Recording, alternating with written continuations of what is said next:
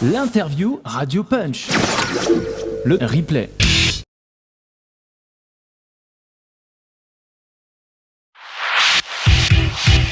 Hip House Radio Punch. Come on and dance.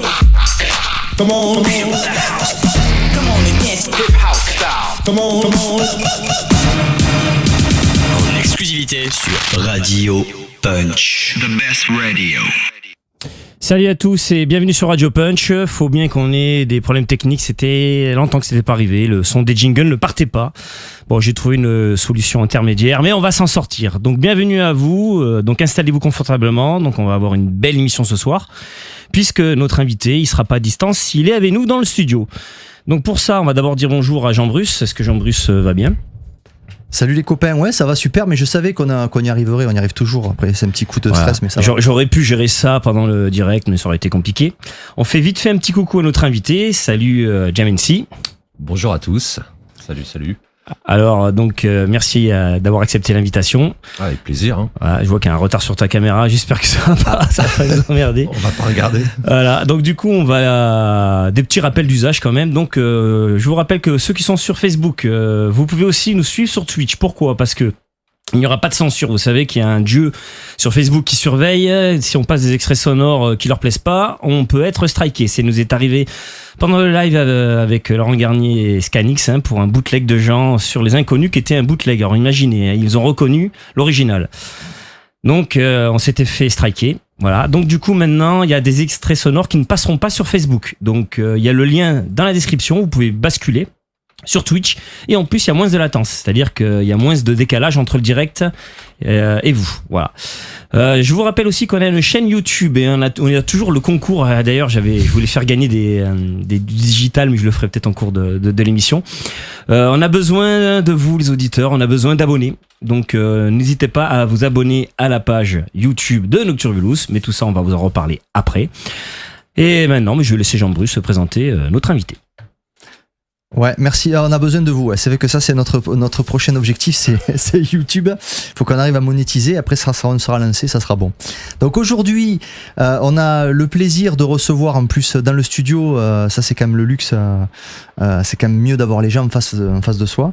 Donc Jamency, donc Pierre-Yves, lors des entretiens, on va quand même utiliser son vrai prénom, qui est un DJ depuis les années 90, compositeur depuis le début des années 2000, organisateur de soirées, label manager, il a fait pas mal de choses. C'est un DJ qui maintenant a tourné, je veux dire, un sacré passé, mais une sacrée actualité aussi. Il a tourné avec les plus grands. J'avais fait une petite liste un peu des gens avec qui tu as collaboré. On va dire un petit peu. Donc, en plus, il y a des gens qu'on aime bien, qu'on connaît. Donc, il y a Atix de Lyon, qui est un mec extra aussi, avec qui on va collaborer, et sur le label, et en interview. Noise Builder, pareil, de l'équipe Hérétique, tout ça, qu'on avait rencontré, un mec intéressant.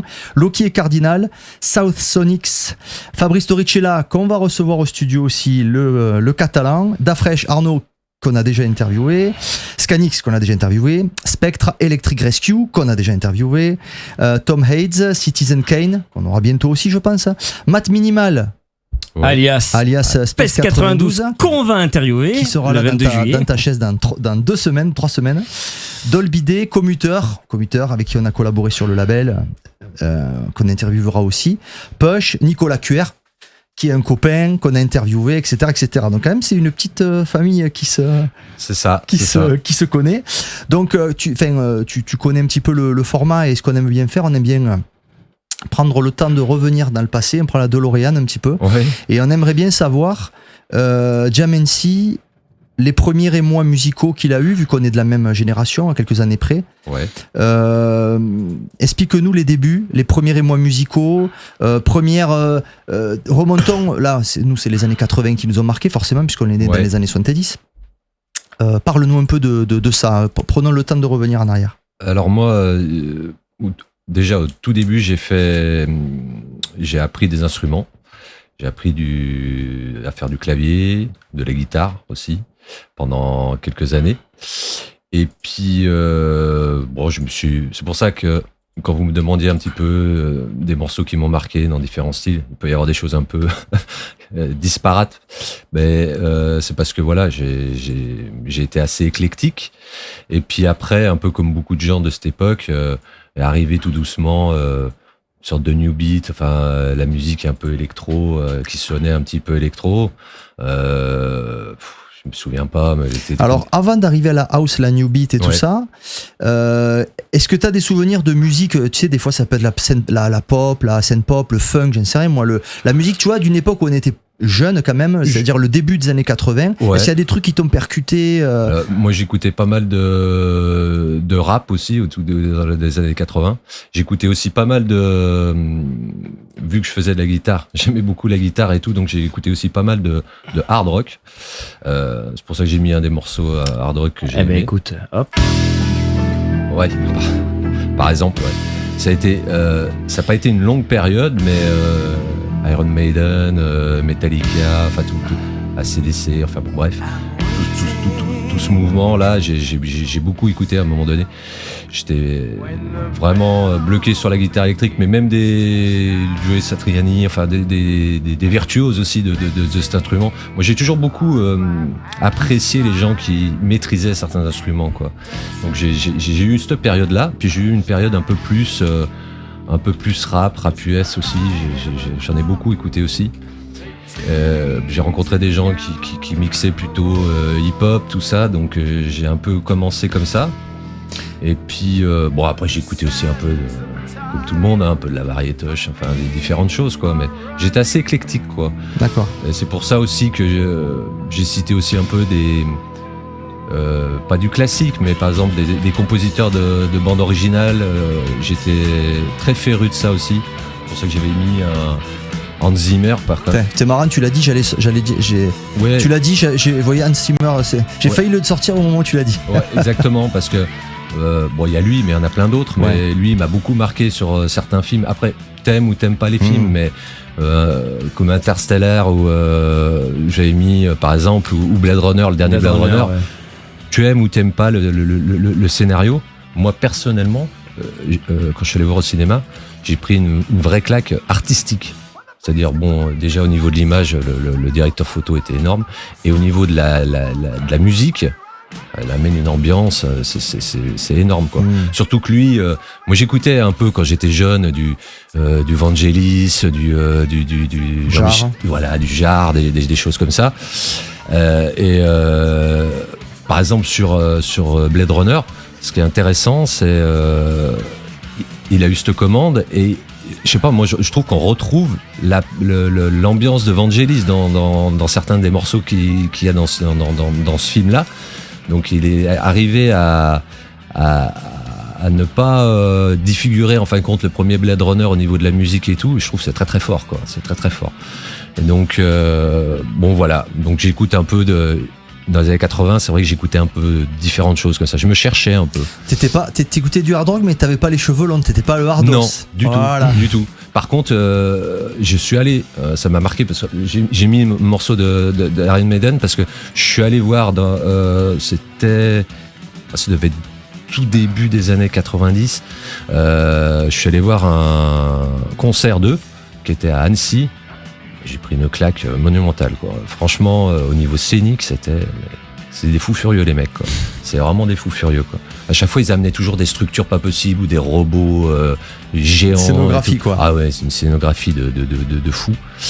Mais j'étais pas du tout, blouson de cuir, cheveux longs, tout ça, pas du tout ça. Ce qui est fort, parce qu'à l'époque, c'était quand même, il y avait beaucoup de clans. Alors aujourd'hui, ce que je reproche un peu, des fois, quand on parle un peu de la société d'aujourd'hui, c'est que t'as 2-3 clans et que tout le monde suit un, deux, et qu'il y a, en gros, tu vois, bon, c'est toujours les mêmes. Par contre, à l'époque, il y avait énormément de clans et c'était des clans quand même. Oui. Donc en gros, t'avais le hardos qui n'écoutait pas de rap, le rappeur qui écoutait pas de techno, le raver qui n'écoutait pas de funk, le funky qui écoutait pas de reggae, le dreadlocks qui écoutait pas de, tu vois, tu vois, t'avais plein de clans, et le fait d'écouter de la musique un peu variée sans être dans de ces clans, c'était assez rare, parce que j'ai une bonne mémoire et je me rappelle bien des années collège, etc.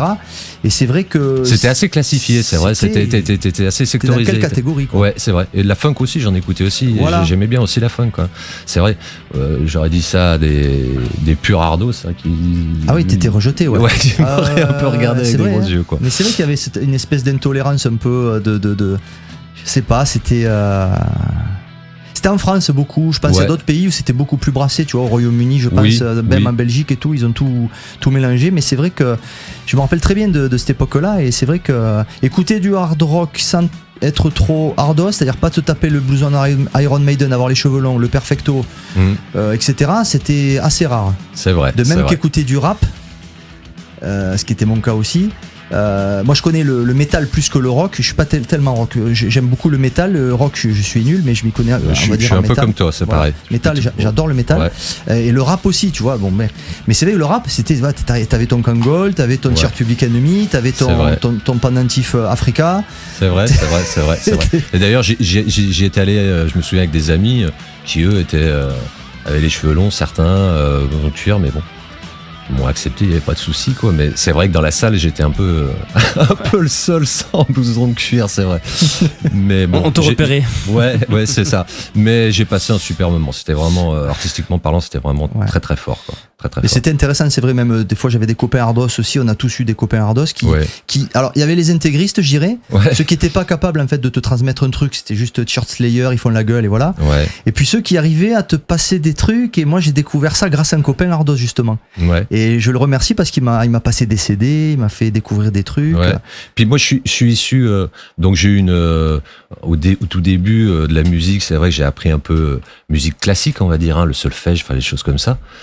Et par exemple, quand tu dis que après tu fais de l'électronique et tout, fut un temps. Alors maintenant, ça a peut-être un peu changé quand même, hein, mais pendant pas mal de temps, un instrumentiste, il va dire électronique, la musique électronique, c'est pas de la musique. Il y en a certains, en tout cas, étaient très sectaires aussi là-dessus. Hein, on était un peu rejetés, quoi. Ouais, hein. c'est vrai qu'il y avait ce côté, la tribu, je dirais, électronique, était déjà, avant que ça soit l'explosion des raves, où là c'était un peu plus développé, puis après Daft Punk, tout le monde écoutait ça.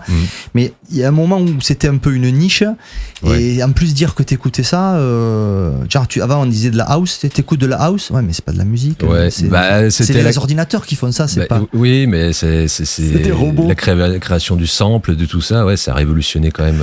Ouais, bien sûr. La possibilité de composer, de créer de la musique, hein, donc c'est vrai que c'était un gros bouleversement. C'était une époque un peu dure pour la musique électronique, ouais, parce que c'est vrai que c'était, enfin après on va dire d'un point de vue français, parce qu'on est évidemment, je suppose qu'aux Pays-Bas, un gamin de notre âge à Rotterdam, à Manchester, à Bruxelles ou à Berlin, c'était peut-être Berlin c'est un mauvais exemple, mais c'était forcément différent. Il y avait la musique différemment. La France, on n'est pas trop. C'est clair. Et Jérôme dit sur le live, intolérant en groupe. Ouais, c'est vrai, il y a un côté de groupe un peu. C'est vrai, un groupe, on est un peu plus con que quand on est individuel. C'est vrai, c'est vrai. Et je voulais juste petite parenthèse sur le rap. Qu'est-ce que t'écoutais en rap? Donc, je sais qu'on a ça. Alors que ça, moi aussi, j'ai tous les albums, bien sûr. Public Enemy. Oui. Qu'est-ce que tu écoutais je pouvais écouter de ça. Je pouvais écouter du Dr. Dre. Je pouvais écouter.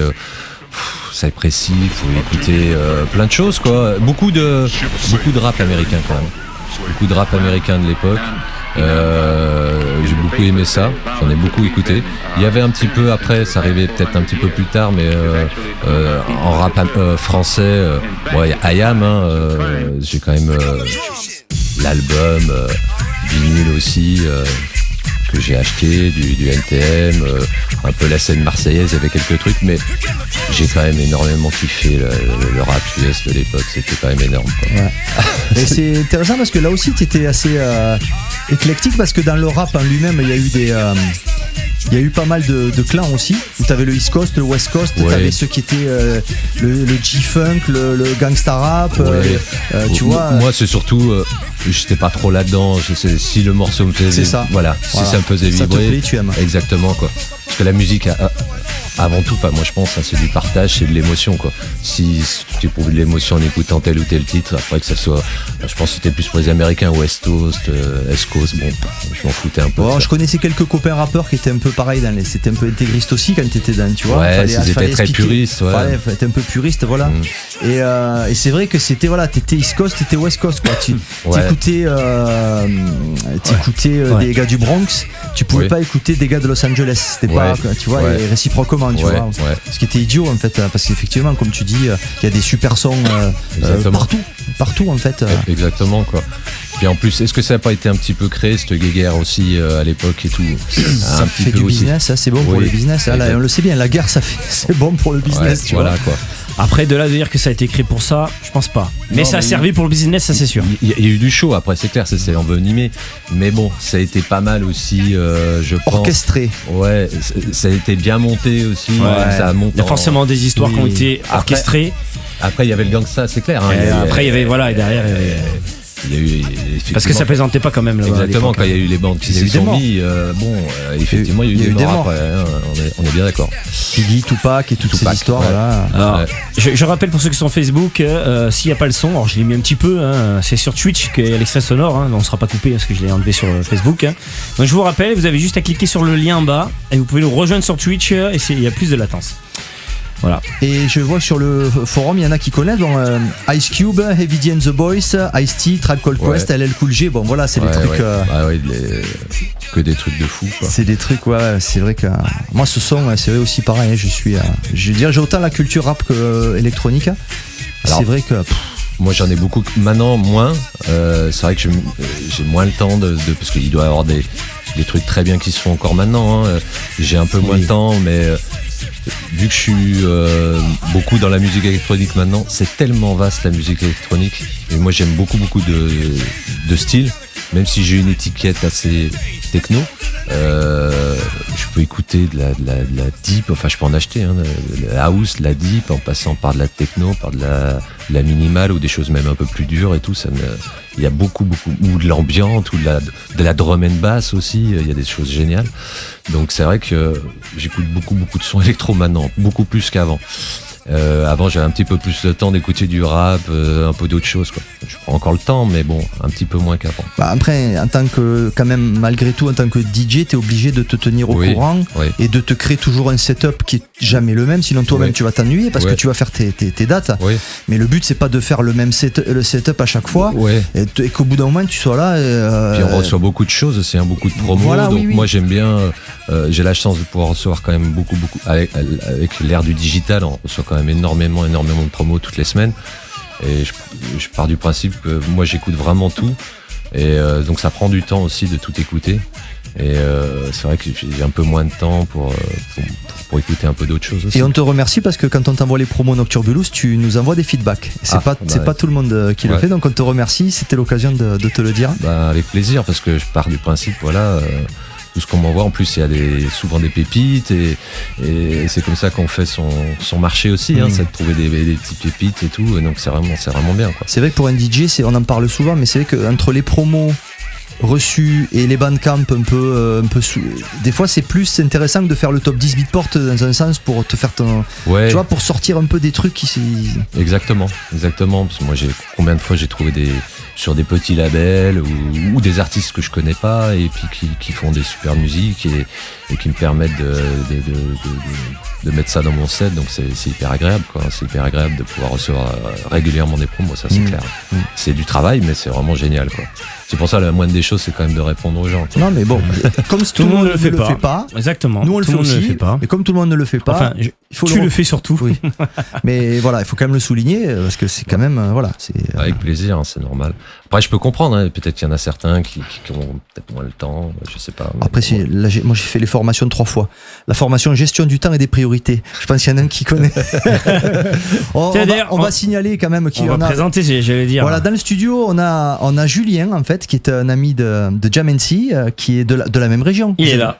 Oui, alors attends Julien, toi tu peux gérer ton micro, faut que tu allumes on. Regarde, tu fais on. Hop, vas-y là. Voilà. Vas-y, 1, 2, 3, ça. Allez, vas-y. Oui, on se connaît de Rhône-Alpes. C'est vrai que moi j'étais plutôt du côté de Saint-Étienne, mais bon, on a pas mal travaillé ensemble parce que C'était le même Ouais, on s'est coin, croisés plein de fois avec les soirées, quand j'organisais quand j'étais plus jeune aussi. Et puis, bon, après, maintenant il est dans le sud, quoi. Il a fui dans le sud, mais il a eu raison d'ailleurs aussi. Ouais, on est bien. T'es sur Montpellier maintenant? Ouais, c'est ça fait 8 ans. Donc tu étais dans l'organisation des Jumping Bass et avec David Asco qu'on a reçu il y a quelques semaines de ça, tout à fait, que tu connais David très bien. Et Jordan à l'époque. Et Jordan. Et Dan, ouais. Et du coup, voilà, écoute, on t'a avec nous dans le studio. On Voilà, te donnera c'est- la parole. On a régulièrement. Alors tu peux éteindre ton micro, Ça tu marche. l'allumes, tu fais comme chez toi, tu fais comme à la maison, hein, Allez, Julien. super. Alors, j'aimerais bien. Alors, on aime bien faire la chronologie. On va revenir. On va rester un peu dans les années 80. Ouais. Tu étais éclectique dans ton choix musical, mais comment est-ce que tu as reçu? Moi, ça m'intéresse toujours, hein, pour des gens en tout cas qui étaient de ma génération. Comment tu as reçu l'arrivée de la house music, la new beat, l'acid house, etc. Cette période de 87, 8, 9, Ouais. 10, Ouais. comment tu l'as vécu? Ben, je l'ai vécu comme un peu début d'une révolution, quoi. Parce que alors, il y a eu plein de choses. Il n'y a pas eu que des choses bien à cette époque-là qui se sont sorties, mais c'était quand même très novateur, quoi. Et c'était très surprenant et tout. Et c'est là que effectivement, oui, j'ai commencé à tiquer un petit peu, à m'intéresser à ça, à écouter. Alors, je sais pas quand ça date, tous ces morceaux-là. Je te dirai, dis-moi, Ouais, je te dirai. Technotronics, enfin tous 89. ces trucs-là. Voilà, enfin tous ces genres de trucs. Voilà, c'était quand même. Enfin, maintenant quand on réécoute, c'est peut-être un peu, mais encore. Non. Non, Ouais. franchement. Non. non, nous on Mais- réécoute, on se régale. Ouais, après c'est. Ouais, C'est que Pepe est encore joué encore Ah aujourd'hui. oui, hein. oui, c'est clair. Il y en a certains qui le ressortent, et ça le même fait pas- toujours. et Hein. c'est même- clair. Tout à fait. Et même pas des versions. Parce que le kick était tellement L'original, nouveau. ouais. Oui, La façon dont le kick a été fait à l'époque ouais. était ce kick un peu médium là, mais en même temps, tu vois, dans des fréquences entre médium grave Ouais. là, qui se faisait pas. Avant, c'était Ouais, plutôt ouais. kick grave. Oui. Et cette espèce de, tu vois, Ouais. c'était rien que ça a mis des gifles de partout quoi. Mais ça débaroulait, hein. Ah, c'est clair. Ça C'était. ça avait mis tout le monde d'accord. Hein. Bah, carrément, quoi. Carrément. Donc, moi, j'écoutais un peu tous ces sons-là. J'en ai acheté, hein, du vinyle à l'époque là-dessus. Et puis petit à petit, je suis parti sur de la. Là, c'était pas vraiment que de la techno. Enfin, moi, tous les labels que j'ai commencé à acheter à l'époque, c'était le Petit Prince, du Art House, enfin des choses comme ça, quoi. Donc déjà début des années 90, Voilà. déjà techno. D'accord. Voilà. Des fois, ça pouvait être des fois un peu tech trance, un peu un Ouais. mélange là. Je sais plus, les labels expérimentaux, les choses comme ça et tout ça. Et puis après du Art House, enfin tous ces labels là, le Petit Prince, enfin tous ces. Et puis petit à petit, je me suis fait mon son, quoi. J'ai développé là-dessus. Puis après, effectivement, je suis vraiment parti sur de la techno, quoi, progressivement. Alors du coup, tu parlais de vinyle. On peut envoyer le petit. Magasin. Ouais. Ouais. Où est-ce que tu Faut as regarder acheté l'écran, là, regarde à droite. ça fait partie, si tu veux, Ah ouais. on n'y coupe pas. Ah ouais. Et à toutes les régions. Bon, il n'y a pas tout là. Oui. J'en referai 2 ou 3 différents parce que j'en ai encore d'autres sous Ah, le pied. yes. Je collectionne toutes les photos de tous les. C'est mes archives ce Ah sont bah. nos archives à nous. Ah, j'en vois quelques-uns que je connais. Ouais. Et normalement, quelle que soit ta région, il y en a un, tu vois. Donc, il n'y a pas tout, je répète. bah. Mais il y en a quand même une cinquantaine. Donc, voilà. Où est-ce que tu as acheté tes disques? Alors, moi, je suis de la région lyonnaise. Hein, donc, à Lyon, c'était. Alors, je sais pas si vous l'aviez. Il y avait Indépendance Record. Ouais, on en avait pas. Il nous en a parlé en plus, Indépendance. Il y avait Indépendance Record et puis il y avait un autre qui était tenu par Mathias. Comment ça s'appelait sur les pentes de la Croix-Rousse là. Bref, peu importe. Il y avait Les Indépendance. Lyonnais, aidez-nous là. Parce qu'on a. Ah, salut, il y a Sébastien. Salut Seb. Salut Seb. Il y avait un autre. Il y a une lyonnaise là. Ah ouais, normalement. un autre magasin de disques, il y avait Indépendance, et il y en avait un autre qui était sur les pentes de la Croix-Rousse, c'était tenu par Mathias, comment c'était? Indépendance à Valence, il dit Sébastien. Non. Indépendance Record? Ouais. Ben là, c'était. Peut-être qu'il y en avait deux. Hein, Ah non, des mais il y en fois. avait peut-être 2 alors. Parce que, comme tu avais à Nîmes, ils avaient un City Records, il y en avait à Nîmes, il y en avait à Montpellier. Bah il y en après, moi, avait- moi, j'étais un fou de vinyle, hein. Donc, moi, j'allais un peu, partout où je jouais, j'allais dans le magasin de la ville, quoi. Je vois, il y avait Smart Import, j'allais à Marseille, à Smart Voilà, oui, Import. forcément. J'allais à Annecy, c'était Interzone, Mhm. qui était tenu par, comment il s'appelait, Patton. J'allais à Saint-Étienne aussi. À Saint-Étienne, j'y allais régulièrement. Saint-Étienne, il me semble qu'il y a une de C'était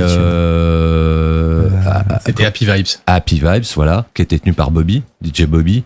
C'était un super bon magasin aussi. Number One DJ, c'était où ça? Je me rappelle plus. Attends, t'es où là, Number One DJ? Là, le sticker, là, c'était quoi? Number ça One DJ, c'était à Lyon.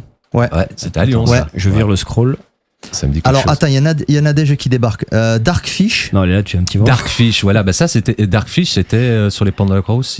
Expérience. Voilà, expérience. Voilà. Voilà, Elle Mathias, débarque, c'était non, expérience. Merci les Je Lyonnais. sais là. qu'elle a, Voilà. ça fait un moment qu'elle a écrit ça, mais je voulais dire, Ouais. ça y est, elle envoie parce que c'est ce que je voulais. En fait, parce que je savais qu'elle le savait. Expérience, voilà. Exactement. Galaxy Import. Galaxy Import, ouais, c'est tout début aussi. Après, il y a eu Airdrum, qui était tenu par Luigi aussi, qui était de Marseille, qui est monté à Lyon, qui a monté son magasin, qui s'appelait Airdrum aussi. D'accord. Euh, Et il moi, nous en je manque, hein. Max Record de Jack de Marseille, dit Seb.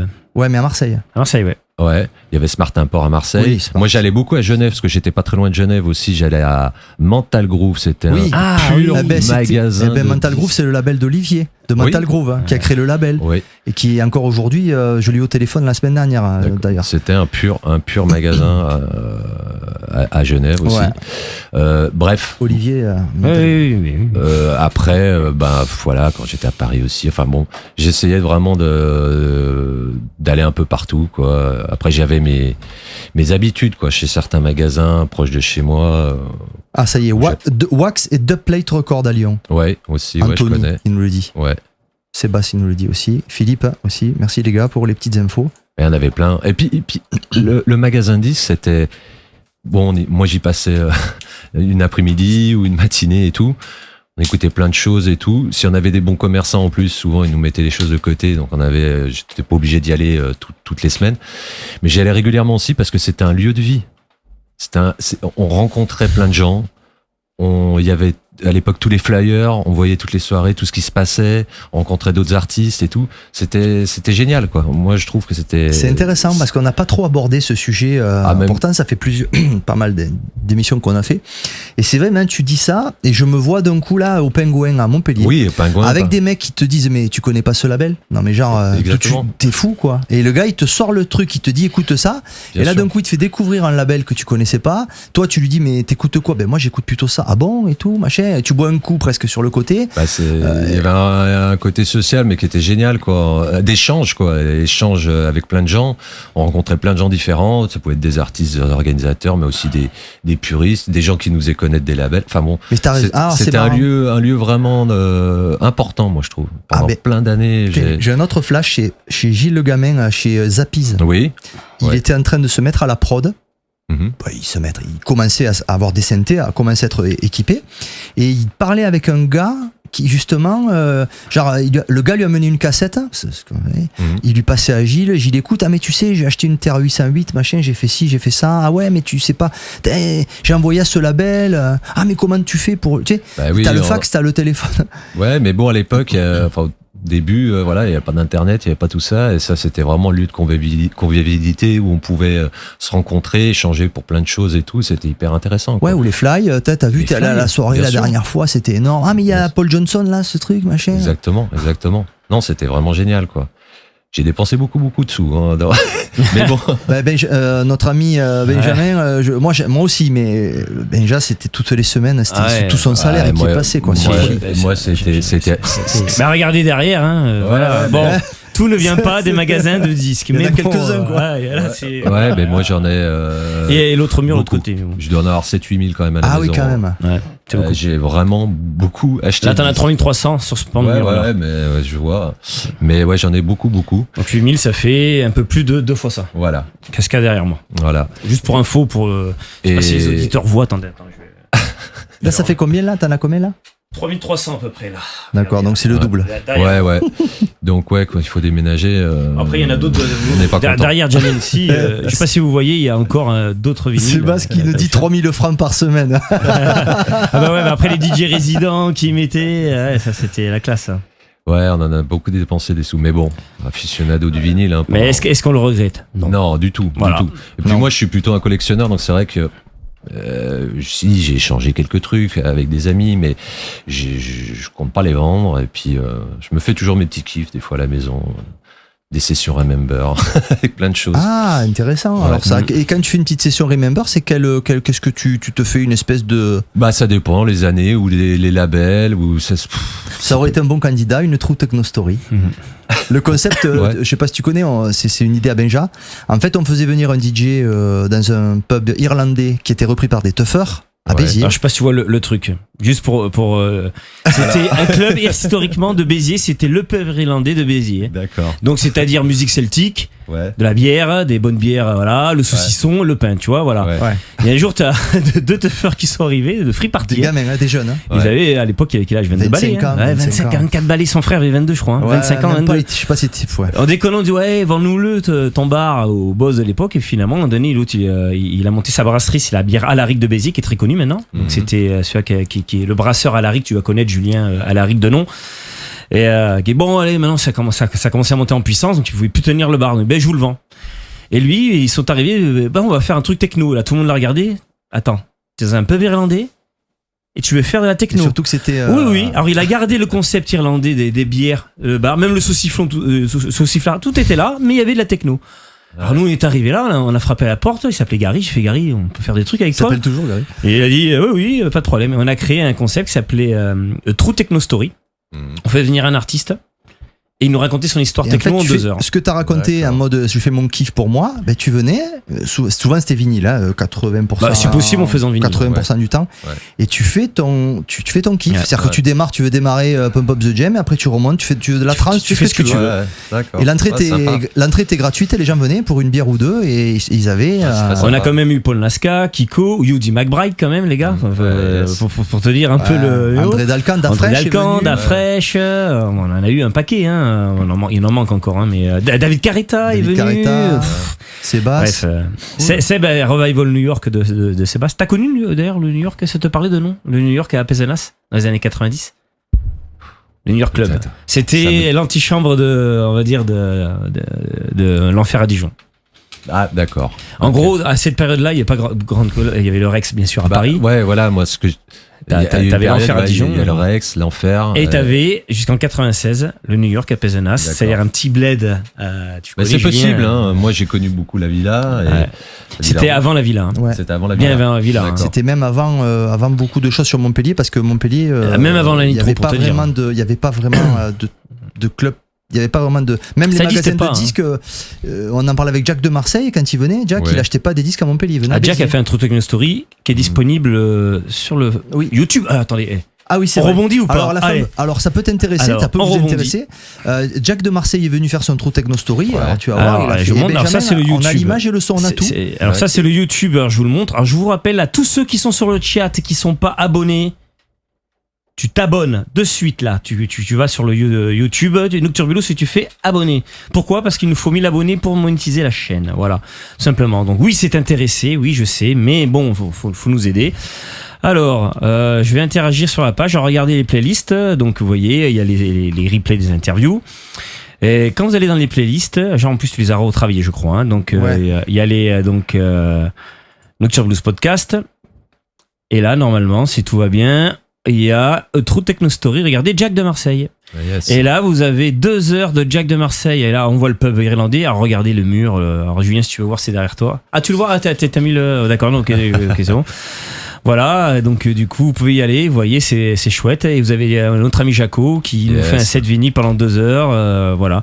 Si vous voulez savoir à quoi ressemblait ce truc, voilà. C'était juste On pour a passé info. des super moments là-bas. Voilà, vous trouverez sur la chaîne bien évidemment plein de bonus. Hein, voilà, il y a des mix, voilà, il y a des surprises très sympas qui vont arriver, hein, genre Ouais, dans très on y peu, bosse, on y très peu de travaille. temps. On y travaille et on va se régaler. Voilà, donc tout Yes. ça pour vous dire, abonnez-vous. Il y a même le lien dans la description. Aucune excuse, vous avez juste à pour ne me dites pas où, comment on fait. Et hop, vous cliquez sur le lien dans la description de ce live. Voilà, excusez-nous pour cette petite Ouais, aparté. faut vous soutenir. Ouais, faut nous soutenir à fond. Non, mais surtout, on fera des choses avec, quoi. On va pas juste. Ouais, là, c'est pas pour le plaisir d'arriver à un truc monétisable. On a des D'ailleurs, ton projets. interview normalement sera dès la semaine prochaine en replay sur YouTube. Voilà, ça t'amènera ta pierre à l'édifice, Voilà. à l'histoire. Tu seras archivé de la dans house, de la l'histoire. techno. C'est ce qu'on disait tout à l'heure. Tu seras archivé. Voilà. Je sais pas si c'est bien de Si. archive. Yeah. Et donc voilà, on parlait c'est intéressant. Alors c'est étonnant qu'on n'ait pas abordé on a dû peut-être le survoler, mais d'aborder les magasins de disques comme lieu social, sachant qu'il n'y avait pas les réseaux sociaux, où tu voulais rencontrer des gars qui étaient comme on fait là, un peu près quelque part. Bien sûr. T'allais dans les magasins et tu Tu apprenais plein de choses, tu découvrais plein de choses sur des labels qu'on connaissait pas, mais aussi plein de rencontres, quoi, de plein de gens différents, des artistes, des tuffers, des organisateurs, enfin bon bref, c'était... Et des fois des artistes, parce que pour peu que le soir, ça m'est arrivé ça, le soir t'as une teuf quelque part, les artistes viennent au magasin, tu vois les artistes. Bien sûr. Mais c'était très souvent que tu croisais d'ailleurs des artistes, des étrangers, des fois des guests qui venaient et qui venaient prendre leurs disques et puis qui jouaient le soir, hein, c'est clair. Hein. Ouais. C'est clair. Ça rajoutait du côté du piment, quoi. Enfin, c'était excellent, quoi. Bien sûr. Tu les vois. C'est clair. Mais justement, alors, on va peut-être un peu mettre de musique. On est coup de cœur historique. Donc, du coup, dans la période que tu décris, du début des années 90, où tu as vraiment commencé à être dans un. On a quand même ça. Ah ben ouais. Grand classique. Ouais. Bon, normalement, alors des fois on fait un petit jeu, on fait un petit blind test avec le. Attends, je vais mettre l'extrait sur Facebook. Mais bon, là ça sert à rien parce que tout le monde va trouver dessus, bien évidemment. Ouais, c'est vrai que c'est marrant. Attendez, je vais vous mettre la blind bonne pochette. Alors la bonne il y en a plusieurs, c'est celle-là. Hein. Hop. Mais ouais, je l'ai. Et moi aussi je l'ai.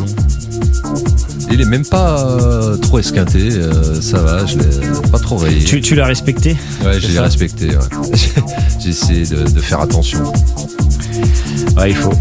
Bon, par contre, celui-là, il peut être strike 4. Désolé pour ceux qui sont sur Facebook. Ah ouais. Non, mais juste pour ceux qui sont sur Facebook, ceux qui sont sur Twitch, eux, continuent à l'entendre. Ah. C'est ça qui est C'est intéressant. Il y a Sébastien qui dit que Jam'n'C devrait faire des jingles, il a une voix. Alors, tu sais quoi, on va te demander un petit service tout à l'heure après le morceau. Tu vas de nous faire un petit jingle et on l'utilisera si tu veux bien. Par contre, je vais recaler ta. Je vais recaler ta. Alors, c'est bizarre, j'ai fait quelques radios. On me le sort souvent, ça.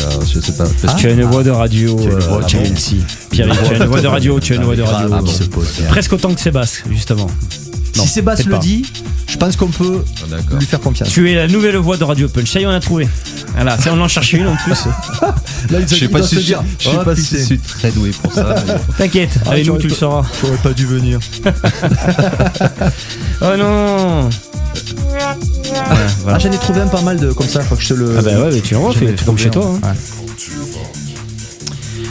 Je vais recaler la caméra de Jam'n'C pendant que vous parlez.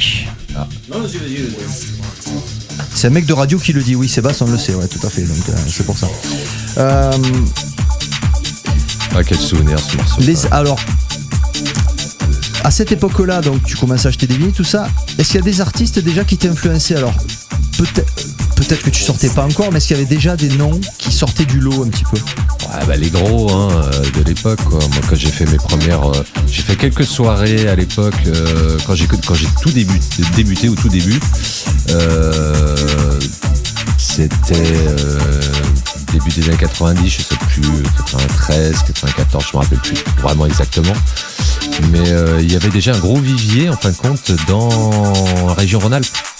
Il y avait déjà des DJ qui commençaient à tourner, Miloche, toute la bande, pour ceux qui connaissent de la région lyonnaise, il y avait Techmix, où il y avait Miloche, il y avait Saint-Jean, Pimour, et de Paris il y avait Stefanovic, du Sud il y avait Cédrix, bon bref, donc tous ces gens-là, il y en avait quelques-uns qui étaient proche de Lyon et tout, donc j'ai pas mal traîné dans les soirées où ils jouaient et tout. Il y avait aussi d'ailleurs un DJ Phil qui était qui a monté d'ailleurs, qui avait monté un magasin de disques à Bourg-en-Bresse, parce que moi je suis natif de Bourg-en-Bresse. Dans l'Ain ? Dans l'Ain, voilà.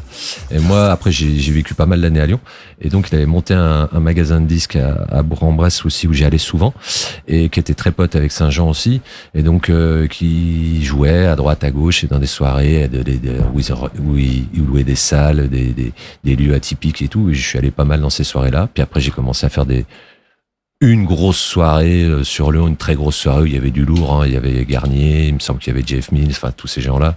Puis là j'ai vraiment pris une claque monumentale, quoi. C'est là que j'ai commencé à vraiment acheter beaucoup de vinyles, à mixer chez moi. J'ai mixé très longtemps chez moi avant de jouer à l'extérieur. C'était quoi ton premier setup, tes premières platines en fait, en gros?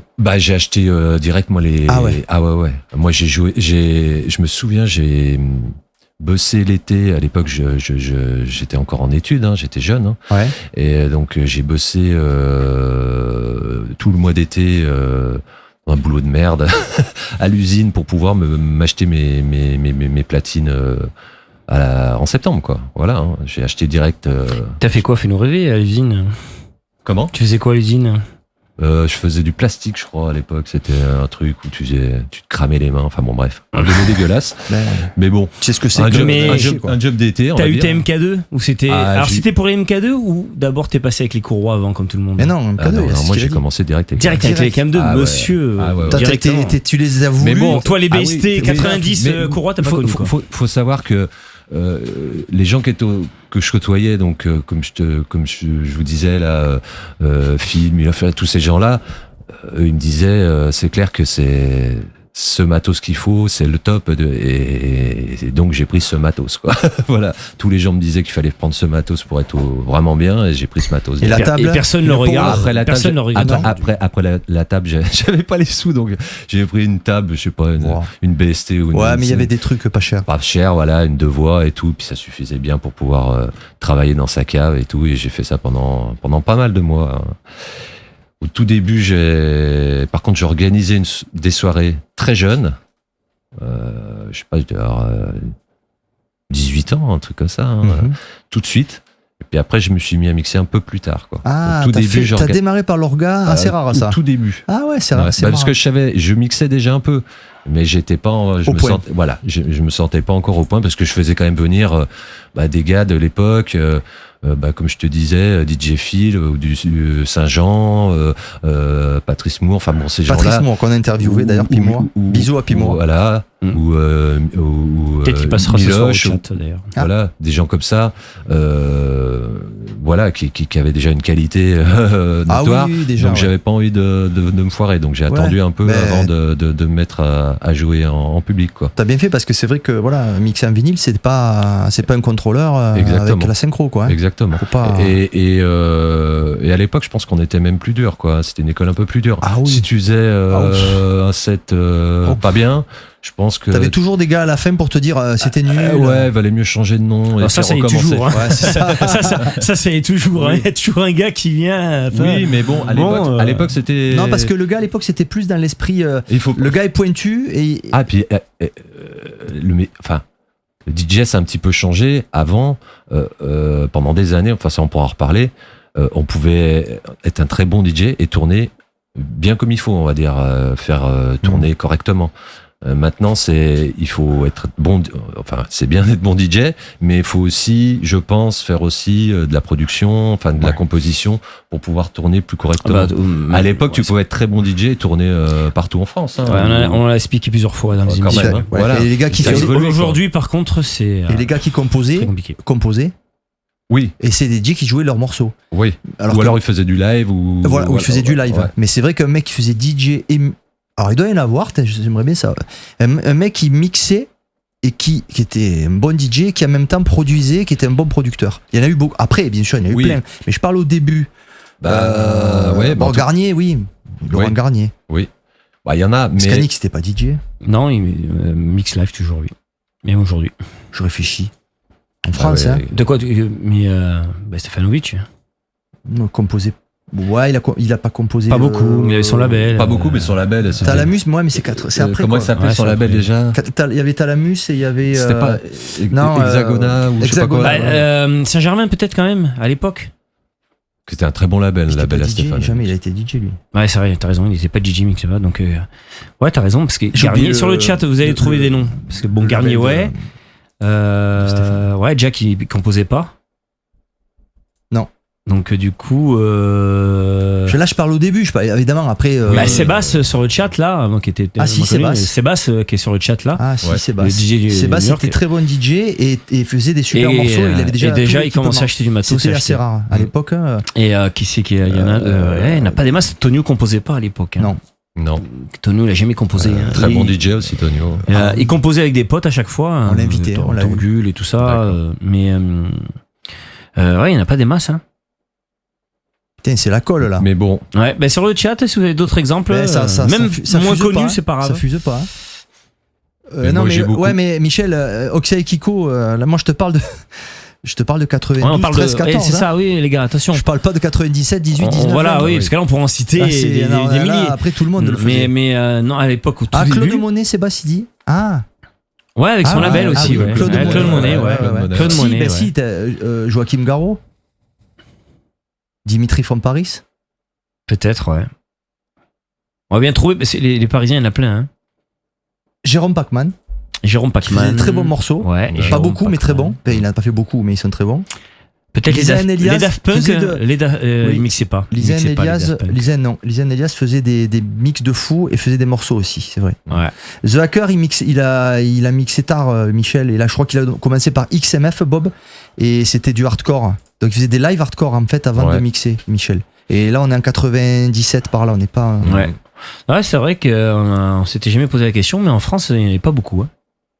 C'est là que tu vois que Laurent Garnier, qui en 91 faisait un mini LP qui déjà était DJ depuis très longtemps, Ouais. était quand même pionnier quoi. Ouais, c'est clair. Bon, on en oublie, on va ça mord Écoutez, les doigts, si ça vous revient. Ben, Manuel Malin, il a commencé à composer quoi qu'aussi, mais tard. Mais tard. Ils composaient pas à cette Ouais. époque-là. Ouais. C'était Chris plus tard. et Jack avec toi, oui, c'est vrai, ouais. Sébastien dit que Sébastien faisait des tracks avec Chris de Toulouse et Jack de Marseille. Mhm. Ouais, mais Jack, c'était un peu plus tard. Eh oui, si, c'était à l'époque Ouais, 80. Si, ouais, c'était plus tard. 95, Avec Chris, 16. oui, effectivement, Chris, mais c'était 95-96 aussi. 96. Mais si on part en 92, Ouais, 91, 93, il n'y en a pas des masses. Hein. Miss Kitty, Anthony, je sais pas quand est-ce qu'elle a commencé à composer, mais c'était les années Quand 2000. à mixer, c'est alors, à plus mixer. Elle a commencé à mixer, Ouais. effectivement. Mais elle a Ce qui est déjà composé bien, ce qui est déjà très bien. Ouais. Mais Il y avait un côté quand même. Quand il pense, c'est vrai qu'au début, arriver à avoir ton matos, ton home studio, déjà te démerder avec tout ça, sans parce avoir qu'à- internet, les home studios, les trucs. À l'époque, c'était plus compliqué pour le composer MIDI, le machin, le Ouais. truc. Ouais, c'est clair. En plus, il fallait avoir les MK2, te passionner par ça. C'est rare de se passionner pour les deux trucs en même temps. Quoi. Ouais, c'est clair. C'était Bah, moi, personnellement, à la base, moi je suis un DJ. Hein. Et puis après, je me suis mis à la production, et puis petit à petit, et puis j'ai pris mon plaisir aussi là-dedans. Mais je suis plus un besogneux, moi. Donc je mets plus de temps à faire mes morceaux. Donc je suis pas quelqu'un de doué qui peut, comme certains, qui peuvent pondre des morceaux comme ça tous les jours et tout. Moi, c'est plus long. C'est un autre travail. J'aime beaucoup aussi, mais c'est différent. C'est différent. on a Nikita qui vient de nous rejoindre. ah ben, on rebondit. Alors, demain, les enfants, oui. pourquoi Ah oui. Jammin C est dans le studio aujourd'hui et pas à distance, parce qu'on aurait pu faire interview à distance. Ouais. C'est la magie des soirées, c'est-à-dire que Jammin C joue demain à une soirée dont je vous mets le flyer à l'écran. C'est une multitronique, donc c'est à Fabreg. Donc c'est une Revival 2 avec Jammin C, Nikita qui vient d'arriver sur le chat, Greggy, comment on prononce, Yoms, Oui.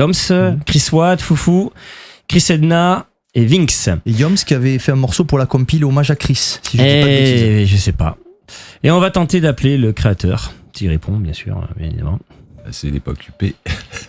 Nous allons en direct essayer. Il m'a dit. Tu sais, comme dans les trucs là, nous Ouais. allons essayer d'appeler. On va voir si l'organisateur de la cette soirée, tu sais, comme les appelle, tu sais, oui, alors les arnaques et tout. ça sonne. Allô. Oui, allô. Oui, bonjour Monsieur Greggy. Oui, c'est bien ça. Oui, bonjour, c'est la police. On vous appelle parce qu'il Ah, paraît bah, qu'il y a je une vous- soirée pirate demain à Fabreg, illégale, qui s'arrête. Ah bah Ça va super, pas du j'attendais tout. votre appel justement. Juste- J'attendais votre appel parce que Donc, justement, faut ça qu'on va pas annule du tout tout ça. le Moi, faire, je... monsieur. Je suis désolé. Non, La préfecture Oh non, nous on a est appelé. d'accord. Il annule. Ah non, mais moi ben, je suis un gros susboule et je suis complètement d'accord Voilà, avec et il paraît que vous êtes un gros délinquant, hein, qu'on vous a retiré Oh, bah, le bien permis sûr. parce que vous êtes un danger public, monsieur. Alors vous allez arrêter tout ça maintenant, hein? J'aurais pas dû trop te parler de ma vie toute la dernière fois. Hein. Ouais. T'as vu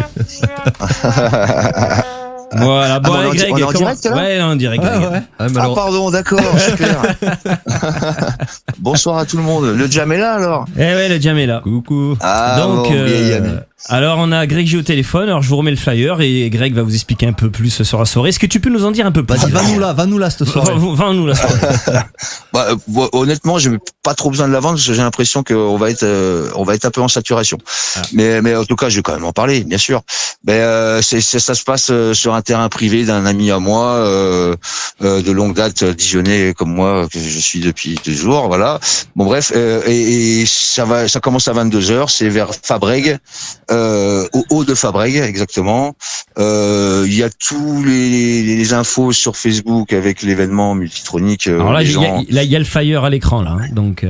Voilà, super. Donc voilà, il y a une infoline avec mon numéro de téléphone.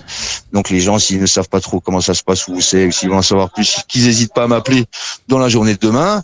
Ce sera pas un problème, je répondrai et je mettrai, on va dire le vrai point GPS dans la journée de demain à partir de midi 14h. Voilà, et que l'on communiquera bien sûr à la préfecture dès que ça sera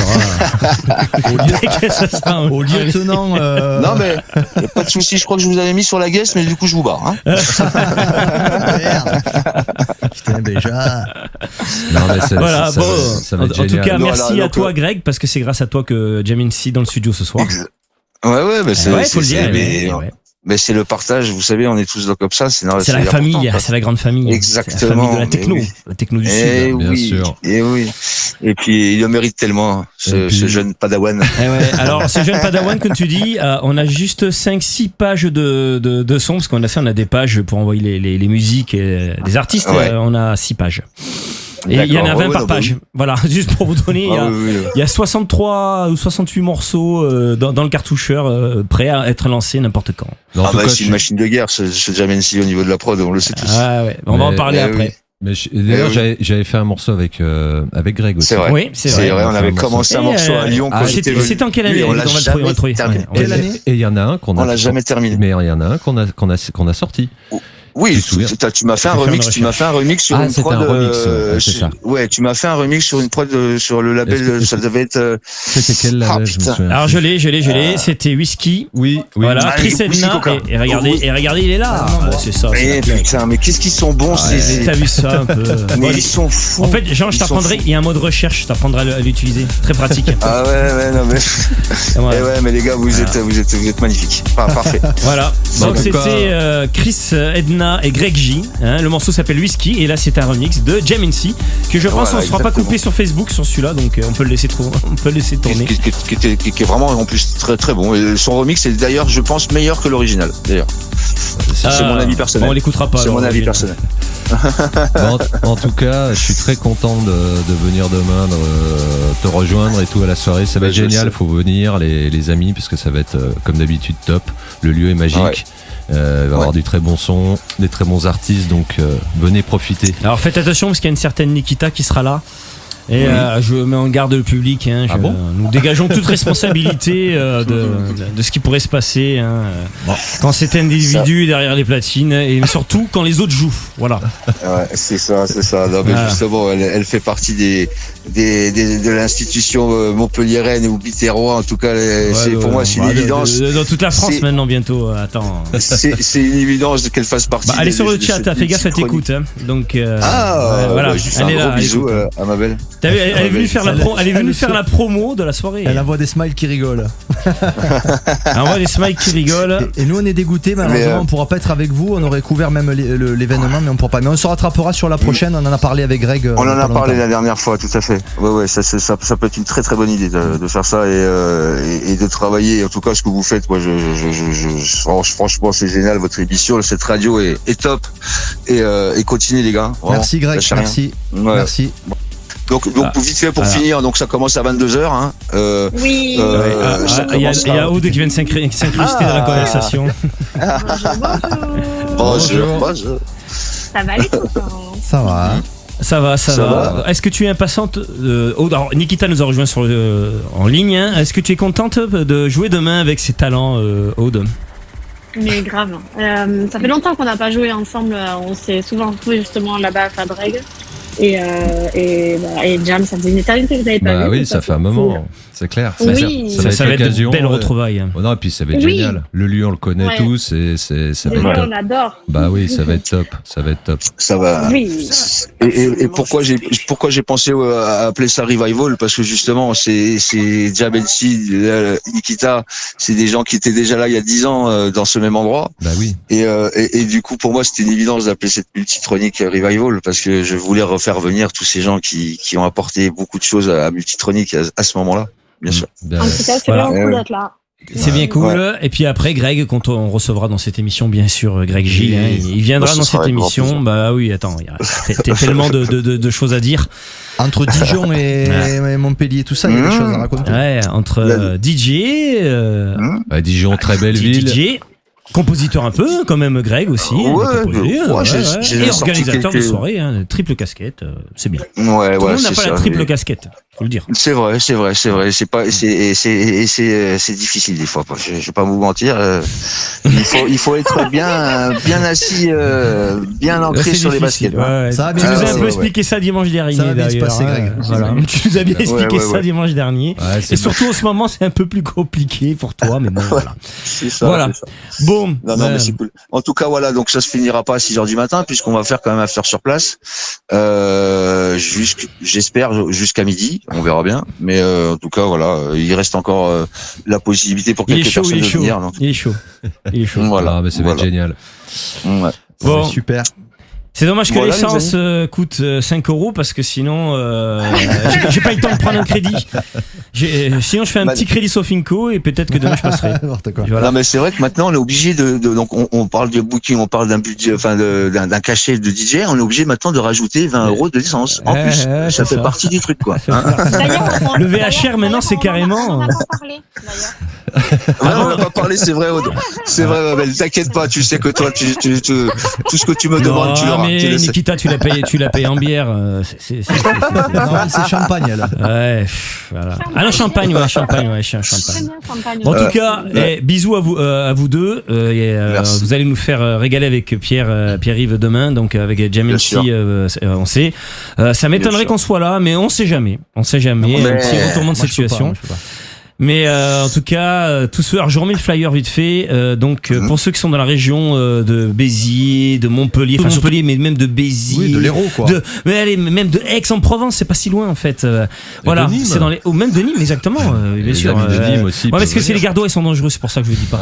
Les gars, on Ouais, est full. Calmez-vous. Ouais, calmez-vous, on est full. il y a des Grecs de long, toi, il y a des Grecs de long, des Dalcans, tout ça, ils sont bizarres les Gardois, faut se méfier d'eux. Mais Ouais, voilà, ouais. en tout cas, On s'arrête à Lunel. Voilà. s'arrête à Lunel. Ça, en tout cas, merci d'avoir reçu. Bon voilà, vous pouvez rester en ligne ou pas, comme vous voulez, vous raccrochez, ou vous restez avec nous, comme Ouais. vous voulez. Le Non, problème, je c'est que, m'éclate. là, Allez, tu sais où je suis là? Non. Là, je suis au Yaka à Montpellier, parce que mon ami Ken du Yaka m'a gentiment passé un paquet énorme de glaçons que j'ai mis à l'instant dans des glacières et qu'il faut que j'aille au terrain les déposer au congélo. Le mec, Donc, il prépare la soirée. Bon vous avez vu ça, courage, vous êtes dans les backstage de la Ah, ouais. soirée là. Ah oui, il fait son taf, tant il qu'à fait faire, son on est entre taf. amis, on se dit les choses, hein, voilà. Mais du coup, je suis désolé, je vais être obligé de vous laisser. Allez, ça marche. Allez, bisous à vous Allez, deux. voilà. alors. Et comme disait notre Je ami. vous embrasse bien fort. Absolument stupéfiant. Ouais, voilà. Et à demain. Des bisous. à Bisous. Allez, Gros ciao, bisous ciao, à tous les demain, deux. mon Jam, à demain. Ciao, ciao. Allez, à demain. Ciao, ciao. Bisous les gars, continuez comme ça, vous êtes les meilleurs. Merci. Ouais. Ciao. Merci. Ciao. Allez, ciao, ciao. Bisous, bisous. Ciao. Voilà, c'était une petite aparté, c'était sympa. Moi, je propose un truc, c'est qu'on fasse une petite pause musicale. Ouais, est-ce que j'ai soif? C'est ça que tu veux dire Et aussi après, on attaquera sur. J'ai envie qu'on parle un peu de. Alors du- attention, on a que des extraits pratiquement musicaux. Donc, non, mais non, n'importe quoi. Non, mais il y a quelques mais morceaux non, entiers. mais oui, bien sûr. Et ici, il y en a des morceaux, hein, t'inquiète pas. Alors, on va regarder.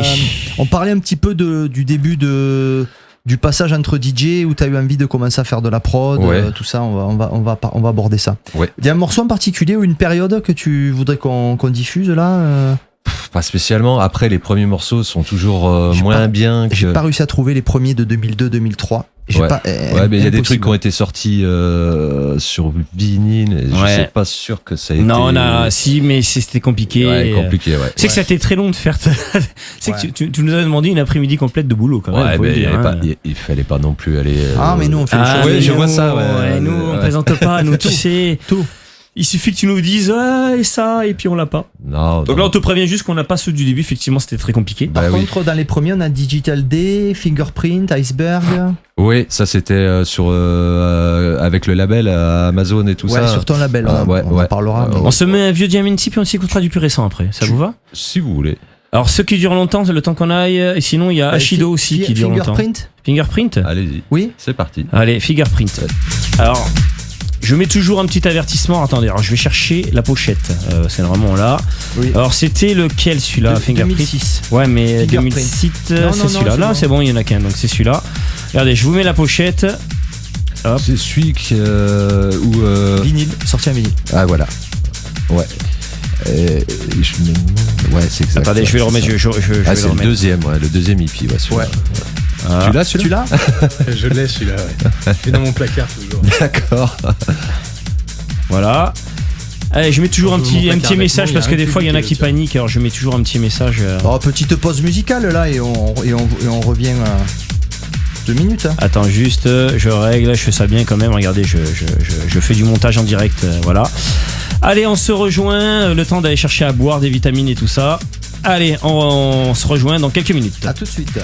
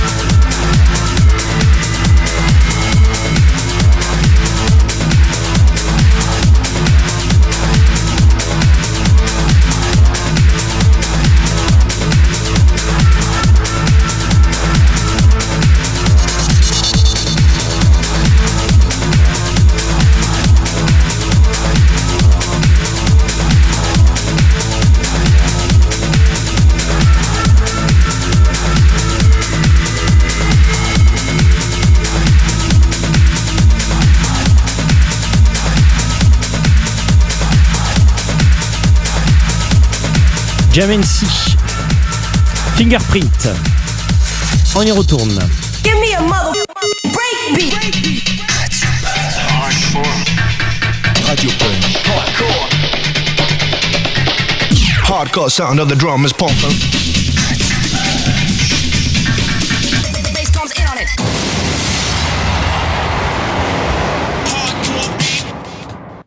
De retour les enfants sur Radio Punch, donc on a pu boire un peu parce que on est dans le sud et il fait chaud. Bon, on a un studio climatisé, hein, c'était une fausse excuse. On avait soif, voilà. Donc toujours avec Jean Bruce. Ben là c'était, alors pour quand même préciser, c'était le morceau Fingerprint de Jam MC, fin 2006. Alors c'est vrai que j'ai écouté quand même ce que tu fais. Ça fait partie des, comme tu disais que tu avais des goûts assez éclectiques et tout ça. Là on est quand même dans une techno bien pumping, Ouais. qui tranche un peu parce que 2006 ça commençait à se calmer un peu en Ouais. mode electro house minimal. Ouais. Et Il y a là, eu une période minimale à l'époque. Ouais. Voilà, et là on est plus dans l'énergie qu'il y avait à la fin des années 90 avec Ouais. l'art techno, Ouais. où tu rentrais bien dans le truc. Ouais, D'ailleurs ouais. ça revient, alors ce son revient dans les... Ces temps-ci, à fond. Là t'aurais dit, je l'ai fait hier, voilà quoi. Ouais. Allez, on fait un petit coucou sur ceux qui sont sur le chat ou pas, ou on fait un petit bilan, peut-être des questions déjà tout simplement. Non mais ça va, on le fait au fur et à mesure, Voilà. entre Twitch et Facebook. Dès qu'il y a une petite réaction, il y a Olivier qui dit boum. Panches dit c'est bon ça, et oui c'est bon. Et Bob te fait un big up. Ah, bah pareil, un big up à Bob. Et voilà, donc on revient. Alors, tu peux mettre le petit habillage pour parler un petit peu. Alors, Tu veux parler matos, c'est Ouais. ça? Allez, tu veux parler matos, tu vas parler matos. quand est-ce que ça t'est... tu t'es dit, bon là maintenant j'ai envie d'essayer moi-même de faire de la musique, après avoir joué celle des autres, Ouais. donc ça n'empêche pas de continuer à passer celle des autres. Et avec quoi tu as commencé? Comment ça s'est passé? Alors, t'as des exemples, regarde là, j'ai mis sur l'écran. Hein. Est-ce que t'as des choses que tu reconnais? Hein? Oui, certaines choses que je reconnais. Mais au début, ça n'a pas été évident. Ça n'a pas été évident parce que il n'y avait pas toutes les facilités. Enfin, des logiciels très easy, on va dire.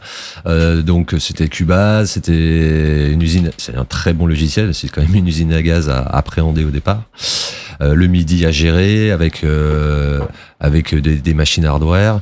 Et donc moi j'avais rencontré à l'époque, donc ça date, de Oliver X, avec qui j'ai fait beaucoup de productions. Oui. On a fait beaucoup de productions Et ensemble. souvent les Même morceaux, beaucoup. Hein, quand souvent j'ai les fait morceaux sont des collabs. On voit Oliver X avec Jamenti. Ouais, parce qu'on bossait ensemble. Et c'est lui qui m'a appris pas mal de choses. Lui, il avait quand même une formation d'ingé son. Mais il avait touché à tout, hein. Il avait fait des bandes son pour du rap, enfin, pour plein de choses. Et donc c'est avec lui que j'ai commencé, c'est avec lui que j'ai appris pas mal de choses.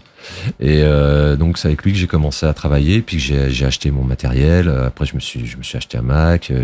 Alors au début j'étais Cubase, mais après je suis parti plutôt sur Digital Performer, qui est un logiciel un peu comme le Logic. D'accord. Voilà. Un peu plus compliqué. Alors, ouais, pas tant que ça non. en fin de compte, parce que D'accord. moi à partir du moment, moi je suis pas très informaticien, donc à partir du moment, je vais pas faire la promo pour ça, mais bon, à partir du moment où je suis parti sur tu Mac, peux, hein. à partir du moment où je suis parti sur Mac, pour moi c'était beaucoup plus facile. Mais bon, c'est parce que ma manière de réfléchir, ça correspondait mieux à Apple, mais bon, bref. Et donc j'ai acheté un peu de matériel et puis j'ai commencé à travailler un petit peu. Alors justement, qu'est-ce que tu as acheté première machine que tu as acheté? Un sampler, Lequel? Le Akai S2000. D'accord. Il est là, c'est lui là ou pas? Non, c'est un 950. C'est un 950. Ouais, S2000, déjà, t'avais de la mémoire à gogo dedans. Ouais, avec les disques. Ouais, enfin, quand on y repense, c'était galère quand même. Ouais, bon, à gogo. Moi, le S950, je l'ai toujours. C'est 950 kilooctets de mémoire. Hein. Donc, effectivement, faire plus que ça. Hein. Ouais, c'est clair. Je sais pas si vous vous rendez compte ce que ça fait. Ouais. C'est moins d'un méga. Ouais. Donc après, un expander pour avoir du son. Ça, j'avais pris un Roland, un JV 2080. Oui, voilà. il y a beaucoup de belles choses là-dedans. Ouais, hein, ouais. Et donc, bref, j'ai acheté et puis j'avais mon collègue Oliver X qui avait aussi du matériel. Donc on s'échangeait un peu le matos, on se réunissait pour faire du son. Puis j'ai appris petit à petit. Hein. Et c'est aussi vu que c'était lui qui travaillait un peu les masters aussi, j'ai appris pas mal de choses avec lui. C'est-à-dire des retours, des feedbacks, s'il y avait des choses qui allaient, qui n'allaient pas, ce qu'il fallait que je travaille, la compression, l'équalisation, enfin bon tout ça quoi. Petit à petit quoi, je me suis fait. Et donc j'ai eu un gros apprentissage à cette période-là. C'est pour ça que j'espère en tout cas, même si le son a changé, mais Les prods se sont améliorés au fur et à mesure. Et puis j'ai aussi une période d'apprentissage aussi, comme je te disais tout à l'heure à l'intermède avec Atix, avec Bob, qui est un super bon producteur, hein, qui est un producteur né, hein, avec qui j'ai aussi travaillé des choses, qui m'a aussi fait évoluer dans le son, dans le travail. Alors là c'est plus récent, mais en bossant, parce que maintenant je bosse avec Live comme beaucoup de gens, parce que c'est un super bon logiciel, je trouve, plus rapide, et donc ça a changé ma vie, moi. Ouais, bah c'est clair, hein. Le time scratch, les samples et tout, remettre au rythme, enfin bon, tout ça, hein, c'est fini, tout ça maintenant, ça va beaucoup mieux. Et donc avec lui aussi j'ai pas mal appris, donc avec les collaboration que j'ai eue, c'est vrai que ça m'a permis d'évoluer dans mon chemin, quoi. Puis d'ailleurs avec Bob, avec qui on a fait aussi. C'est marrant que tu l'appelles Bob. Moi, je sens que parce que. Mais son prénom, c'est quoi? C'est Yannick. Ah voilà, c'est pour ça. Ouais, mais c'est son surnom. Yannick. On va être obligé de l'inviter pour comprendre pourquoi. Non, je fais une petite parenthèse. En fait, Atix, c'est un artiste que peut-être vous connaissez pas. Mais comme vous l'avez peut-être connu avant, parce qu'il avait un autre pseudo avant. C'était si vous l'invitez, je vais lui laisser D'accord. Bon, ok. le choix de vous expliquer, parce qu'il a eu une longue carrière en production. D'accord. Il n'a pas fait que le son que tu aimes bien là maintenant, un peu électro, froid, à l'ancienne, un peu voilà. BM, un peu électro et un peu old school. Il a eu d'autres vies artistiques avant. D'accord.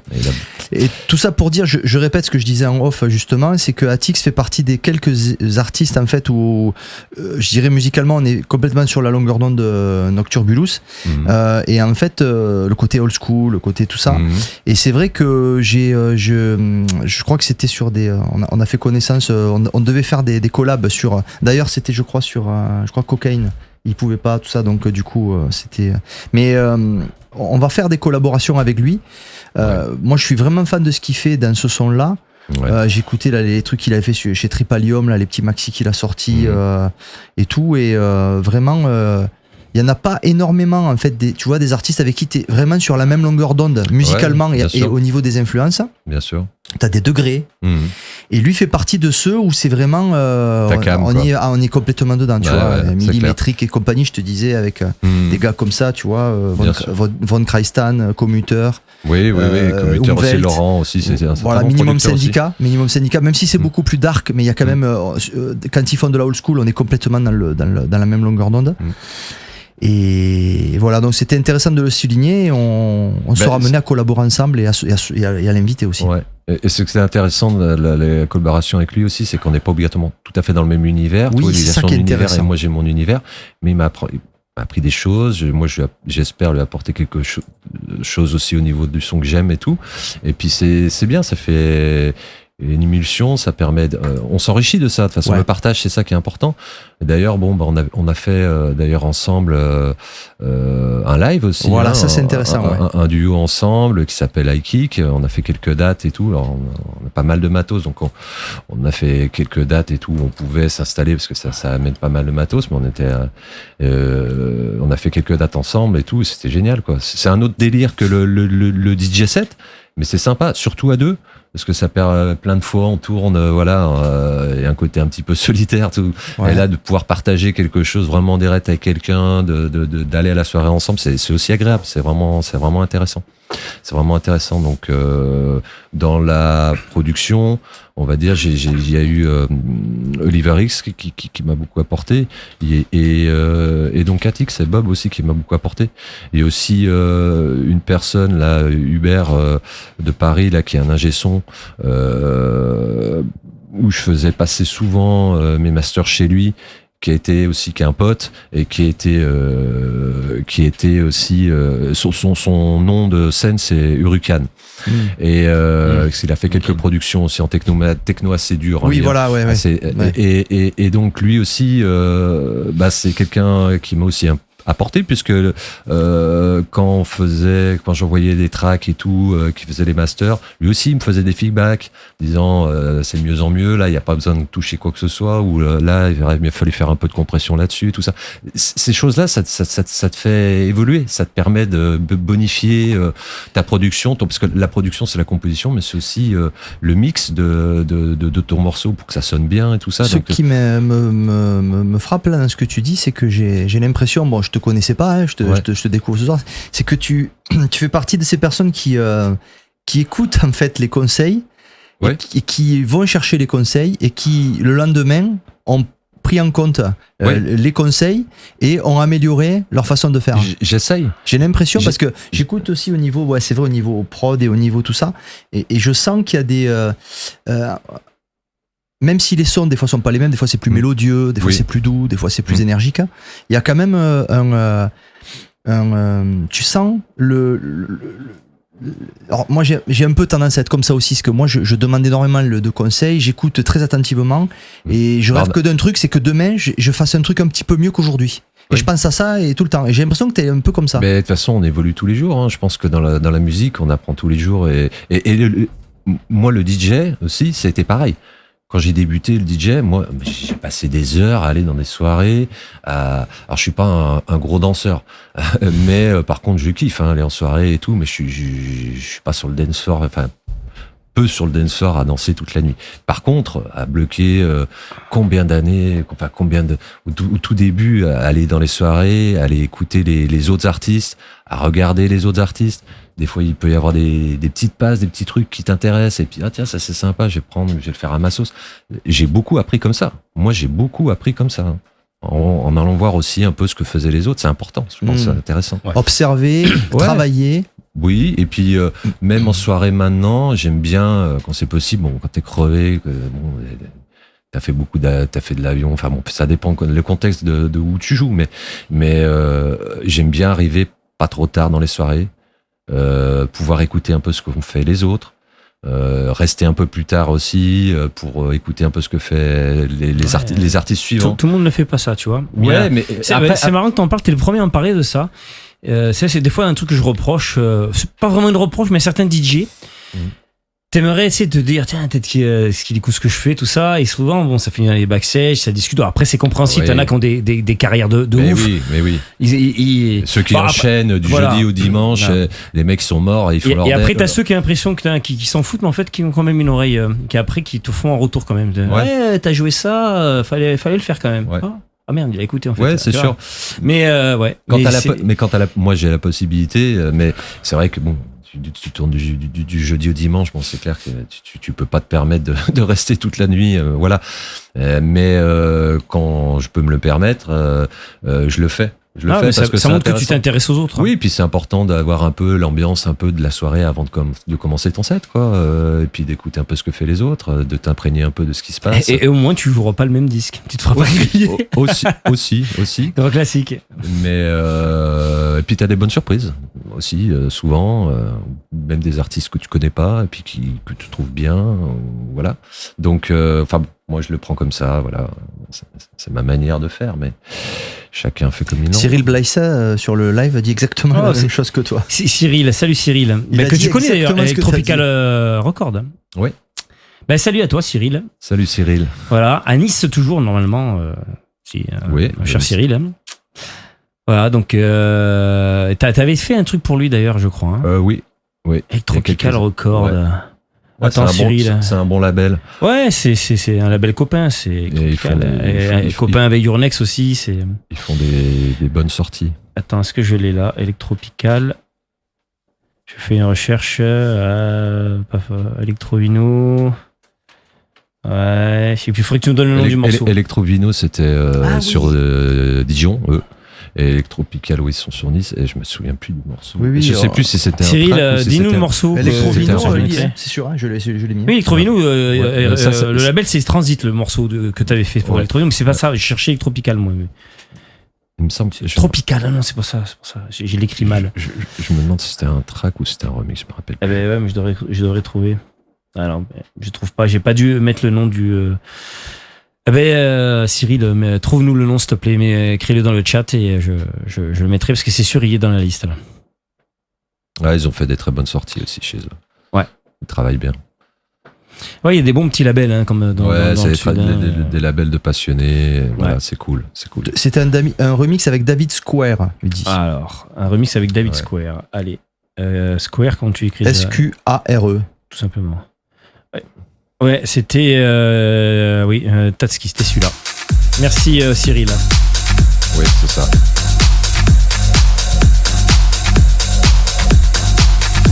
Je suis en train de percevoir, Jean, faut que je t'apprenne à la fonction recherche là quand t'as autant de morceaux, elle est très pratique. Tu cliques sur Search et tu commences à taper et tu peux trouver ton morceau. D'accord, là. Tu tapes Search, t'as un gros tableau et très pratique. Je m'entraînerai. Voilà. Ouais, mais il y a plein de bons labels. Et c'était en 2016, c'était pas si vieux que ça. Hein. Non. 2016.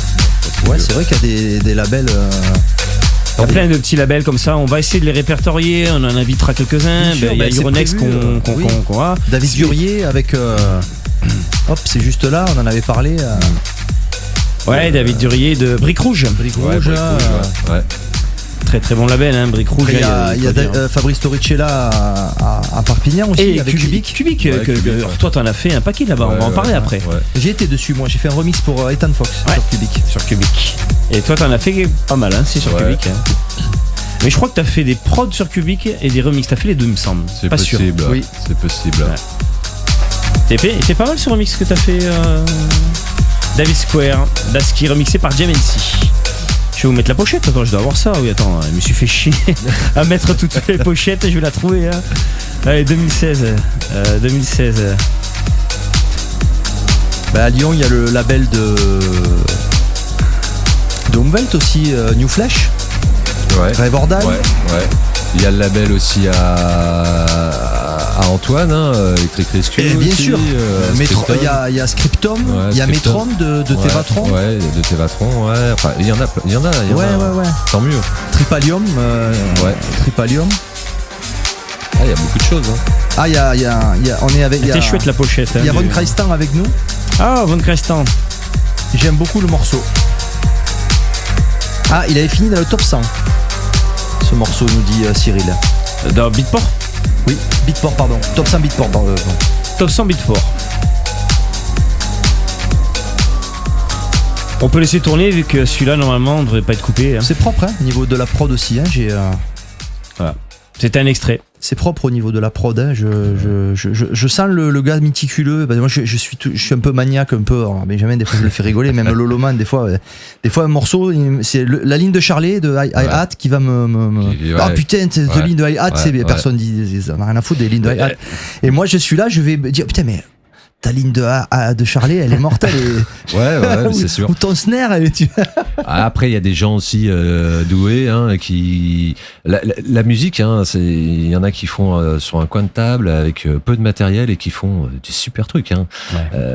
Il y a pas de règles. Il y a pas de règles. Quoi. Et ouais, c'est vrai. Ouais. T'as des mecs qui sont avec trois bouts de ficelle, ils te font un son de malade. Je sais pas, Kiko par exemple, lui, c'est quand même super doué au niveau de la production. C'est vrai. Il fait des choses, il peut aller super vite. Il est doué. Kiko peut faire ce que tu veux. Il y en a plein. Il est très doué. Kiko peut faire ce que tu veux. Ouais. C'est-à-dire que le son, lui, peut, quelle que soit la période, il s'adaptera. Après, un truc un peu plus tech, par exemple, moi, je connais bien Axel Karakassis. Bon, c'est un grec qui a le label Remen. Je sais pas si vous dites quelque chose. Bon, c'est un gros producteur, hein, le mec. Hein. Oui. Il est moins connu qu'un Marco Bellet ou des gens comme ça, mais c'est un mec qui j'ai découvert en épluchant ta disco et ton univers. J'ai eu la chance qu'il me remixe, mais j'en discutais avec lui il y a quelques années de ça quand j'avais fait une tournée en Asie. Là, on s'était retrouvés sur un club et lui me disait dans l'avion, je travaille des choses, je fais des boucles, et ça me faisait halluciner quoi. Le mec, c'est une machine quoi. Il te fait du son n'importe où. Alors, il les finit pas là, mais il travaille en amont et tout, parce qu'il tourne quand même pas mal et tout. Et c'est des mecs doués, quoi. Voilà, hein. Il y en a qui sont très très forts comme ça, quoi. Il y a Olive Verte qui nous a rejoint. Salut Olive. Il y a Audrey aussi qui nous a rejoint. Il y en a pas mal qui nous ont rejoint. Donc, bienvenue à vous. Je vous rappelle, bien évidemment, je sais que je suis lourd avec ça, mais si vous n'êtes pas abonné sur notre YouTube, vous allez de suite vous abonner. Hein? On fait un peu d'autopromo, genre, on écoute encore un peu. J'ai bien envie de faire écouter à JMNC oui. certains trucs. Notre nouveauté. Notre nouveauté, actu. voilà. Allez, notre actu. Allez. Alors, notre subdivision, comme on dit, hein, on a des sous-labels, on va dire pas de sous-labels maintenant, c'est des... C'est une division. Voilà. On ressort des vieux classiques. Ça s'appelle Nocturbulous Classics. On ressort des classiques. On avait commencé, on va le mettre, tiens, d'ailleurs. On avait commencé par lui. Alors, j'ai toujours pas changé les noms des trucs, je vais encore me faire avoir. Tu vas mettre Rêve Generator, ouais, c'est ça? c'est ça, je pense. Fais ce que tu as pas envie. Ne fais pas ce que tu as envie de faire et tu vas être bon. Non, ouais, mais attends, je tente. Non, ça n'a rien à voir, ça c'est Nicolas Cade. On aurait pu le mettre aussi, mais bon. Bah oui, on va le mettre. Ça c'est Von Crestan. Von Crestan. Ah bah attends, on met Von Crestan. Alors Von Crestan, tu connais Von Crestan? C'est Strasbourgeois. C'est un artiste de l'Est. Un artiste, mais voilà, écoute, mieux que d'en parler. C'est un petit jeune.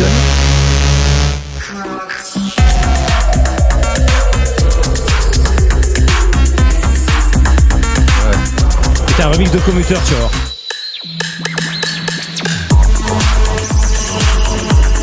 Geshtech Remix. Marche très bien ce maxi, hein, Von Crestan, hein, en digital. Il y a quelques écoutes. Laurent Commuter, qu'on recevra. Oh, on voit de suite que c'est lui. Ouais, carrément. Je lui avais fait faire un remix, je crois. Oui. C'est un bon artiste.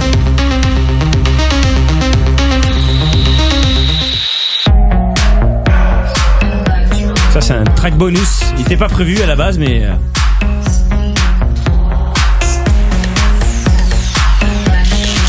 Pas trop fort à venir, Julien, ça va? Électro.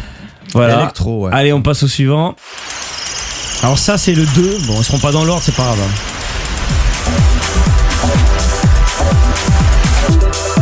On a ressorti Spiral Tripping de Paradise 3001. Ça, tu connaissais? 1993, hein. Alors ça c'est une ressortie pure, hein. C'est un repressage D'accord. avec un design, une nouvelle pochette quand même. Nouvelle pochette, nouveau remaster. Ça avait jamais été repressé depuis 93. Et comme il y en a plein qui le voulaient, on leur a fait plaisir. Faut savoir qu'on a tout vendu à un mois, hein. 300. Et qu'on n'a malheureusement pas pu represser parce que ces messieurs, hein, arnaqués par les Polonais. Qu'est-ce qu'ils ont dit les Polonais? Oh, on a perdu la matrice. Ils donnent perdu toutes nos matrices. Oui, bien sûr. Ouais. On peut plus represser. Mais maintenant, on vous en parlera. On va maîtriser notre production nous-mêmes. Ouais. Voilà, c'était un très bon maxi, donc Paradise 3001. Alors ça, c'est le Classics 2. Voilà. Alors ça, désolé, il n'y a plus d'exemplaires, mais il reste en digital. On va vous en parler après du Bandcamp. Le voilà. Ça, c'était le premier. Ça, tu connais.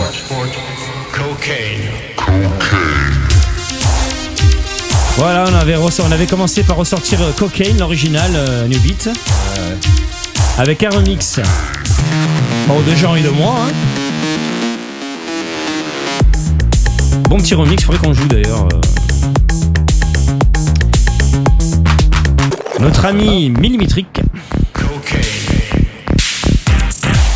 Que The Hacker a joué souvent d'ailleurs. Et après la bombe, alors ça a été un tube, on en voit encore. Unwelt, ton copain lyonnais.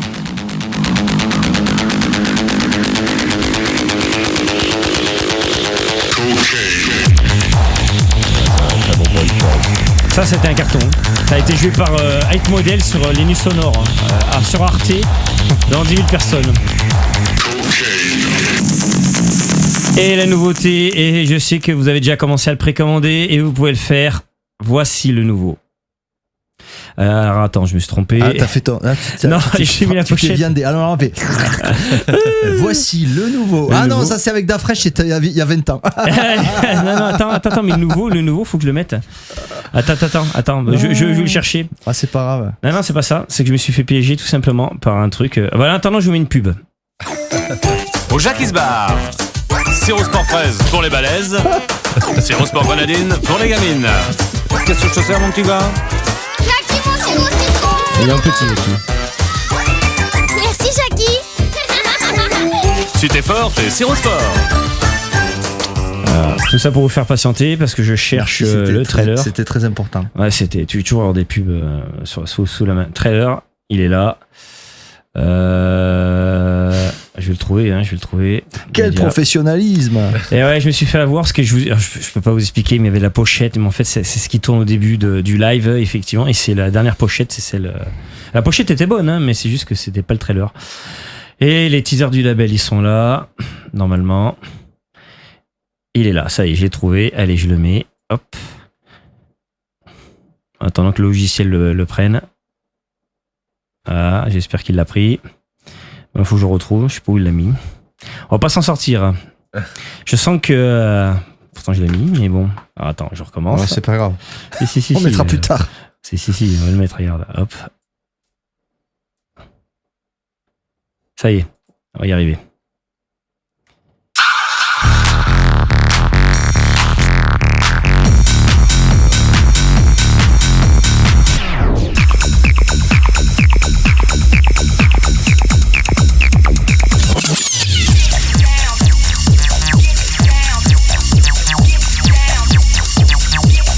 Remix.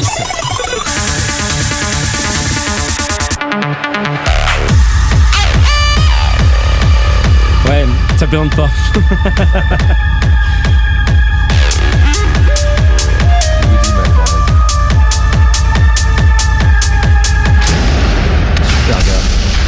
Voilà, vous voyez, août, juillet 2022, donc précommandez-le sur DJ.de. Alors pour le précommander, normalement c'est ici, voilà, regardez. DJ.de, donc vous pouvez le précommander, hein, je sais qu'il y en a déjà qui l'ont fait, n'hésitez pas à le faire, il y en a qui nous demandent des fois, mais comment on fait pour vous soutenir? Achetez nos vinyles tout simplement, donc sur DJ.de et sur tous les magasins de disques qui se respectent dans le monde, hein, normalement. C'est génial d'avoir fait Woody McBride. Ouais, Woody McBride, donc du coup on est très content de l'avoir refait, ça a été un peu galère, hein, c'est donc un on mec a super, moi j'ai eu l'occasion de jouer avec lui en plus, de se rencontrer parce que moi j'avais signé sur communiqué, ouais. Tout à fait. On va le mettre, on va le mettre après. C'est très vieux quoi. Ouais. C'est dans le début quoi, et qui m'avait donné ma chance et après donc on a pu jouer ensemble. C'était pas en France, c'était en Suisse, mais enfin bon.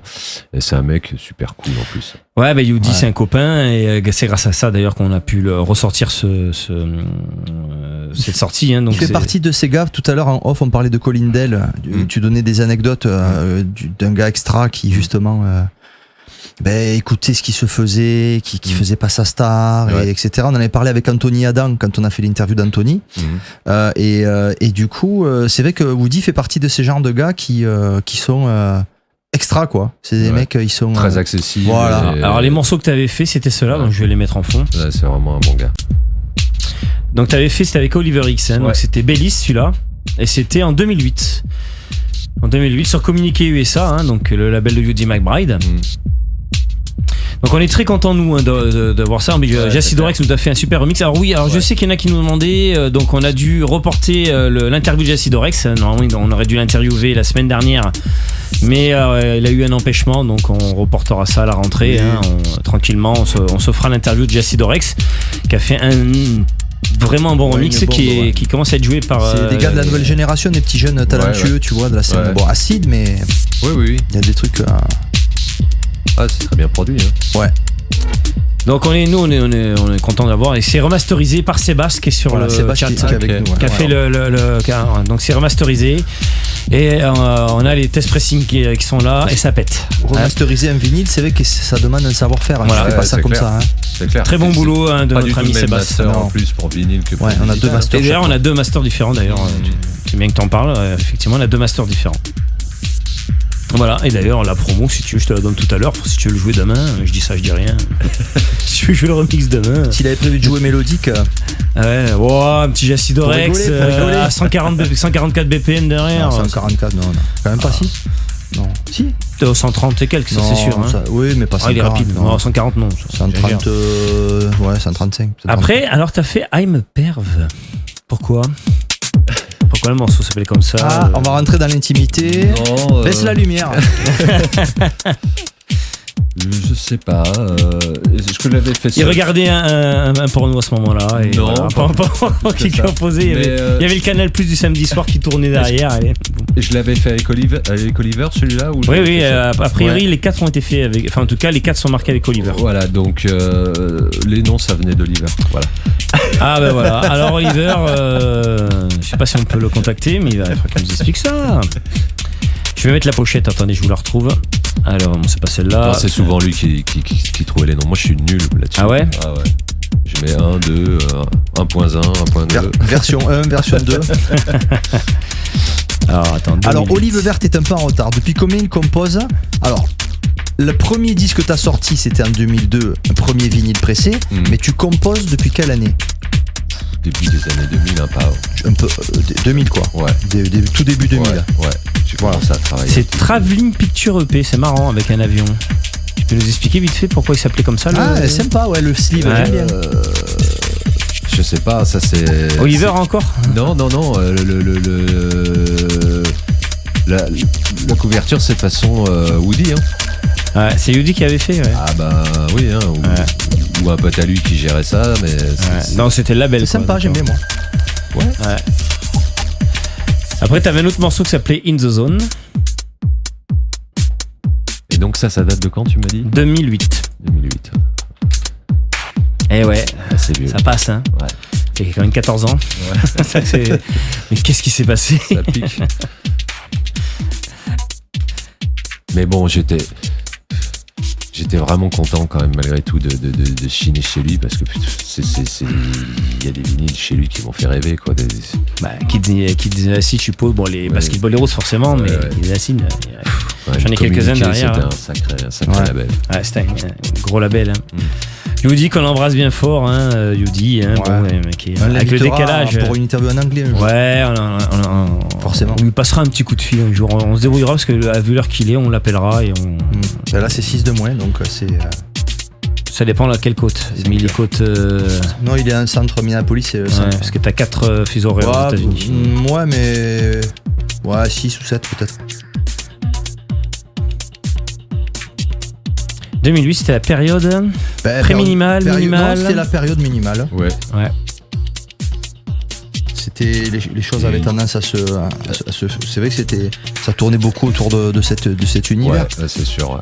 Et après, il y a un autre morceau, ça me fait rire, c'est Simon is Cool. Alors, je suppose que c'est Oliver qui a fait le morceau. Tous les noms, de toute façon, c'est lui qui les a trouvés. Ouais. Tu faisais pas. Je vais pas mentir, c'est lui qui trouvait. Il a arrêté là le son? Il a arrêté, ouais. Complètement. Pas vraiment complètement, mais il y a eu des choses dans sa vie qui ont fait que voilà, il a changé un petit peu. Il a d'autres choses à faire au niveau professionnel qui lui demande beaucoup de temps. Donc il a fait un stand-by. J'aimerais bien qu'on puisse refaire une ou deux collabs ensemble parce que ça me manque quand même. C'est cool quand même de bosser des choses ensemble. Mais pour le moment, c'est pour l'instant le stand-by, malheureusement. Il y a Cyril qui fait période de merde. Oups, désolé. Ouais, c'est vrai que ça fait toujours débat. On en pense. C'était une période difficile pour moi aussi quand même. Ça fait toujours débat. Il y avait la période minimale, ouais. Il y a eu des trucs sympas, mais. Oui. Ça a été quand même beaucoup. Et moi, j'étais à cette époque-là vraiment avec une identité très techno. Oui. Ça n'a pas été obligatoirement toujours très facile pour pouvoir, parce que je suis intermittent du spectacle, pour pouvoir boucler les années, quoi. Parce qu'il y avait moins de place, quoi, pour pouvoir s'exprimer. Mais ça c'est marrant ça que tu. Ouais, ça n'a pas été évident, mais j'y suis quand même. On est quand même arrivé, hein, mais ça n'a pas été obligatoirement toujours évident, quoi. Heureusement, il y avait quand même encore des soirées techno et tout ça. Oui. Ouais. Bon, maintenant. C'est vrai que la période, ouais. Ça revient souvent. Mais il y a eu des choses bien aussi, hein. Oui, dedans. oui, tout à fait. Des fois, c'était un peu. On est d'accord. Ouais. Mais de toute façon, moi, je suis. Alors, on va pas dire que c'était mieux avant, et pas faire le vieux con, mais moi, j'aimais bien quand même les soirées où il y avait une évolution dans un line-up. Les soirées où ça peut commencer à house, ça finit ce que tu veux, grosse techno ou même hardcore, ça me dérange pas. Où il y a une évolution musicale, je trouve que c'est pas mal, moi. Je trouve que c'est pas mal. Ça permet aux gens d'écouter pas mal de choses, d'avoir une évolution dans le son et de pas trop sectoriser. Quand il y a eu une période où c'est vrai, c'était minimal. La minimale à tout niquer, dit Sébastien. Toute la nuit. Il y a des heures pour tout, quoi, moi je dirais, quoi. Donc, c'est vrai que les soirées, à Villa Rouge, justement, c'était la période à Villa Rouge où on y jouait nous aussi. c'était lourdingue quand même un peu, genre, hein, tu te rappelles, moi je faisais des fois le début, parce que les Pingouins, j'avais la chance, je faisais les warm-up des Pingouins, des soirées double basse, là, ce qu'ils faisaient le mercredi ou le jeudi soir, je sais plus. Donc moi je jouais mon petit warm-up, des trucs un peu plus, on va dire, tu sais, la période un peu electro house qu'a eu un peu avant. C'est la même, ça a été parallèle. Il y a eu ça presque a été parallèle, des fois, on était plus excités par l'électro house qu'on appelle l'électro house, c'est-à-dire une espèce de musique commerciale. Ou même les tubes radio étaient intéressants, les John Dalbach, les Blink et tout ça. C'était sympa. C'était chouette en fait. Il y a eu des trucs sympas, ouais. C'était sympa, c'était excitant, c'était frais. Et donc moi je jouais des trucs un peu plus électro dans le terme de l'époque, un peu électro house. Mais toi tu jouais au warm-up, moi, je à jouais cette époque, ça. électro et électro-clash. C'est-à-dire le côté vrai électro et électro-clash, un peu le côté un peu d'old school. Et après, quand ça reprenait derrière moi, tu peux y aller, hein. C'est vrai, systématiquement minimal. Et tous ils enchaînaient minimal. C'est-à-dire que les 3 DJ derrière moi, c'était minimal jusqu'à la fin de la soirée. Donc on se barrait. C'est-à-dire, c'est pas compliqué. Ils prenaient mon cachet, ils disaient au revoir aux Pingouins. Dès que j'embrasse d'ailleurs, parce qu'ils regardent souvent les émissions, hein, Willy et Steph, hein, qu'on va falloir qu'on invite, il va falloir qu'on s'en occupe sérieusement de cette histoire. Ça parce va que être les passionnant. Pingouins, il va falloir qu'on ait une émission pour eux. Bien sûr. Ah bah ouais. Mais et c'était on partait, hein, je restais pas jusqu'à la fin parce que c'était relou. Et effectivement, il y a quelques perles quand même, tu prends. Oui, il y a eu quelques morceaux. Moi par exemple, le morceau vraiment c'était le putain, pourquoi je vais avoir un trou attends, je l'ai là, attends, je vais trouver ça de suite. Pour moi, une des perles de cette période-là un morceau minimal qui déchire. Ouais, qui franchement rentre dedans et vous allez tous me dire oui, c'est clair. C'est alors il est où il est par là. Supertrack de Extravelt. Ah putain, j'allais le dire. Extravelt, Supertrack. Vous voyez lequel c'est? Ouais, je vois. Bon, sinon, je le cherche vite fait sur YouTube, mais non, mais il y a eu quelques. Voilà, ça fait partie des certains morceaux. Forcément, tout n'était pas jeté. Avec du recul, c'est toujours bon de prendre du recul. C'est l'occasion des émissions comme ça de prendre un peu de recul. Le côté intéressant, c'est on va faire comme un philo, thèse, synthèse. Le côté intéressant de la minimale, c'était pour un gars qui fait de la prod, c'était intéressant de voir qu'avec 3 sons,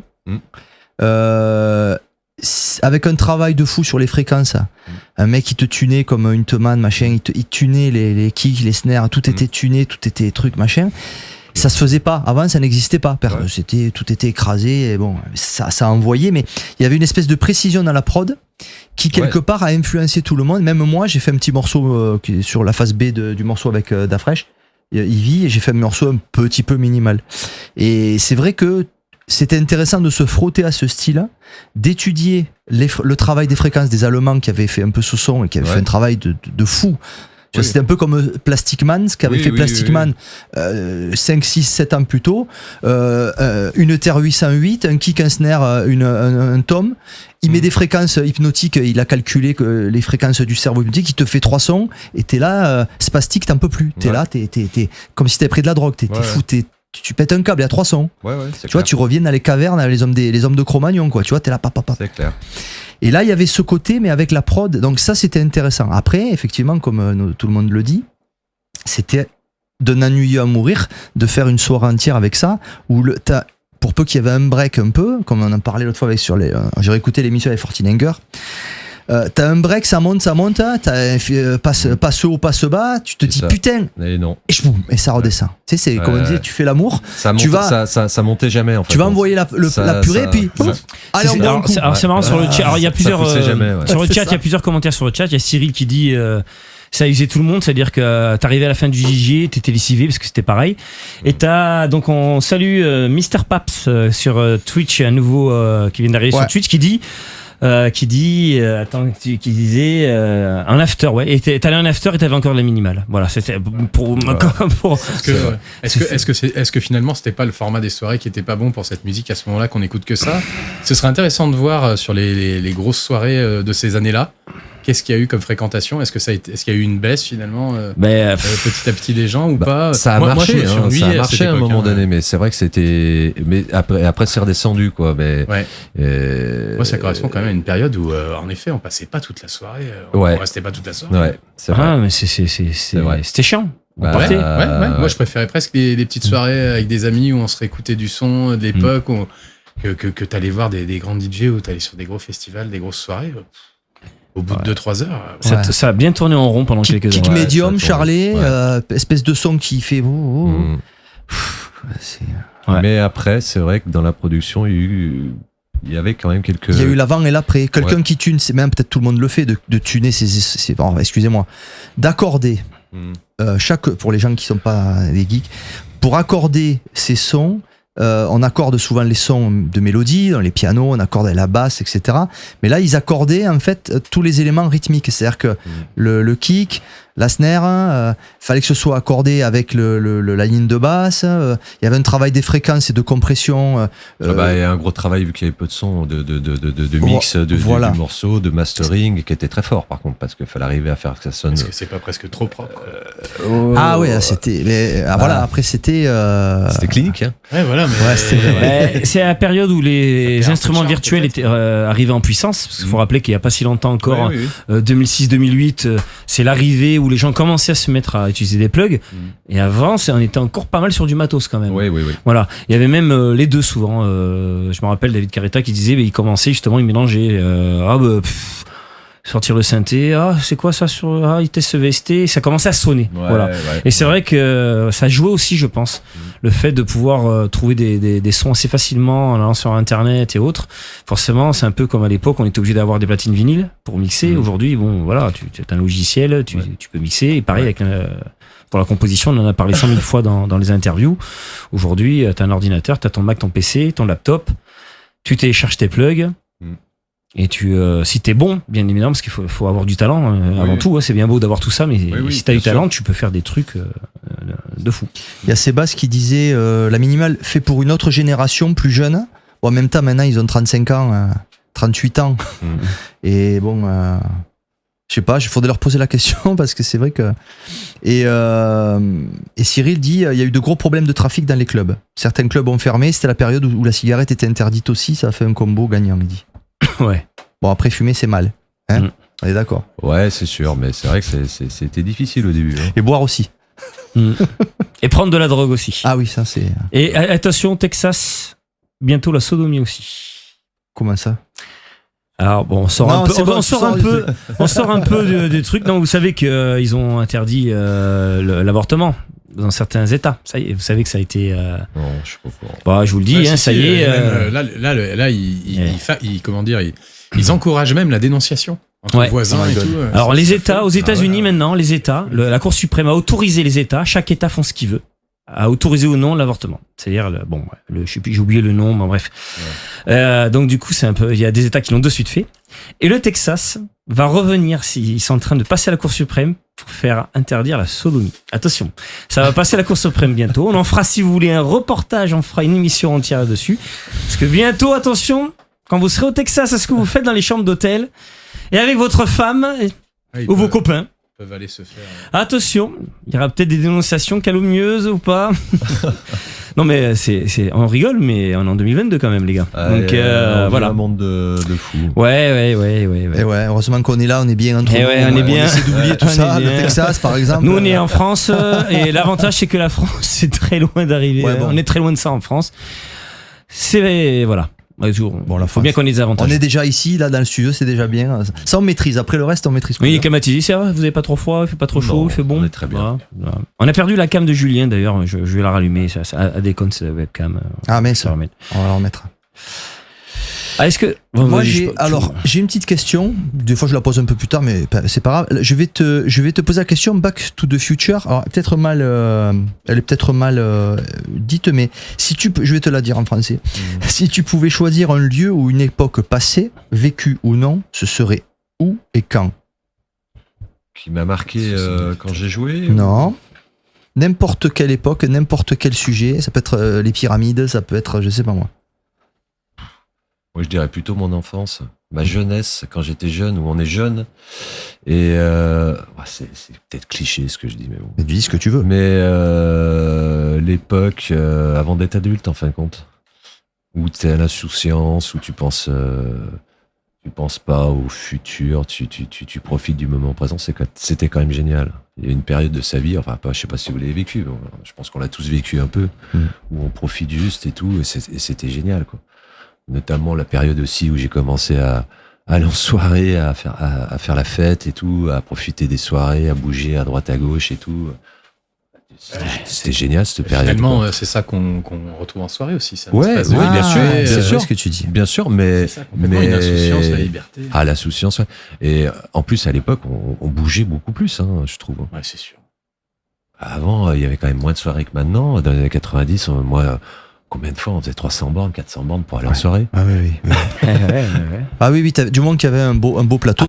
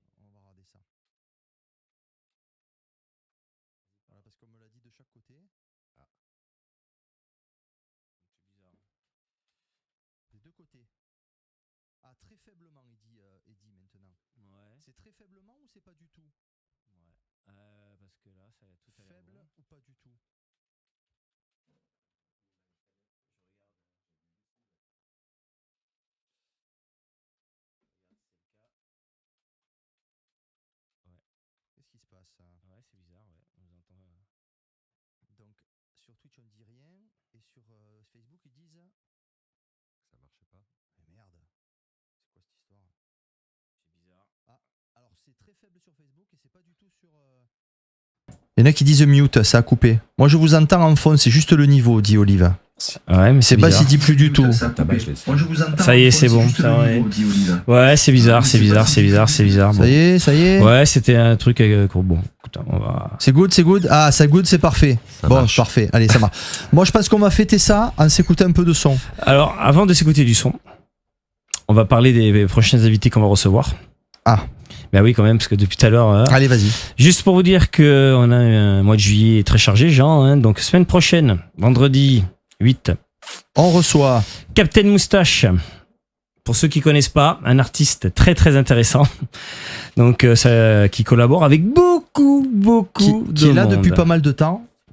Qui a une culture musicale très intéressante et qui en plus, c'est vrai qu'il enchaîne les collabs de taré. Là, il vient de sortir avec Popov. Et il est à cheval entre le côté old school et le côté un peu du moment. Et ça, je trouve ça fort. Et comme il passe dans la région, il s'est dit, je passe par là. Il écoute nos émissions. Non. En plus, il a une maison à Vias. Donc donc du coup, il vient passer ses vacances. Donc il va passer faire un petit crochet sur Béziers pour venir le voir.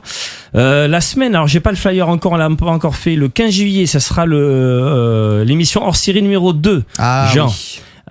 Donc vas-y, dis-nous. On n'a pas le visuel, mais là ça va être super intéressant. Il va sortir le visuel, mais en fait il y a un ami qui va sortir un livre sur l'histoire de la techno des années 90 à 2000 et en fait. Dis son prénom seulement. Christophe Piriou. Et en fait, on va avoir en intervenant, mais à distance, plusieurs artistes de la scène old school, des gens incontournables. Alors, est-ce que c'est raisonnable de donner les noms maintenant parce que. Non, mais juste lui. Voilà, donc on a plusieurs personnes voilà, des gens incontournables de l'époque des années 90, de la grande époque, qui vont justement venir intervenir et on va débattre sur ce livre, on va parler d'histoire. Là, pour le coup, ça va être super intéressant. Et je pense que notre émission est le bon lieu pour pouvoir discuter de ça, surtout les. Et de faire la promo de ce livre qui sortira bientôt. On y est dedans. Donc, ce livre va sortir et c'est vraiment bien. Donc ça, c'est le 15 juillet. Il y aura 6-7 normalement intervenants très intéressants. Donc restez accrochés. Voilà. Et le 22 juillet, nous recevrons un copain à toi, normalement. Ouais. Space 92. Donc ex-Math Minimal. Math Minimal. Hein. Okay. Donc Space 92 qui descendra lui aussi spécialement de Toulouse à Béziers dans le studio pour qui viendra faire son interview, hein, donc Mathieu, hein, donc qui était encore numéro 1 Beatport avec Popov et Umek. Il est encore dans le top 10 techno et il a été numéro 1 Beatport il y a 3 semaines.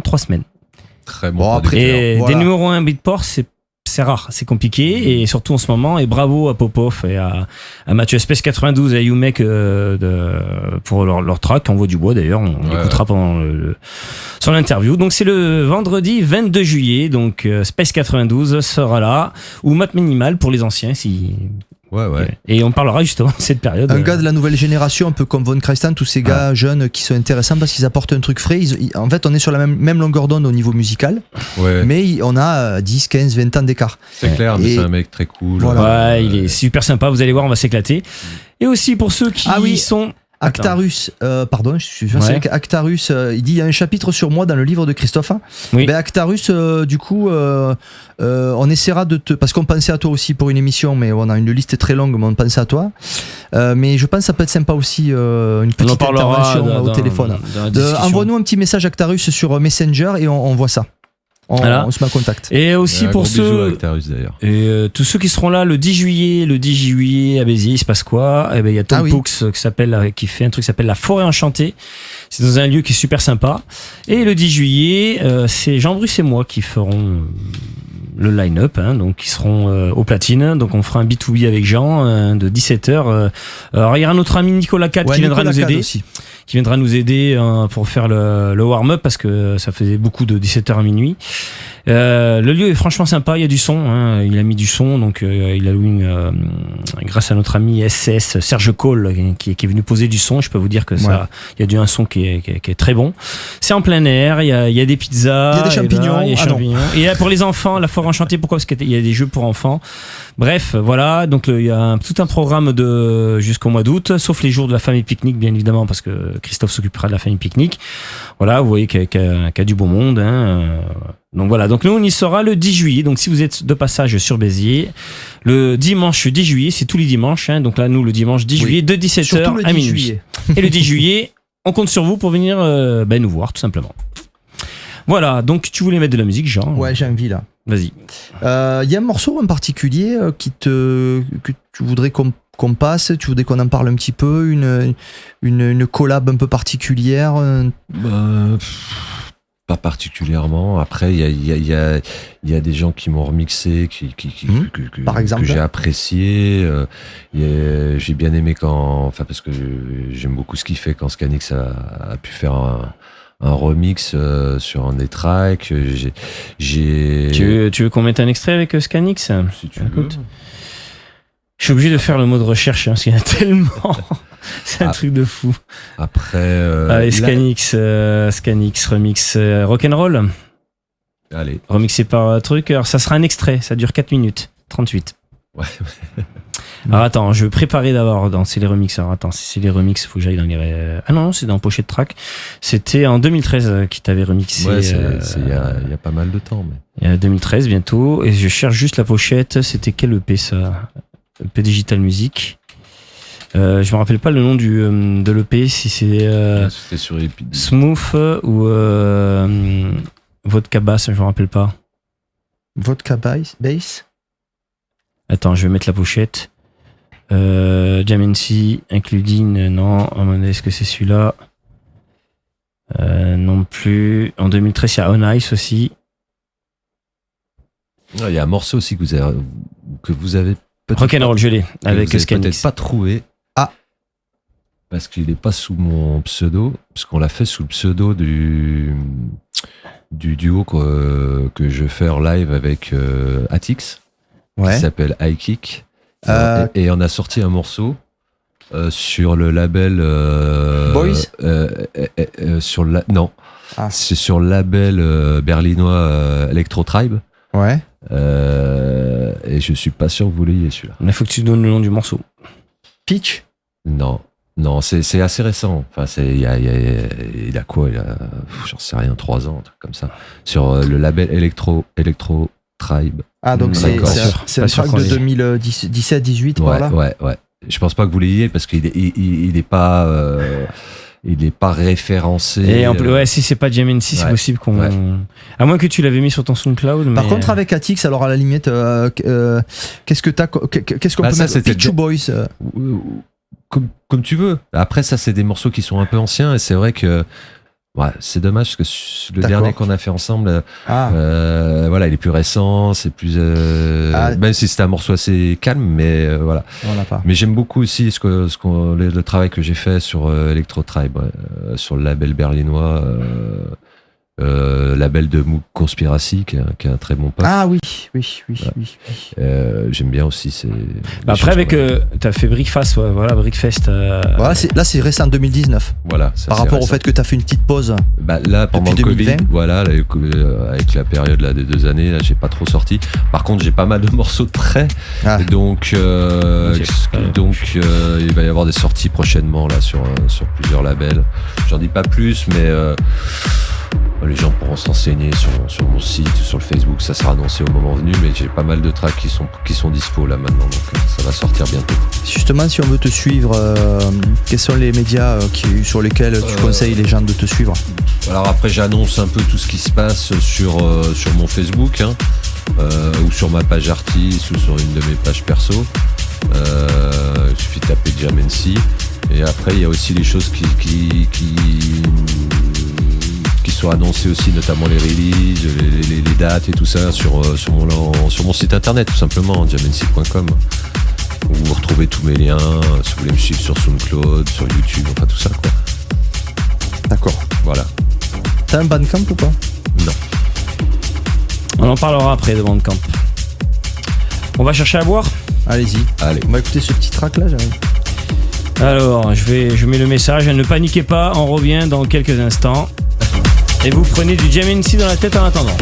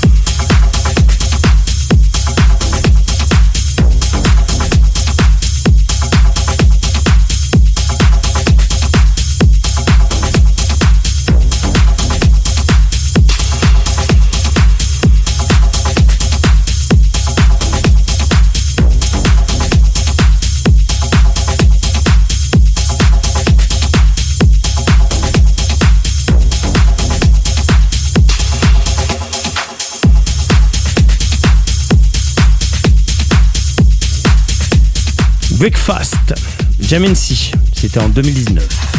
On y retourne. Radio Punch.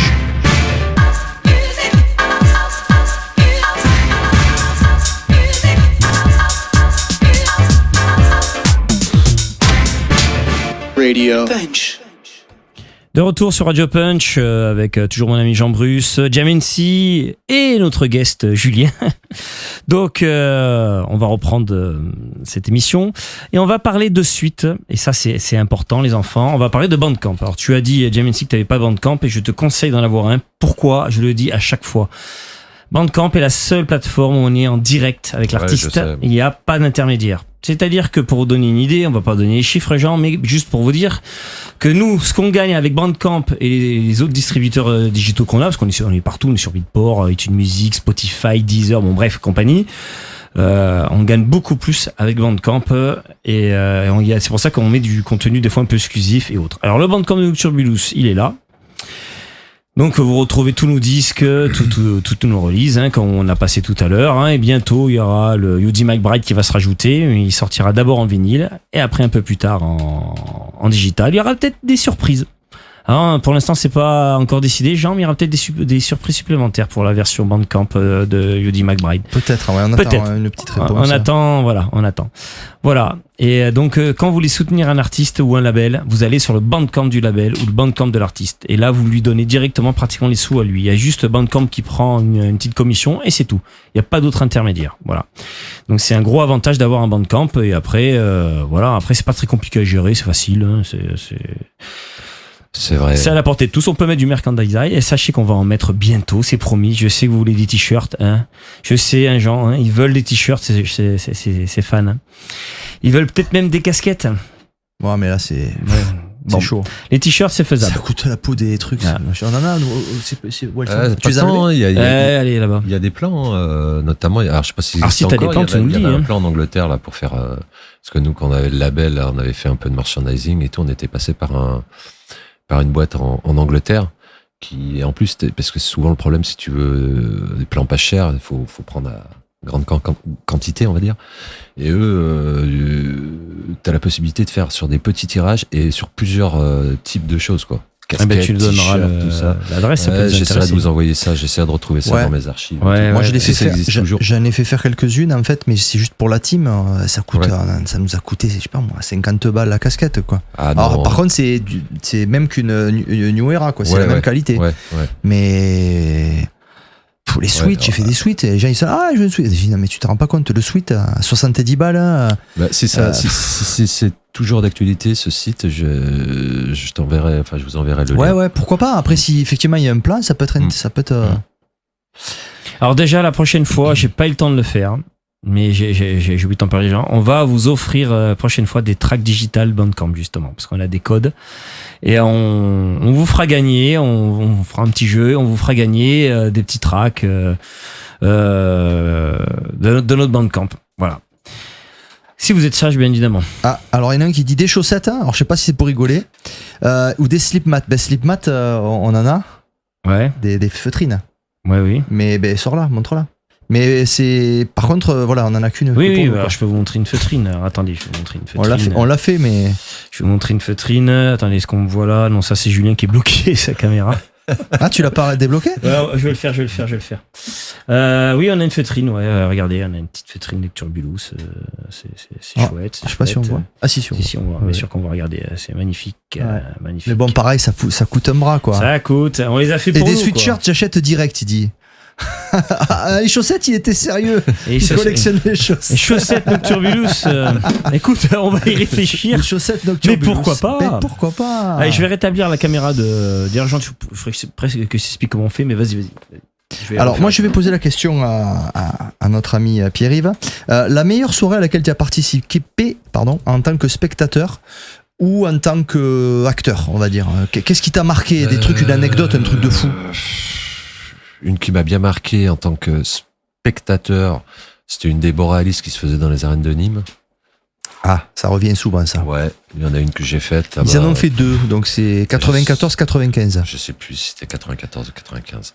Il y avait une grande sphère au milieu. The Orb ? Il y avait The Orb ou pas ? Ouais, je crois bien. Ouais. Underworld ? Underworld. il y avait Underworld. Et bref, c'était magnifique. Ah oui. Top. Bon, c'est vieux, mais j'étais jeune aussi, donc ça m'a bien marqué. Après, j'ai plein de bons souvenirs en tant que DJ, mais des petites comme des grosses soirées.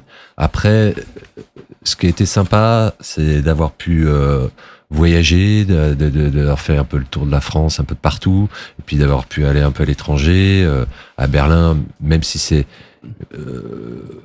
plus comme c'était il y a 15 ans et tout, ça reste quand même une grosse claque, hein, Berlin. Moi, j'ai fait 2-3 clubs là-bas, c'est magnifique, quoi. Comment il est le public Est-ce que la question en Allemagne, j'ai jamais posé la question. Le public en fonction du pays. Oui, on le voit. Par exemple, en Allemagne, il y a une culture musicale, je trouve, qui est vraiment intéressante, quoi. Tu y vas là-bas, t'es pas obligatoirement très connu. Les jeunes s'intéressent, vont sur le SoundCloud, vont écouter ton son avant, viennent te voir, te disent j'ai écouté et tout. C'est quand même super. Ça c'est quand même super. Et moi j'avais fait le Sisyphos là-bas, par exemple à Berlin. C'est vraiment un lieu magique, quoi. C'est ouvert du vendredi au dimanche, non-stop. Il y a de l'extérieur, après il y a le côté underground dans une fabrique, à partir de 22h, 23h c'est ouvert pour la techno. Moi j'ai joué là dans cette salle-là, c'est exceptionnel. Et puis aussi j'ai eu le plaisir d'aller aussi faire deux, trois tours tour DJ en Asie. Là-bas aussi j'ai pris des belles claques, hein. Bon, déjà parce que la culture asiatique, enfin voilà, d'un autre continent comme ça, c'est complètement, c'est une grosse claque culturelle. Et puis les clubs là-bas sont monstrueux, quoi. Enfin moi j'ai fait quelques clubs là-bas. Au niveau technique, ils ont le matos, en fin de compte. Certains clubs, ils ont le matos de je sais pas, d'un festival en France, quoi. Sauf qu'ils l'ont tous les week-ends. C'est hallucinant, quoi.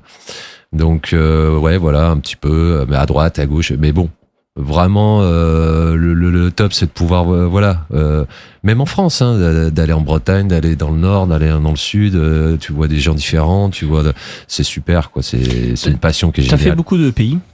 J'en ai pas fait tant que ça. J'ai fait un petit peu l'Europe, j'ai fait l'Allemagne, j'ai fait un petit peu la Belgique, j'ai fait la Suisse beaucoup parce que moi j'avais mon agent qui était suisse, donc j'ai beaucoup tourné aussi en Suisse. Après c'est lui qui a géré un petit peu les dates à l'étranger, à Prague, en Asie, à Séoul. Des mégalopoles comme Séoul aussi, c'est magnifique, quoi. Il y a vraiment j'ai pris des... Ouais, j'ai voyagé quand même pas autant que j'aurais voulu, mais j'en ai fait déjà pas mal, donc je suis très heureux. Il y a un public qui sort du lot par rapport à d'autres. C'est un public plus, comment dirais-je, plus jeune.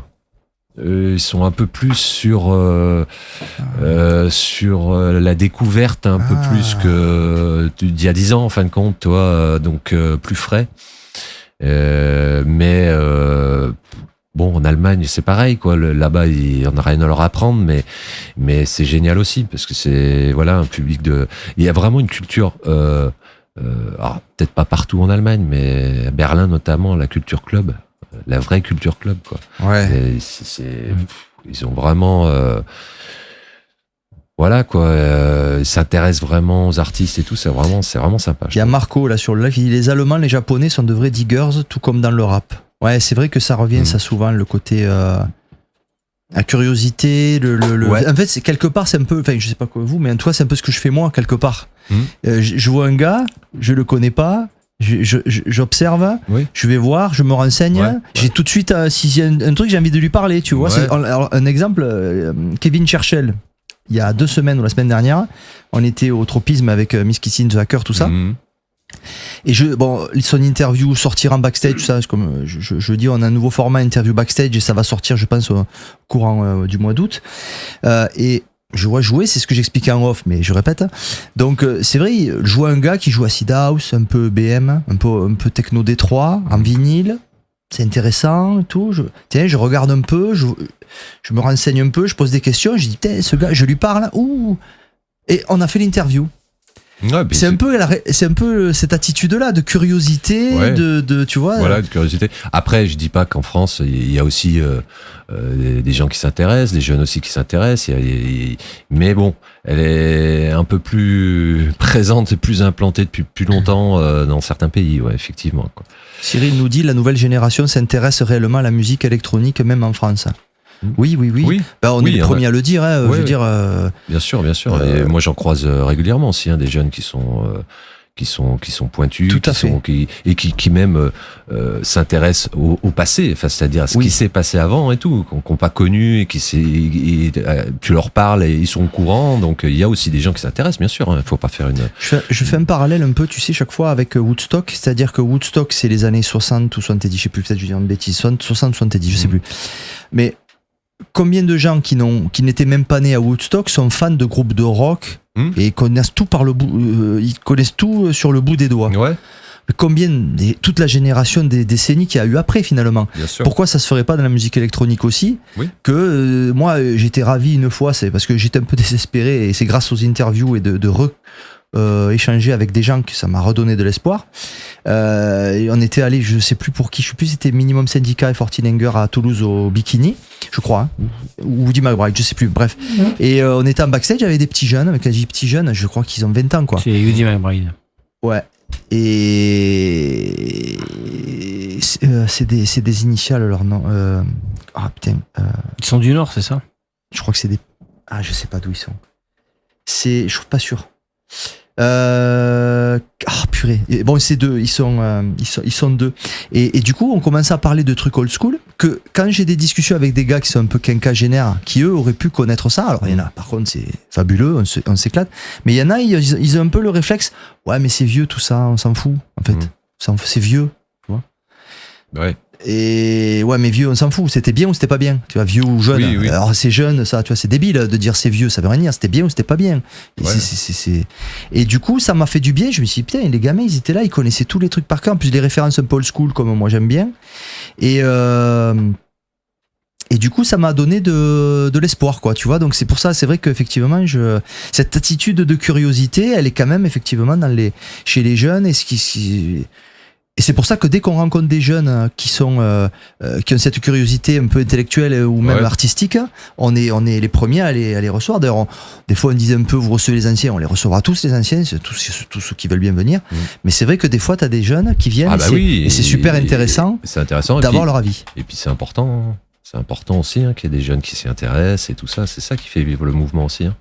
Il faut la relève aussi, enfin plein de aussi bien dans les tuffers, enfin dans ceux qui vont danser que dans les artistes, et bien sûr, heureusement. D'ailleurs, dans la production, voilà, au niveau de la jeunesse, au niveau des jeunes artistes, il y en a là-dessus. C'est riche, quoi. Ouais, tout à fait. Et j'aime bien leur attitude, en fait, finalement, avec des vieux comme eux, parce que nous, même, peut-être on peut dire qu'on n'est pas très très vieux, on a une quarantaine d'années, mais. Ou un peu plus. Mais enfin 45 quoi. Mais c'est une quarantaine d'années. Mais voilà, si tant que t'as pas 50, t'es dans une quarantaine d'années. Mais on est vieux, mais si tu veux, il y a une espèce de quelque part de. Je pense qu'ils nous voient mieux que ce qu'on se voit peut-être nous-mêmes. En fait. Ouais, moi je croise régulièrement. Là, je travaille un petit peu avec des jeunes là de Lyon là, des jeunes artistes et tout, toute une bande là. Ils sont géniaux. Ouais. Ils sont top. Ils sont comme nous il y a 20 ans. Ils sont pleins d'énergie, ils organisent des choses, ils se donnent du mal, ils sont au courant, ils respectent aussi un peu entre guillemets les anciens, les conseils des fois qu'on peut leur donner, même si on dit pas que on peut dire de la merde des fois, mais bon, voilà, il y a l'échange et tout ça, c'est vraiment important. De toute façon, moi, entre guillemets, ce métier passion que je fais depuis des années aussi, c'est avant tout le partage. C'est ça qui nous réunit tous. C'est le partage d'émotions, de musique. C'est ce que disait Tévatron aussi. Ouais, mais c'est ça. Enfin, moi, je trouve que c'est. Et Laurent Garnier aussi. C'est la pierre angulaire, quoi. C'est fait partie de. C'est vrai que c'est ce qui fait, comme tu dis, tu viens de le préciser, métier passion, c'est que On peut dire qu'on a rencontré, interviewé des tas de gens.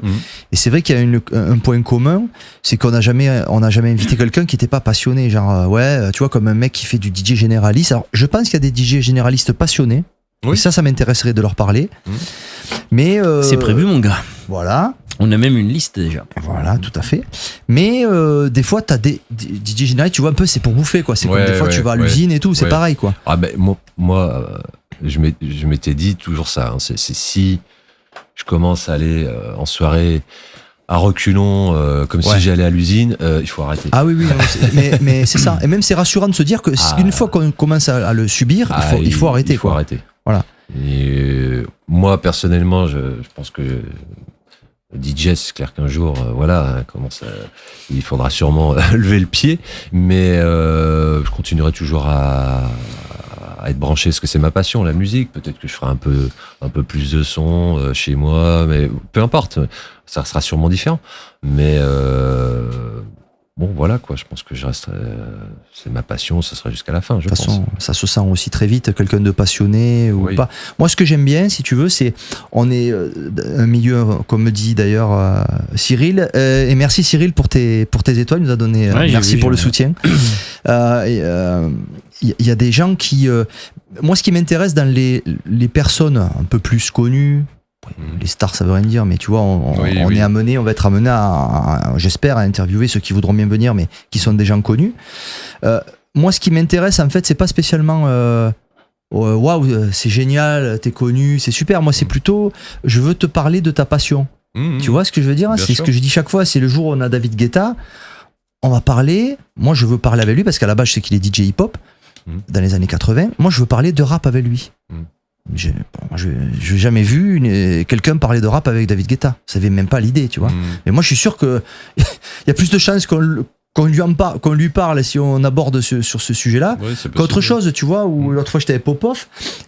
On l'interviewait en backstage. On a commencé à parler de Body Count, le groupe d'Ice-T avec, tu vois. D'un coup, ses yeux se sont éclairés, tu vois, parce que sûrement qu'on doit toujours lui raconter. Alors, t'as trahi Hérétique, tu fais de la minimale, alors t'es content de ton nouvel album, tu sais. Non, mais franchement, tu vois, à un moment donné, le mec, je comprends pourquoi il fait d'interview, tu vois. Donc, du coup, c'est intéressant, même les gars qui ont un petit peu plus de succès, on va dire, de parler aux passionnés, de pas parler au mec qui a du succès. Et je pense que c'est ça le. Donc, en fait, du petit gamin qui démarre à la star, qui est hyper connu, ou à des artistes comme toi, des artistes qui ont un grand passé, etc. Moi, je pense que c'est de parler aux passionnés. C'est ça qui. Bah, bien sûr. Je pense que c'est important. La différence, quand tu parlais tout à l'heure des jeunes, le regard qu'ils avaient sur la musique par rapport à nous, etc. Bah justement, nous, avec les artistes de notre génération, on parle des musiques d'avant, de tout ce qui nous a inspiré ou amené vers la musique électronique. Eux, quand ils parlent de musique électronique, ils parlent de celle d'avant, mais ils sont déjà sur des artistes électro. Et voilà, comment on vivrait si c'était le rock ou le rap qui arrivait aujourd'hui, comment on le vivrait, Bien sûr. Ouais, c'est super intéressant. On est arrivé au niveau. Nous, c'est vrai qu'on en a connu le début d'un nouveau mouvement, enfin d'un nouveau courant musical. Donc c'est vrai que c'était un grand bouleversement. Mais les jeunes sont arrivés après, enfin les nouveaux jeunes sont arrivés après, ça n'empêche pas qu'ils peuvent très bien s'intéresser c'est un peu comme le rock à l'historique. C'est tout à fait, c'est comme le rock des années... Tu vois, moi je suis fan de soul des années 60-70. Bon, quand je suis seul, j'écoute ça. Moi, j'écoute pas de techno chez moi, j'écoute ça ou j'écoute du rap.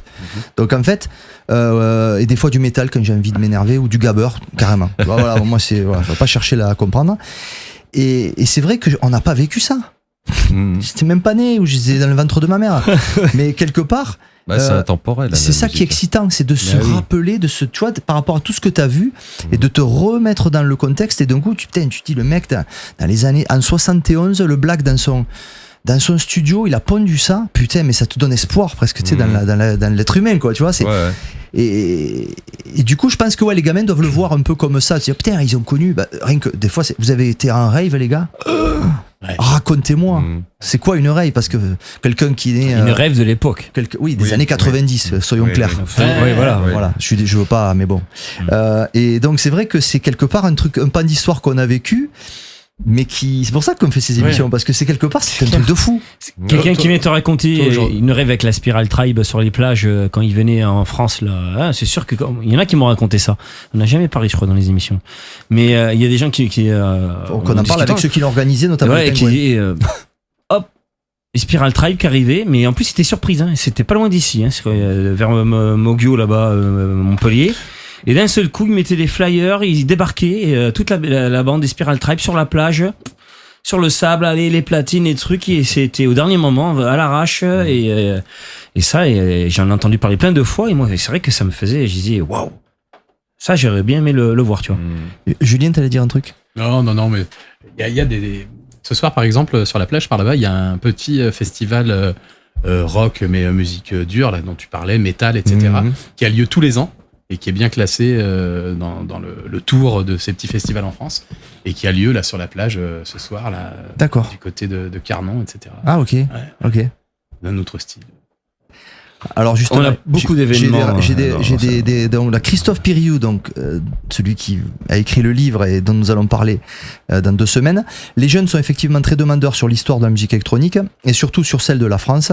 Ils se posent beaucoup de questions sur les années 90 notamment, et c'est exactement ça. Et c'est vrai que pour eux, c'est un peu comme moi avec la soul des années 70, quoi. Tu regardes un film avec Steve McQueen, Bronson et tout, t'es là, t'écoutes la musique de Lalo Schifrin, tu dis mais attends, mais il n'y a pas eu beaucoup de... on en parlait là pendant les pauses. Il y a ça aussi. Il n'y a pas eu beaucoup d'archives, il n'y a pas eu beaucoup de bouquins. Il y a eu quelques trucs, mais il n'y a pas tant eu que ça. Toi, sur le mouvement électro en France notamment. C'est pour ça la personne là, qui va écrire ce bouquin, je serais intéressé de... Ouais, ben écoute, on va faire une émission, déjà on en parlera, et après on va le lire surtout. Alors, il y avait Laurent Garnier qui avait fait son électrochoc, qui était quelque part à travers ses yeux à lui, c'était son histoire. Son expérience à lui. C'est ça. Voilà, ouais. Je pense qu'il y a eu une paire d'initiatives comme ça aussi, donc du coup il y en a eu, je dis pas qu'il y en a pas eu. Il y a eu quelques trucs, c'est sûr, mais par rapport à, c'est quand même un mouvement important, hein. Enfin, et puis c'est un peu votre travail là finalement, c'est un recueil de témoignages accessible. Ce que vous faites aussi, en fait partie, hein. On a en fait, si tu veux, pendant le Covid, on a une personne qui a écrit en fait comme Christophe a écrit un livre, en fait, il y a une personne qui a écrit un mémoire, même je crois carrément une thèse. Ah oui, il y a quelqu'un aussi qui a écrit une thèse. On a été cité déjà. Sur en fait la musique électronique à l'époque du Covid. Si tu veux, à un moment où il fallait faire quelque chose, où t'étais un peu, tout le monde était. Lui, il a dit, je vais écrire comment ça se passe. Et en fait, il a vu nos interviews, certaines de nos interviews, qu'il a utilisées pour son ouvrage, en fait, et il nous a cité, c'était super agréable. On est en référence dans sa thèse. Voilà. Donc c'est rigolo. Donc en fait, l'idée lui est venue, il a écouté l'interview de Stefanovic, de The Hacker, de je sais plus qui. Et souvent, d'ailleurs, Julien, tout à l'heure, je te citais l'exemple que dans 30 ans, quand un journaliste va arriver, il veut s'intéresser à ça. Moi, j'imaginais dans 30 ans, 50 ans. Mais en fait, c'était déjà arrivé pendant le Covid. C'est-à-dire, à peine on avait fait 5, 7, 8 émissions, déjà quelqu'un l'avait utilisé pour sa thèse. Ouais. Pour te dire déjà, et alors on est cité 2 ou 3 fois dans la thèse. C'est marrant. Le Covid était intéressant. Bon, c'est vrai que quand on a le Covid, c'est chiant, et etc. C'est toujours anxiogène. M'en parle pas. Mais quelque part, si on tire le côté positif, comme on parlait de la minimale tout à l'heure, le côté positif, c'est que il y a eu des initiatives inédites. Ouais. C'est-à-dire que nous, là, ce qu'on fait là, c'est grâce au Covid. Sinon, on serait encore là, ce soir, on organiserait une soirée peut-être, hein, tu vois. On ferait des soirées, tu vois, on aurait sorti un disque de plus ça peut-être. Vous ouvert à autre chose. Mais voilà, c'est un vieux projet qu'on avait en fait depuis 25 ans, et chaque fois, non, mais plus tard. Et quelque part, c'est vrai que cette musique, elle mérite qu'on recueille tout ce qu'on se dit, parce qu'en fait, on a eu aussi le déclic. Je fais une petite parenthèse qui est importante aussi, c'est que on a certains artistes qui sont décédés et qu'on voulait inviter pour la True Techno Story de Benja. Enfin, de Benja, c'est nous, mais bon, c'est l'idée à Benja. Et c'était notamment Chris, tu vois. Et après, il y avait eu Jirob juste avant. Ouais. Tu vois, après on book Superfunk à un festival qu'on avait fait dans l'Aude. Stéphane, je l'ai au téléphone un mois avant qu'il décède. Je sentais qu'il était pas bien, la chimio, le machin. Merde, putain, Stéphane, on n'a pas pu l'interviewer, on n'a pas pu le voir, on a annulé la date. Voilà, donc on a chamboulé. Bon, on a changé la date, mais si tu veux, le gars, il est mort, quoi. Et il y en a 2-3 autres comme ça, et on se dit merde, si tu veux, on va pas attendre que tout le monde soit mort pour apprendre sur Wikipédia ce que c'était la techno. Ouais. Et si tu veux, ça et avoir 10 lignes, tu vois, ou 30 selon la personne. Chris, c'était le prochain, on avait prévu, on avait je sais plus qui, il y avait Dafresh, il y avait je sais plus Paul Nasca, machin, truc, Kiko. Et j'ai dit Chris, on le fait, Jack de Marseille, tout ça, on fait machin, Tonio, Kiko, Chris. Et il est décédé là dans le truc, tu vois. Et avec l'entourage ou avec des amis, etc. Vous n'avez pas moyen de refaire vivre un peu presque une interview, mais où il n'est pas là. Alors on a fait carrément de l'inscrire quand même dans la. Alors il y a deux choses. On a fait quelque chose. Alors, je te montre l'écran là. Il y a deux choses. Il y a une première chose, c'est que on a fait une compilation. On a fait une compile. On va en parler d'ailleurs, si vous voulez. On va en parler. Il faut juste que je retrouve. Tous les fonds, on précise, vont à sa fille. Ça va directement à sa fille. Donc on a fait une compilation. Si tu veux voir un peu les participants, d'ailleurs il y avait Yom, s'il me semble, tout à l'heure, qui joue demain avec toi. Attends, Tribute to Chris. D'ailleurs c'est le moment d'en parler un peu des coulisses de ce projet. Donc on a créé un bandcamp. Alors attendez, je vais vous mettre mon écran. Est-ce que ça va marcher? Parce que des fois ça marche pas. Attendez. Non, toi, ça fait un écran noir. Je sais pas pourquoi ça marche pas. Après, sinon, si tu vas sur le Bandcamp, tu non, mais c'est un autre Bandcamp et je vais le faire. Le temps que tu trouves. Une minute. En fait, on sait, voilà, il y a Clément Pérez, Fortinanger. Faut rendre à César ce qui est à César. Avait fait une interview de lui sur l'écho des Garrigues dans les années 2000, très intéressant, assez longue. C'est le seul témoignage qu'on a de Chris, si tu veux, un peu, voilà.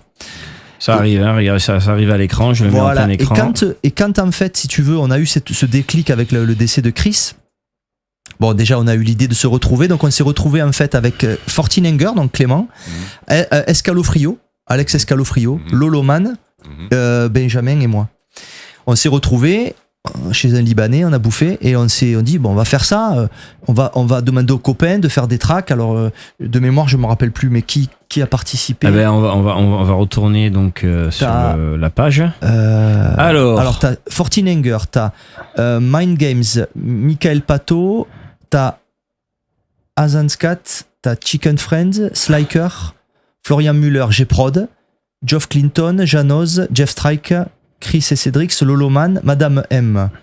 Il y a Laurent Chanal, Yonelson, Nima Skill, Sébastien qui était avec nous là sur le live, Trackwasher qui est de Béziers, Woody McBride qui le connaissait bien, il a joué avec Sébastien.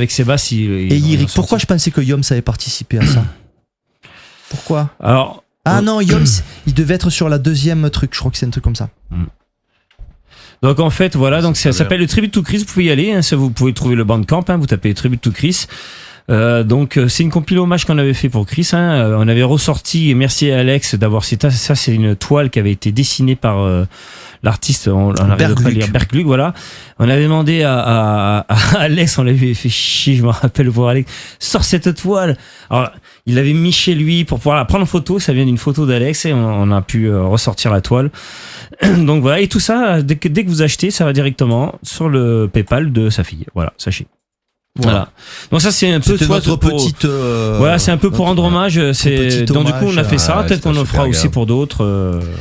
Et tu vois, il y avait Girob aussi qu'on aurait aimé questionner. J'en oublie. Il y en a quelques-uns qui sont partis. C'est pour ça qu'on est content d'avoir eu Stefanovic. On en parlait tout à l'heure. Voilà, Stefanovic, on a été très.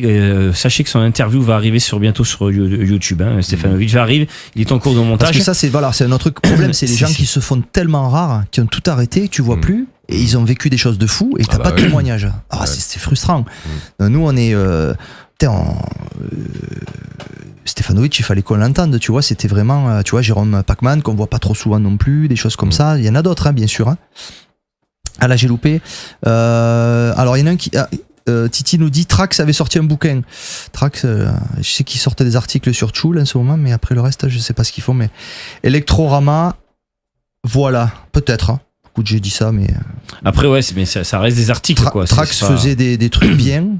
Il faisait des trucs bien. 20 ans de musique électronique. Bon, écoute, on regardera. Il y a forcément des choses intéressantes qui ont été faites. Après, si c'est qu'écrit et si c'est pas en ligne, c'est compliqué. Il faut que ça soit accessible sur Internet facilement. Oui, sinon, voilà. Ce sera le cas pour Christophe. Le livre sera. Oui, Christophe, bien sûr, sera en digital. Oui, comme tous les livres qui se respectent aujourd'hui. Toi qui es passionné de rap, est-ce qu'on retrouve la même chose dans le rap ? Est-ce qu'il y a une histoire tracée ? Alors, je vais te dire un truc. Moi, j'ai ni la télé, ni la radio. D'accord. Les réseaux sociaux se limitent à la musique à Nocturbulus. Dès que quelqu'un, sur mon mur, je vois un truc. Alors là, on a fait une petite digression tout à l'heure. On a parlé de. Normalement, c'est des trucs, ça. J'entends parler, je coupe, je zappe, je bloque. Pour te dire à quel point j'en suis, tu vois. Je ne parle aucun sujet d'actualité et tout ce qui se passe en France ne m'intéresse pas. Par contre, je suis toujours, toute la journée sur des blogs et sur des podcasts plutôt anglo-saxons. Encore cet après-midi, j'écoutais le podcast de Sway. Alors Sway, c'est un rappeur américain qui fait ce qu'on fait nous, mais à échelle de, tu vois. C'est un ancien rappeur qui interviewe tous les anciens, quoi. Et j'écoutais mon rappeur préféré qui est Kool Keith, avec un des meilleurs DJ au monde qui est Qbert, et avec un des meilleurs DJ producteurs au monde qui est Dan The Automator, qui est un mec de la côte ouest. Donc c'est du ultra lourd, c'est du clair. Top. Enfin, je sais pas, bon bref, même les mecs qui écoutent du rap, si je leur dis ça, ils se disent de qui ils parlent en fait. Là, il faut revoir vos trucs. Et putain, t'as Kool Keith qui raconte des anecdotes de fou, t'as Qbert qui explique son truc, t'as Dan The Automator qui raconte quand il était dans des anecdotes de fou, tu vois, des trucs géniaux. Ils sont dans un bar, t'as une meuf qui vient, c'est l'agent de Tiesto. Elle vient, elle parle à eux. Ils sont avec Jay-Z, avec un des plus gros producteurs de rap. Elle est avec la crème, tu vois. Et la meuf, elle vient, elle dit ouais, je suis l'agent de Tiesto, tout ça. Vous connaissez Tiesto? Alors Dan The Automator, qui fait du son depuis 89, il dit ouais, un petit peu, ouais. Il est pas trop emballé. Elle dit mais vous écoutez de la musique, vous connaissez la musique, tu sais.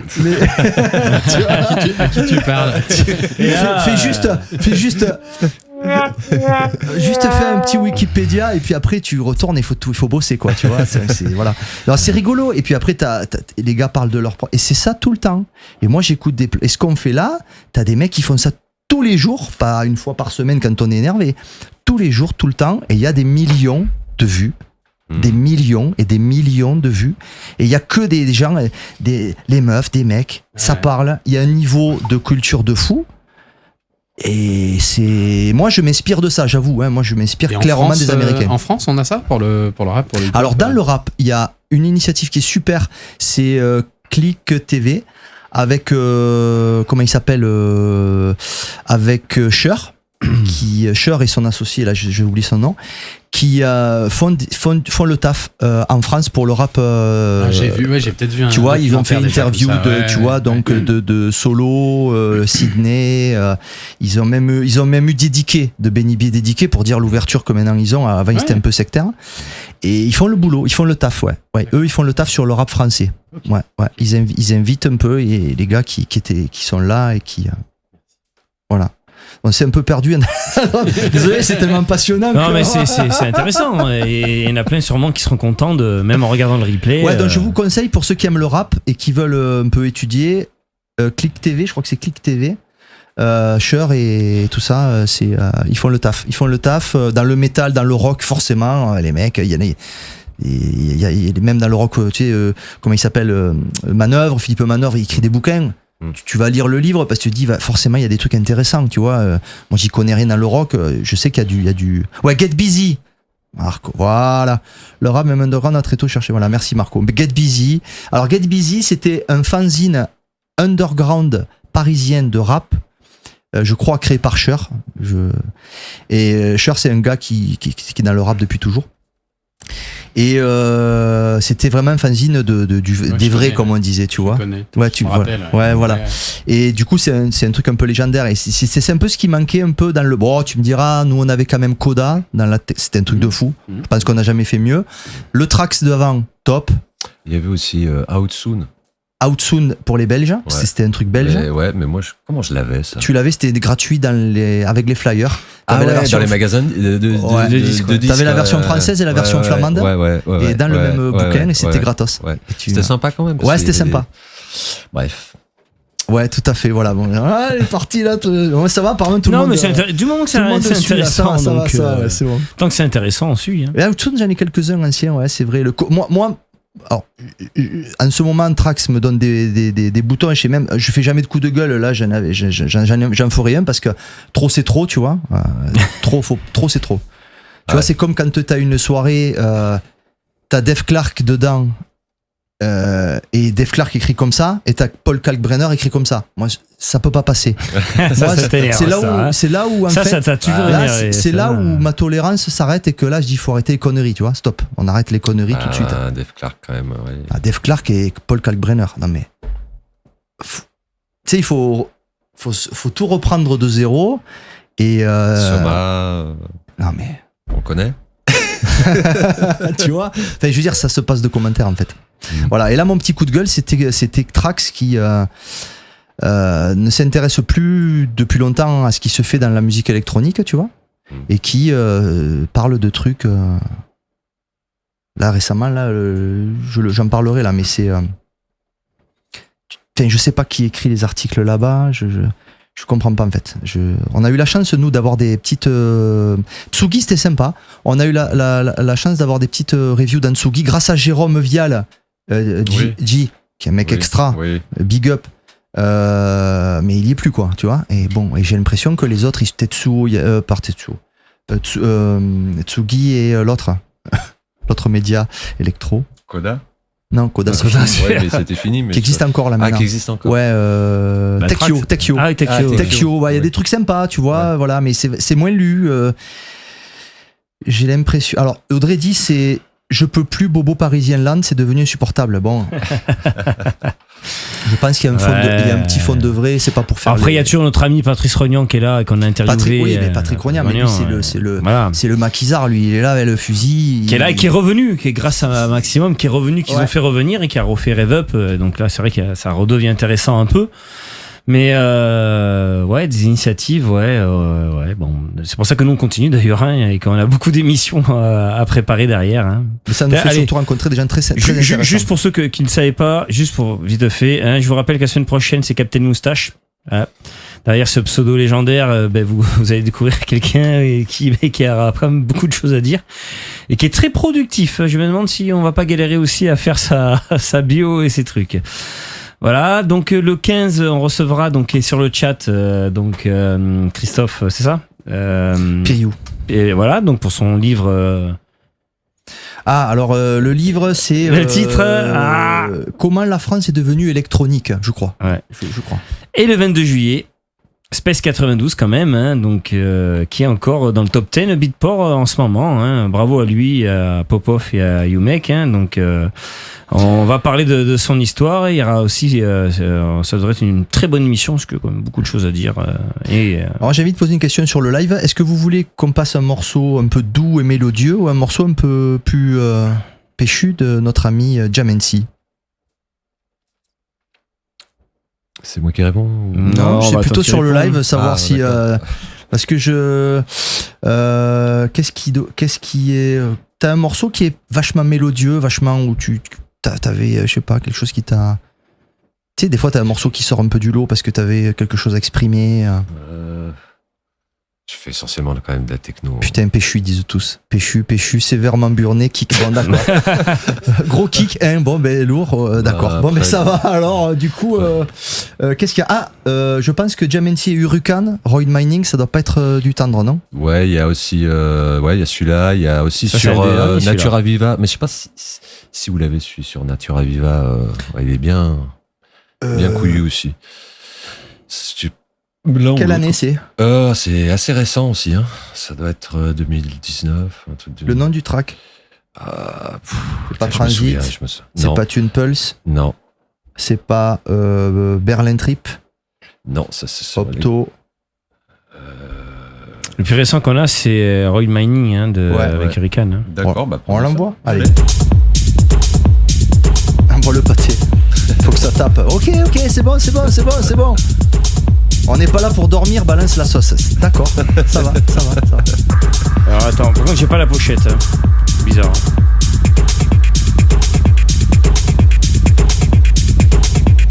On le met en fond? Parle dessus. Vas-y, non, on peut laisser un petit peu. Ouais, alors j'ai une question. On va le laisser tourner. Comme tu veux. Hein. Si tu. La question B2B, j'appelle ça. Avec quel artiste tu rêverais d'envisager un duo, une collab? J'ai envie de dire, tu peux choisir même 2 gars. Un truc pas possible, genre il est décédé ou c'est pas possible, et un truc qui est possible et que. Une grosse colle. J'y ai pas pensé vraiment. Mais donc quelqu'un de très connu alors. Bah, imagine que ton manager il dit voilà, écoute, on a un gros budget, on peut se prendre ce qu'on veut. C'est pas forcément une question de budget. Ou alors un gars qui sort presque plus rien ou qui sort très peu. Et ok. Tiens, on imagine. Fait. Michel Topalov, Audrey. Oh putain, celui-là. Oh, j'avais oublié, dit. Ça, c'est une autre génération. Mais je crois que t'étais pas de cette génération, Audrey, toi. Quand même, t'es jeune pour connaître ça. Après, il y a des noms qui m'ont marqué quand j'ai débuté. Je sais pas, Emmanuel Top ou quelqu'un avec toi. C'est des mecs qui m'ont marqué quand j'ai débuté, quoi, par exemple. Donc, c'est vrai que je serais heureux, quoi. Après, il y a des labels que je respecte beaucoup aussi, sur lesquels j'aimerais bien signer et tout, que j'aurais bien aimé signer, Soma, enfin tous les labels qui ont un peu bercé ma jeunesse, qui sont quand même des labels pionniers, comme Soma par exemple, c'est quand même du lourd, quoi. C'est quand même du lourd, quoi. C'est quand même des mecs qui ont fait vraiment avancer le chemin. Emmanuel Top, ça t'aurait plu? Ah, Emmanuel Top, ouais. Alors, t'as mis, je fais un petit truc. Ah oui. Ah ouais, c'est pour ça que je le mets. C'était dans ta. Ah oui, ouais, exact, ouais.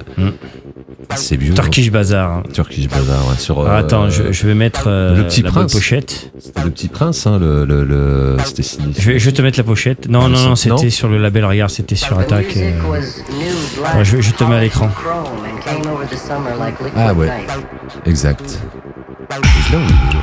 On a reçu Bruno Sanchoni quand même, non? Qui était le binôme de Emmanuel Top dans plein de. Et on a quelques anecdotes sur Emmanuel Top dans l'émission d'ailleurs. Ouais. Parce que c'était les deux, c'était comme moi et Benja, quoi. Ils étaient tout le temps ensemble. Il nous a raconté des trucs. Bruno Sanchoni, quand il allait acheter. Il a la langue bien pendue. Et quand il allait acheter le matos, parce qu'en fait il y avait beaucoup d'argent, Emmanuel Top en fait, grâce à son papa, et qu'ils allaient au magasin à Paris là de son. Et qu'il achetait les machines en 2-3 exemplaires. 3 exemplaires. TR-909, il y en a 3. Les sampleurs, c'était sampleurs, c'est les S1000, je crois. Tous les sampleurs. 3 S1000. 3, il repartait avec un camion. En fait, il avait un mini camion. Ils arrivaient là-bas et je dis mais le vendeur il devait être content. Non, là, c'était sa journée, quoi. Et Bruno Sanchoni, lui, s'éclatait à tout monter après, le matos dans le studio, il fallait tout monter, tout câbler bien comme il faut. Des anecdotes de fou. L'anecdote de la pizza. Et donc ils sont c'est parti sur un délire, il y avait sa nouvelle Mercedes, Emmanuel Top, ils sont là comme ça, ouais. T'as pas mis de bonne pizza? Allez, bon, il faut aller en Italie. Ouais, on va en Italie. Allez, on va en Italie. Ils sont partis, ils ont fait le retour en Italie. Ils sont allés en Italie. À je sais pas quelle heure, toute la nuit ils ont roulé. Ils sont arrivés en Italie, ils ont mangé une pizza, ils sont repartis. Pizza. Mais le magasin de pizza, ils ont mangé tous les deux à l'époque. Non, ça c'était le restaurant chinois. Ils sont allés dans un restaurant chinois, sens qu'ils mangeaient beaucoup.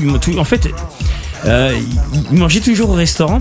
Alors, je vous invite à aller voir l'interview de Bruno Sanchoni qu'on va bientôt mettre sur YouTube. Ouais, c'est énorme. Ils sont allés dans un restaurant chinois. Et puis ils savaient pas quoi prendre. À un moment donné, t'as le patron qui arrive. Il dit vous savez quoi? Amenez toute la carte. Ils ont commandé toute la carte. T'as tous les serveurs qui sont arrivés, qui ont mis toute la table. Le patron est avec le champagne. Tu m'étonnes, la commandé. Maintenant, il faut attention, mais à l'époque, les deux, c'était du grand n'importe quoi. Donc, l'émission de Bruno Sanchoni, regardez-la. Hein, on parle de Edge of Love, on parle de tous ces tubes. Le morceau acide, là, c'était Baz, Dr. Fives, Acid Story, tout ça. On parle de tout ça, c'était une émission. C'était cette époque-là aussi. Et forcément de Turkish Bazaar et tout ça, quoi. Acid Phase. Il y a un autre artiste aussi, et je t'ai mis la bonne version, parce qu'il y a tellement de versions sur internet, mais la vraie c'est celle-là. Celui-là il est revenu plusieurs fois dans le top. Ah ouais. Ah bah oui, putain. Ce morceau, mais. Ah ouais. Ouais, il m'a marqué parce que, entre guillemets, dans les rêves, ça a été un tube ce morceau. Oui, il a tourné. Ouais, je l'ai, le vinyle. Celui-là, je l'ai bien usé quand même. Mais c'était Un tube, ouais, il y avait des tubes qui passaient. Ouais, c'est pas mal de dire ça. C'était un tube. C'est ça, C'était une tuerie, ce truc. Bon, après, il a été surpassé par Higher State of Consciousness. Ouais, voilà. Mais avant Higher State, tout le monde connaissait Wings pour ce morceau. Oui.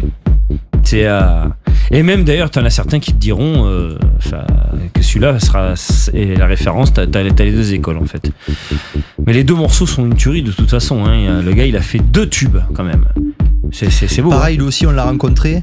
Je pense que s'il fait partie de la catégorie Colin Dell, Woody McBride, le mec, il a l'air, mais une patte quoi. Ouais. Il a l'air trop cool quoi. Mais peut-être qu'on aura grâce à Christophe. Oui, bah, bien sûr. Un jour, si Christophe le refait venir. Mr. Pops dit première écoute au New York à Pézenas de ça. Tu m'étonnes. Ouais, tu m'étonnes. Mais moi aussi, mon gars. Moi aussi, je l'ai écouté au New York à Pézenas la première fois.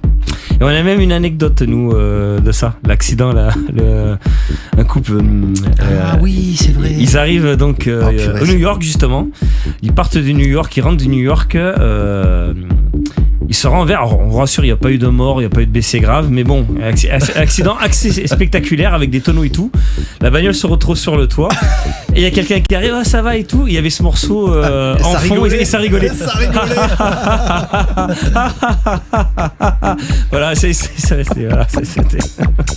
On va laisser tourner, tiens. On ne devrait pas être coupé normalement par Facebook.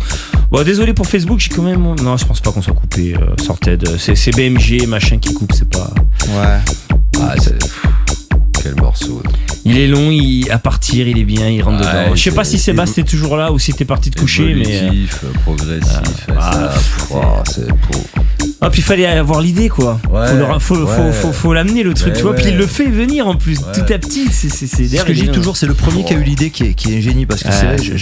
J'avais un débat, pas des débats, je fais pas de débat sur YouTube, mais il y avait un gars qui mettait le 1000 de Moby. Je sais pas si ça vous parle. 1000. C'est le morceau gabber ultime. C'est-à-dire que ça démarre, ça fait dark, c'est doomcore presque, comme me dirait Clément. Et ça monte et ça monte jusqu'à ce que Cubase puisse pas aller plus loin. Mais ça, aujourd'hui, faire ça, une automation, et c'est ridicule. Ça sert à rien, quoi. Tout le monde l'a fait, le speedcore, tout ce que tu veux. Mais quand en 93, t'es le premier à avoir l'idée de faire ça, c'est absolument génial. C'est ce que je dis, c'est ce qu'on essaie d'expliquer aux gars qui ouais, mais c'est facile avec une automation. Ouais, mais t'es marrant. Qu'est-ce que t'écoutais en 93, toi? Et une automation, il n'y en avait pas à l'époque. Hein. Qu'est-ce que tu faisais en 93? Tu vois, avoir l'idée Moby 95, c'est une fusée qui décolle là. De faire ce track hyper dark. C'est peut-être le tube gabber ultime, alors que lui, il fait pas ça, tu vois. Lui, il arrive, il pose son machin, il fait le tube ultime gabber et puis il s'en va, il fait autre chose après. Il en a jamais refait. C'est ça les génies. Ça, c'est un génie. Voilà, merci. Voilà. Mais tu l'as vu là, le reportage sur lui, enfin le film documentaire un peu sur lui là qui est passé. Non. Ben j'aurais adoré ça. C'est passé sur Canal+ il y a pas très longtemps. Ouais, je pense que tu dois pouvoir choper sur. Ouais, j'aurais adoré. Je te donnerai le nom. Ouais. C'est lui. Ah là là, le gars. Il explique toute sa vie, comment ça s'est passé, les moments down où il est parti, où tu sais quand il est monté en flamme et c'est bon bien copieusement drogué tout ça. Et après comment il a eu son succès, enfin bon bref, il est assez intéressant et puis c'est un personnage, ouais. C'est un personnage. Je rêverais de l'interviewer, Moby, parce que je suis fan absolu. Et pas fan, si tu veux, en mode, tu sais, les super trucs des années 2000 qu'il a fait très mélodieux, tu vois. C'est tous ces pseudos. Ouais, parce qu'il a fait plein de choses, hein. Il était un peu dans plus ou moins le rock. Il était dans le. Ouais, voilà. Il a fait. Et après, il était underground. Touché plein d'univers. Hein. Il était dans l'underground à Voodoo Child, tu sais, des pseudos comme ça. Il avait il avait 2-3 pseudos comme ça. Et il ne faisait que de l'underground, en fait, si tu veux. Vraiment, avant Go, en fait. Avant Go, ou juste après Go, en fait, si tu veux. Et déjà, ce qu'il avait fait là, il aurait pu s'arrêter. Pour moi, déjà, le mec, il déchire tout. Puis après, il fait 1000. Après, il arrête, il fait Next in the E, un peu trance, un peu, tu vois, genre Médée, hymne Médée, là, tu vois. Ah ben non, il part sur autre chose. Après, il part dans le trip-hop. Après, il fait des tubes. Après, il fait du piano. Après, il fait des trucs interplanétaires en termes de succès. Après, il refait des trucs complètement barrés avec des chanteuses bizarres. Moi, je trouve ça. Ce mec, il me fascine complètement. Et son documentaire, là, enfin son film un peu documentaire, là, il est intéressant, quoi. On voit le personnage, il est bien lunaire, quand même. Ouais, bien sûr, tu sens le mec fragile, tout ça. Ben, souvent, les artistes sont pas forts. Tu vois, il y a toujours une fragilité. C'est pas forcément ceux qui parlent le mieux qui sont les plus grands artistes, tu vois. Souvent, on reconnaît que les artistes les plus grands sont souvent des gens qui n'ont pas la communication. Tu vois, c'est rare d'avoir un mec qui est bon parleur et en plus qui est un génie. Hein. Il se trouve un autre vecteur de communication. C'est ça. C'est ça. Son documentaire est intéressant aussi, artistiquement, visuellement assez sympa. Enfin, faudrait que je te retrouve le nom, tu le trouveras, je pense. Il doit être sur YouTube quelque part. En attendant, Wink se fout de votre gueule. Ah, il y a Christophe Piriou qui nous donne une anecdote. Pour l'anecdote, Josh Wink rentrait d'un week-end en Europe complètement exténué. Il s'est samplé en train de rigoler comme un con. Comme quoi ? Concernant Thousand, le premier track c'est atteindre 1000 BPM bien avant le speedcore. Et l'extrême core, oui non mais bien d'accord. C'est ce que j'expliquais sur YouTube, un gars qui... Ouais, moi avec une automation je le fais. Mais oui, mais tout le monde le fait. Mais tu l'as pas fait. Tu l'as pas fait. Mais tu l'as pas fait en 93. Qu'est-ce que tu faisais en 93 et tu faisais comment ton automation 93 ? Ouais voilà. Avec Cubase sur Atari, tu faisais comment ton automation ? Tu la faisais manuellement. Ah bah c'est plus une automation alors. Bah oui. Voilà, c'était notre ami Josh Wink qui se moque de nous. Mais on aime bien quand il se moque de nous comme ça. C'est vrai que ça rentre à droite, à gauche. Je sais pas.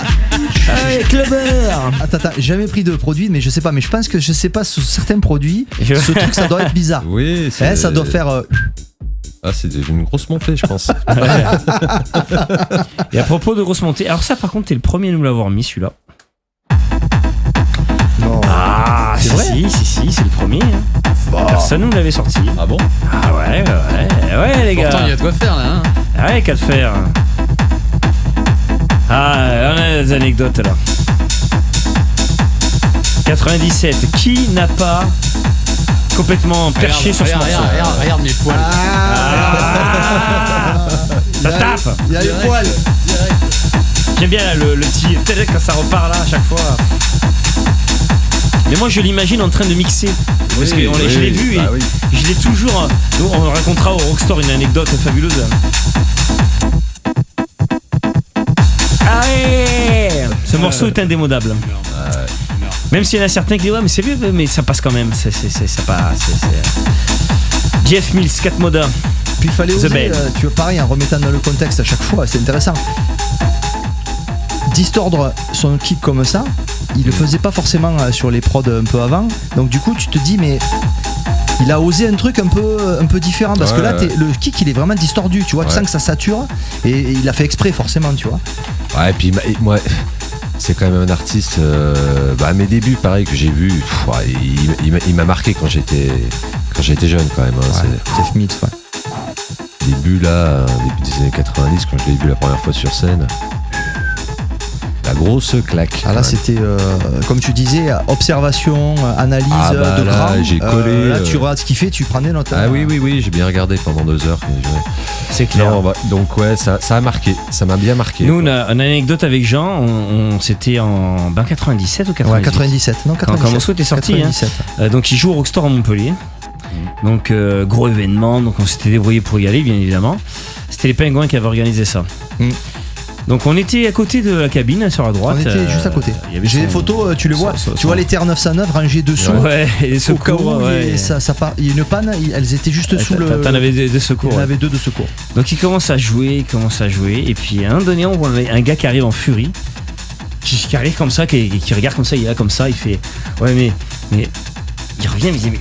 Et en fait c'était le technicien de la régie qui venait, qui s'en dit qu'il comprenait pas en fait, qu'il comprenait pas les niveaux.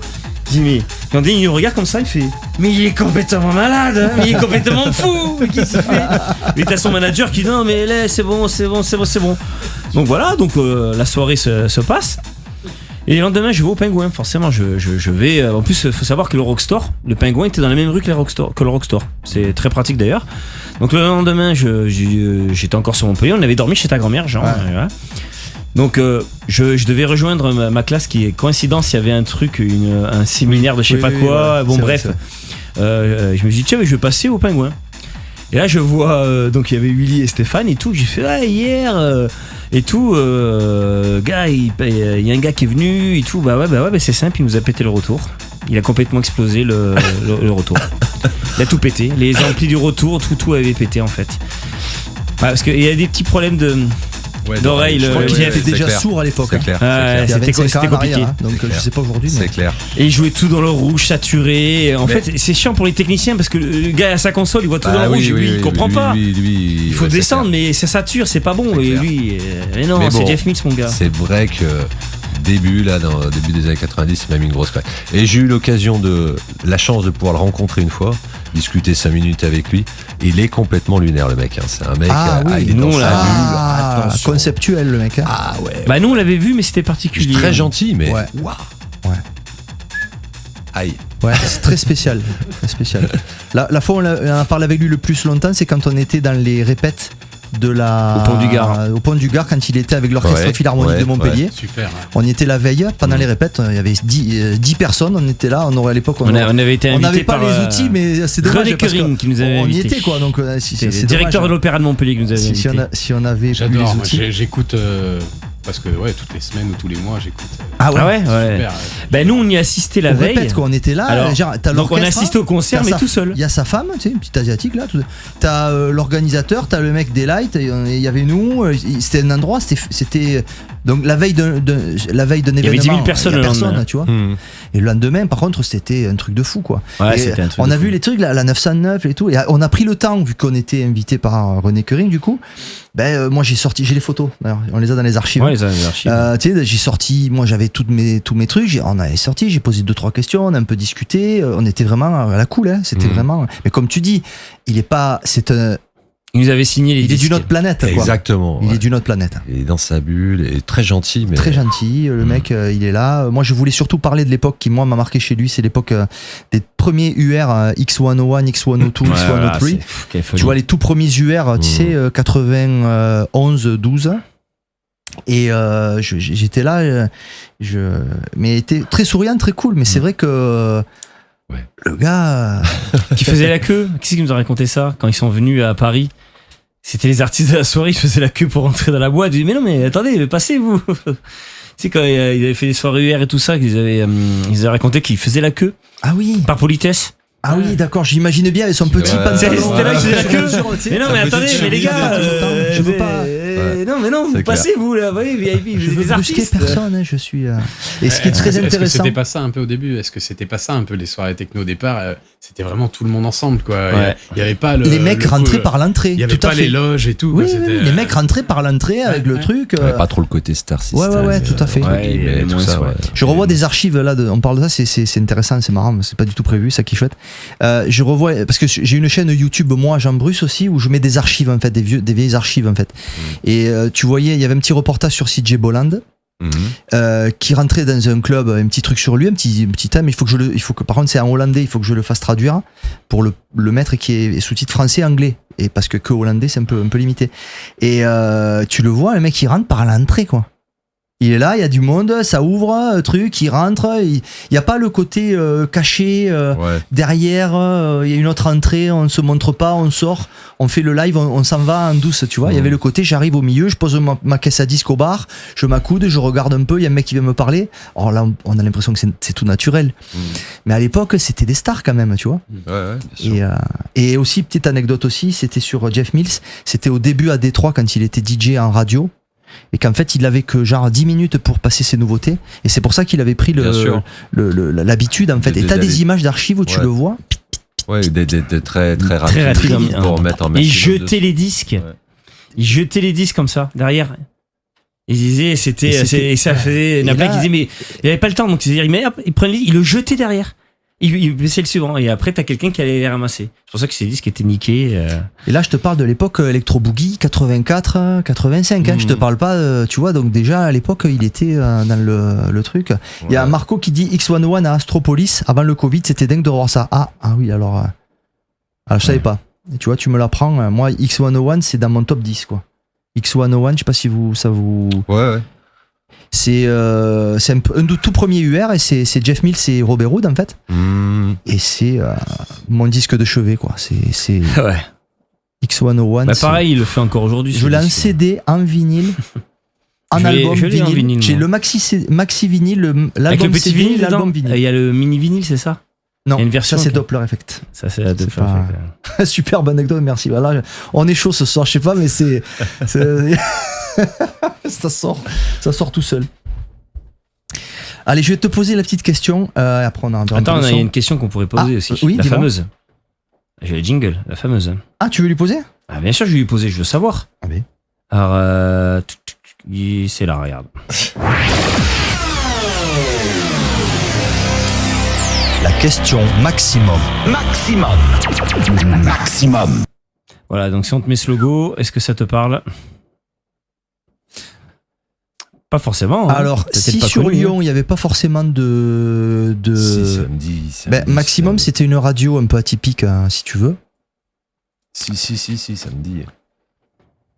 C'était la radio de Joachim Garraud et Si, samedi, ce goût, ouais. qui a duré 4 ans, qui a marqué les esprits, même encore aujourd'hui, les gens. Bon, maintenant, Maximum a été recréé par FG, donc ça revit aujourd'hui. Oui. Et c'était la folie, hein, genre. En fait, c'est une radio qui, je sais pas, ça se trouve là où t'étais, ça passait pas. Parce que moi, ici, ça passait pas. Ça passait quand j'allais chez mes grands-parents à Montpellier. C'était pas, il n'y en avait pas partout. Je sais pas si toi, Julien, ça te parle. Le logo, il me parle. Ouais, mais moi aussi, ça me parle. Ça n'a pas le duré logo, longtemps, en 89-92. mais- Ouais. Et en fait, c'était une Moi, j'écoute- radio atypique. Ouais. Parce que moi j'écoutais quelques radios aussi hein, à l'époque aussi où j'ai un petit peu découvert aussi un petit peu du son par des petites radios indépendantes, hertziennes et tout. Il y avait quelques trucs aussi hein, dans la région lyonnaise. Oui, il y avait des trucs. Il y On avait nous le dit à quelques chaque trucs, fois, ouais. les Lyonnais. Et, après je me souviens plus bien des noms des radios. Je crois qu'il y avait, je me rappelle plus. Je crois qu'il y avait Arc-en-Ciel, une radio Arc-en-Ciel où ils faisaient une émission, je crois. En quelle année ça? Alors, Je sais plus, hein, c'est vieux, hein, c'est les années 90, début, un truc comme ça. Je pense. Fréquence 3, mais il y ça, avait c'était des dans trucs, le- parce qu'à chaque fois qu'on interviewe les gars de votre région, il y avait des trucs il y avait des alternatifs quelques- ouais, où tu pouvais presque te permettre de ne pas avoir capté maximum, à la différence de nous où il y avait absolument rien du tout. Ouais. Zéro. Il y avait et, des après, et après, parce que moi j'ai le souvenir dans le sud, il y avait, c'était radio Echo. Hein, Écho des Garrigues qui est toujours là. Ah non, mais ça oui. Alors je te parle, oui, l'écho des Garrigues, bien sûr, mais Ouais. je te parle vraiment là, fin des années 80. C'était à partir de quand Ah, c'est une très bonne question, l'écho des Garrigues. Oh, c'est vieux. c'est Les années vieux parce que 80. Moi, je Dans les l'écoutais années en 80. Moi, je donc, l'écoutais en 94, l'écho des Garrigues, Ouais. jusqu'en 96. Mais après, C'est ça, parce que c'était à l'époque où il y avait sur Non-Stop, où on pouvait trouver de temps en temps diffuser une infoline, on pouvait se retrouver trouver une soirée et tout. Je me souviens de ce souvenir là, d'une fois d'être dans le sud et tout, ils balançaient des mix Non-Stop et tout. À un moment donné, ils balançaient une infoline, quoi. T'écoutes, t'appelais et tout. C'est t'avais ça. un point- ouais. c'est ça, Et c'est tu ça, te ça se passait retrouvais- comme ça. T'écoutais Ouais. la radio. 1975, les gars. Ouais, mais alors attends, parce que il y a eu un tournant où l'écho est devenu que techno quasiment, avec des passages, ils sont vraiment. Oui, non, mais ouais. oui, mais, Et mais, je mais pense que ça historiquement, c'est la les radio. années 90, parce que forcément avant ça Ouais. n'existait pas. Ouais. Moi, je pense que ça doit être 80. Ah, je sais pas, je veux pas dire de bêtises, parce qu'on avait fait Parce que moi, en tout cas, une interview chez eux. On a été interviewé par l'écho des Quand on Garrigues. a fait la soirée avec les sales gosses. Ah, c'était nous qui t'ont interviewé. Parce que c'est un côté marquant aussi, parce que quand je venais dans le sud au tout début, des fois on chopait des infos comme ça, en écoutant cette radio et tout. Donc ça Bah m'a ouais. un souvenir. Et c'est pour ça qu'on les avait pris en partenaire pour la soirée qu'on avait fait avec les sales gosses. Parce qu'historiquement, c'est eux qui faisaient justement les infolines, tout ça pour les soirées des sales gosses, les rêves de l'époque. On s'est dit, on va faire un petit clin d'œil. On est allé les voir. On s'est dit, ah ouais, pas de problème, bien sûr. Et ils ont été partenaires de notre soirée. Ah, Mister Papa dit House Nation Post avec Alors, Marco Woods et Diablo Acid. Ah oui, Diablo et Acid. genre, je me rappelle. juste pour rappeler que c'est la soirée des sales gosses. On va sur le YouTube de Nocturbulous, regardez. Bon, vous, ça vous parle regardez. moins parce que c'était Les plus. sales gosses, c'est le vers regard Lyon. changeur. Ah, mais dans- moi je l'ai. 9 mars 2019. Mais dans le sud, c'était quand même Ah, mais je l'ai- les quatre là. Oui, mais je les connais bien. Hein. Ah. Max, bon, bah, non, les sur Lyon, Ouais. je le connais très bien. Et puis, pareil. Escalofrio. Escalofrio, je le connais. Rix. Rix, c'est un très bon ami à moi. Ouais. Mais tiens, pour dire, regarde, tiens, Rix, on va le Mix mettre là. Regarde, Mix, il est là, Rix. Donc, la soirée des sales gosses qu'on avait fait en 2019 sur Béziers, ça a été énorme. Hein. Ouais, Les gens sont super venus. ambiance. Alors, et les gens qui sont venus de très loin pour venir à cette soirée-là, ça faisait très longtemps que les sales gosses n'avaient pas été réunis. Et Max m'avait même confié un truc. Il m'a dit, vous êtes les premiers à nous produire en fait. D'habitude c'est toujours eux qui organisaient. Et on a été les premiers. En fait, c'est la première fois il me dit c'est une soirée de sale gosse produit par. Enfin, c'était Nocturbulus et le Corrigan, ce fameux peuple irlandais qu'on vous parlait. Et voilà, on voit Rix là qui. Donc ça c'est sur notre YouTube. Vous avez les 6 heures, vous avez toute la soirée. Je connais bien et même si je suis pas du sud, j'en ai fait beaucoup des soirées dans le sud. Hein. Les Dragon Ball, les Euphoria à Marseille, j'ai eu le plaisir de pouvoir y jouer une des dernières fois avant que ça s'arrête. Les Boralis, les Pingouins aussi, ils faisaient plein de choses. Je venais souvent quand même dans le sud faire des soirées. Il y avait quand même pas mal de choses. Hein, donc, ça s'appelait à Salon de Provence, là, dans le manège, là, les soirées qu'il y avait. Comment ça s'appelait Tu te rappelles pas C'était digital ou... Ah, mais ça, ce qu'on a fait nous, ce que j'ai organisé. C'était toi ça qui l'organisais? À les Digital Forest. À Salon de Provence? C'était à Marseille, à côté de Marseille. Ouais, c'est ça. Mais avec Marie et puis Olive de Smart Import. On avait organisé durant 2 années de suite une soirée sur 3 dance floors dans le sud, là-bas, dans une sorte de ranch, là. Ouais, t'avais joué Tom, moi j'étais descendu avec Tom. Ouais, on faisait 3 plateaux, 3 styles différents. Ouais, c'était la grosse orga, quoi. Ouais. Avec Marie aussi et JP. Et puis, soirée, on avait enchaîné, c'était l'anniversaire de Spectrum à Nice. DJ Spectrum. Ouais. Et on avait fini sur l'anniversaire au port et tout. Mais bon, pour dire quoi, le sud, j'ai bien fréquenté quand même aussi. Ouais, tout à fait, c'est tout ce que tu as cité. C'est vrai que ça bougeait quand même assez pas mal. Oui, il y avait des choses. Il y avait niveau rave, niveau soirée. Il y avait des choses. Et à Montpellier, il y a eu pas mal de trucs aussi. J'ai beaucoup joué sur Montpellier, quoi. Donc c'était bien aussi quand même. Et Lyon, une période donnée, au début là, les années 90, c'était difficile pour nous. On a bien ramassé aussi. Ouais, il y a eu des problèmes. Je me rappelle, on en parlait avec Humbelt, de fausses soirées géantes en fait. Ouais, puis il y a eu des où ils annonçaient, tu sais, t'avais Fly, il était en format A3, t'avais tous les DJ les plus connus du monde, quoi. C'était à l'époque en francs, 150 francs, ce qui faisait une grosse somme à l'époque. Oui. Et au final, pré-vente, les gars disparaissent et tout le monde a dans l'os. Ils l'ont fait 2-3 fois et après ça a calmé Lyon, ça les a cassés. Il y a eu ça, il y a eu aussi des problèmes quand même avec la préfecture, il y a eu quand même des annulations comme celle qui on en a parlé dans plusieurs interviews. Voilà.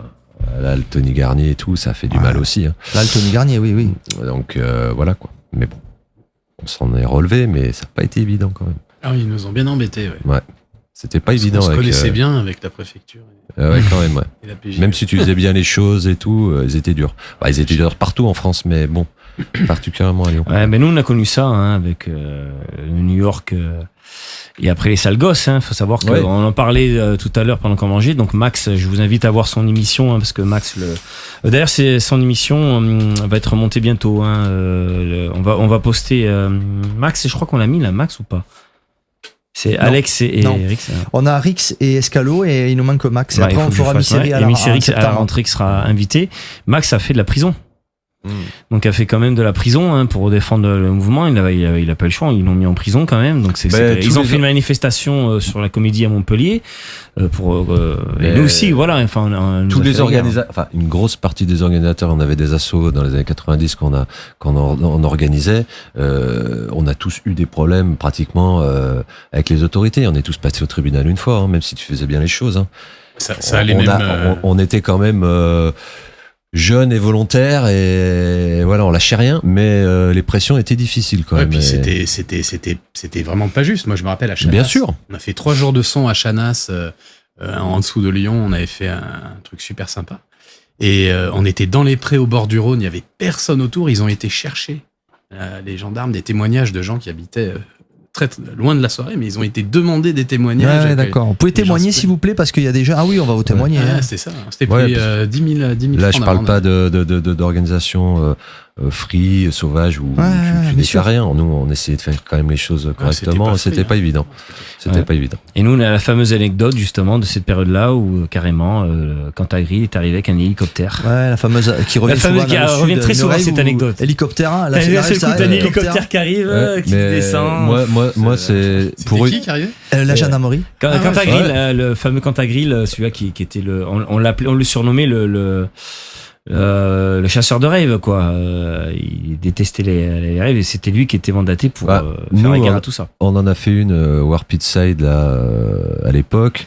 J'avais monté une association qui s'appelait Orbita Space avec un ami là, DJ Mechanics, avec qui on a fait pas mal de soirées.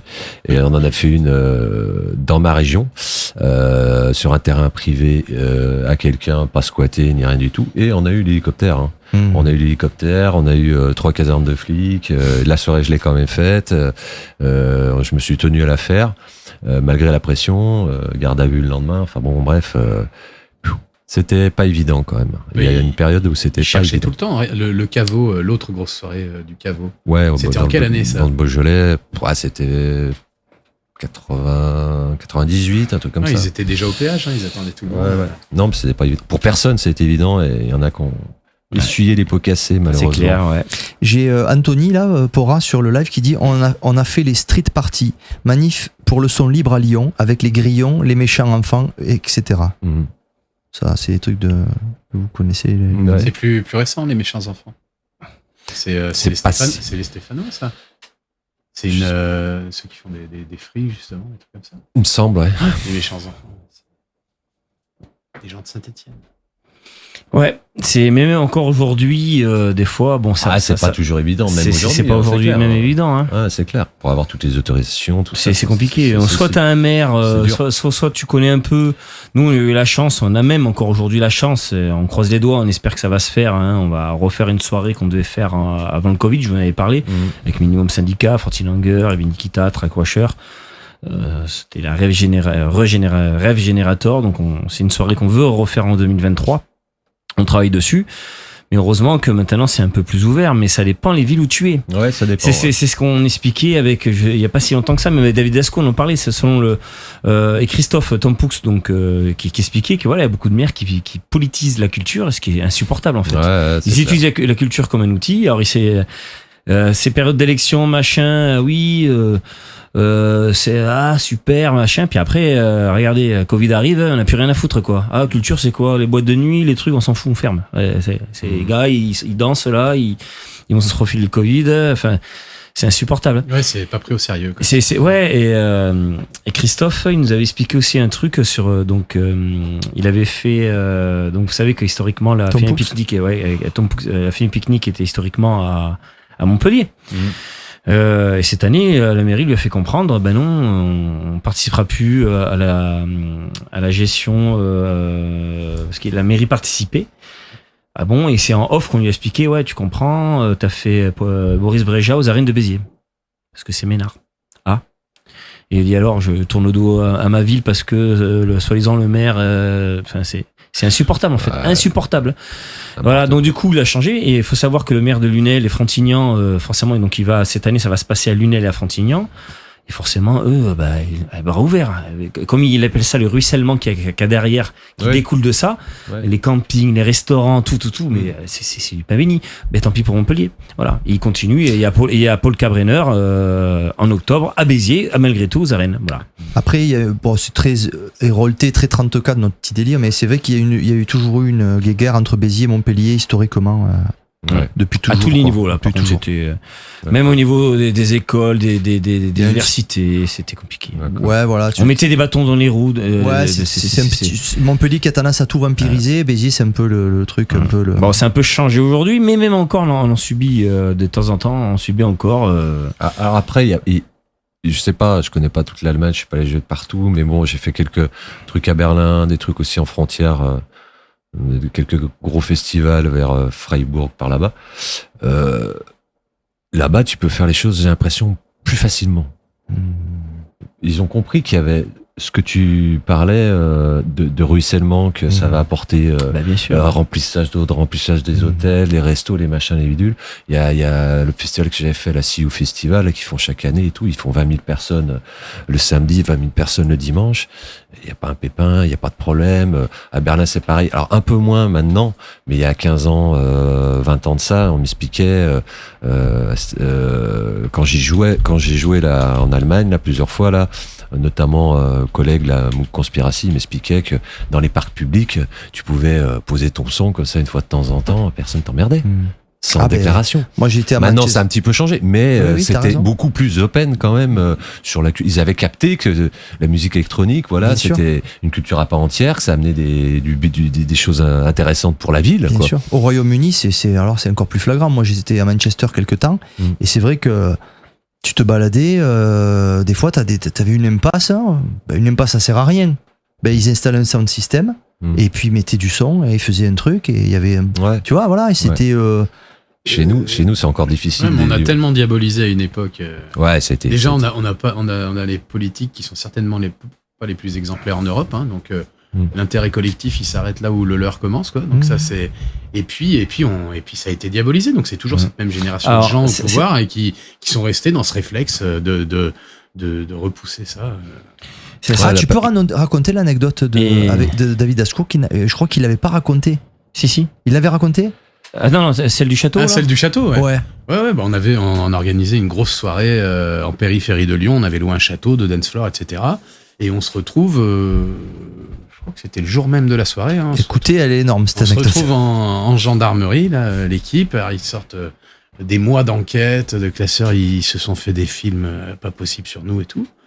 Et puis, ils ont rien. Hein. On a une location, on a des débits de boissons, on a des contrats pour tout le monde, la sécurité, la billetterie, tout est carré. D'ailleurs, souvent les gendarmes nous ont dit quand on a des contrôlés en soirée qu'il n'y a pas un bal de village ou des fêtes dans les villages qui sont carrés comme nos soirées, quoi. Mais pour s'en sortir. Et donc, ça se finit que David, il appelle Jacques Lang, qui est à l'époque ministre de la Culture, pour essayer de décoincer le truc. Alors, passez-moi le chef de la gendarmerie et machin.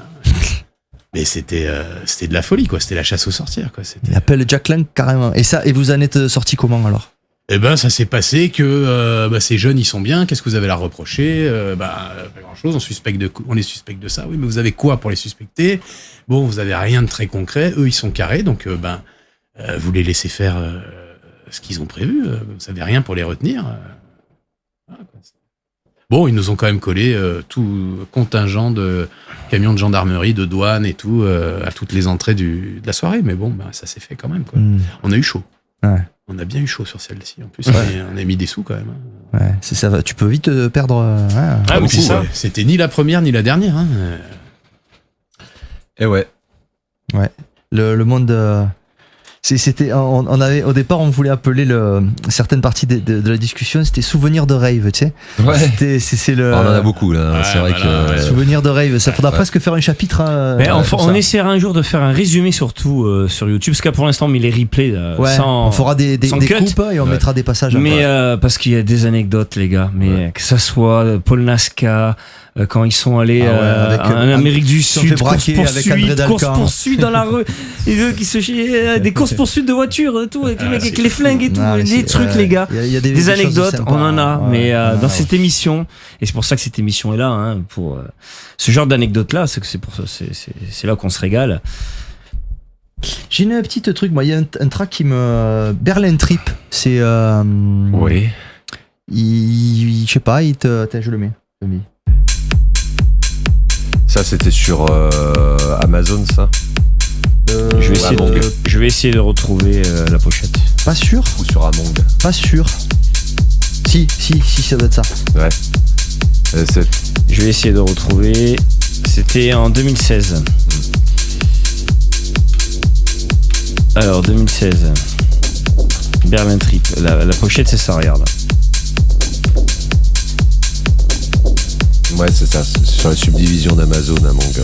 Avec un remix d'Arnaud de la Fresh. Ouais. Ce qu'on avait fait avec. Je l'avais fait avec Romain, là, Mood Conspiracy, qui est de Berlin, c'est pour ça qu'il s'appelle comme ça. Et on avait pris l'occasion, je devais jouer là-bas ou je sais plus, et on avait pris l'occasion de faire un morceau ensemble. On avait commencé le morceau dans son studio, et puis je l'ai terminé dans mon studio. Voilà. Et après, on a sorti la chose avec un remix de Arnaud. Arnaud, ouais, voilà, quand il faut un bisou, c'est. Oui, carrément, mais c'est un très bon producteur aussi. Et un mec à Nord aussi, il fait partie de ces mecs, pareil. C'est un mec super cool. C'est un des premiers qui nous a tendu la main. Ouais, le premier qui nous a tendu la main. Ça m'étonne pas. Ouais. En fait, on l'avait booké. Et on allait sortir notre premier maxi. sur le label. Et plutôt old school, hein, fallait Non, oser. on Moi met j'étais des vraiment en extraits. mode, si tu veux. Et du coup, Arnaud le joue. Il me dit, mais ça fait le peak time de mon set. Déjà, il l'a joué, c'est super sympa. Puis il me dit, ça fait le peak time. Putain, j'ai envie de te faire un l'original, remix. c'était ça. J'ai envie de te faire un C'était remix. l'original, Ivy. Et il nous a fait un remix. Et du coup, ça nous a permis, si tu vois, à l'époque, on se lançait, donc il fallait que les distris acceptent et tout, d'avoir d'Afresh. Mais Arnaud, non, il était comme ça m'étonne pas, parce que même pour nous, Et son remix, c'est celui-là. pour nos labels,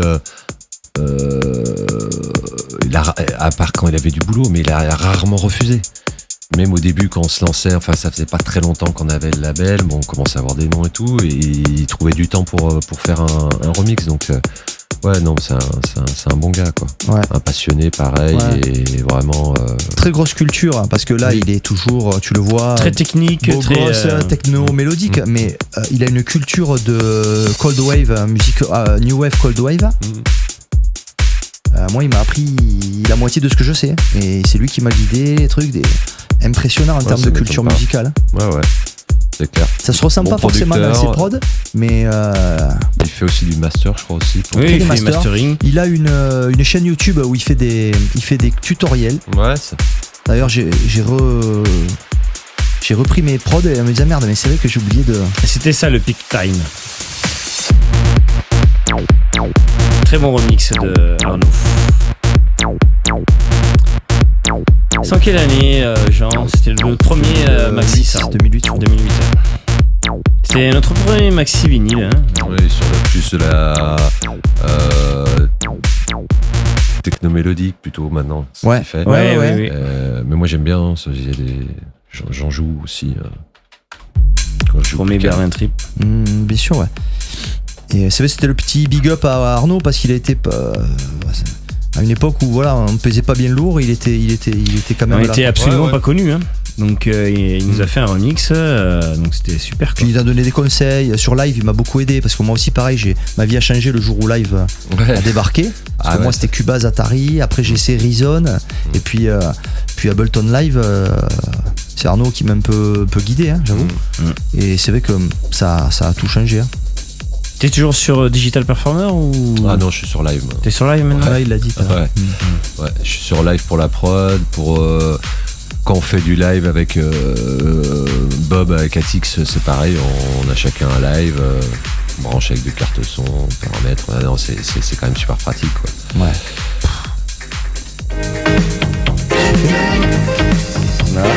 Je sais pas.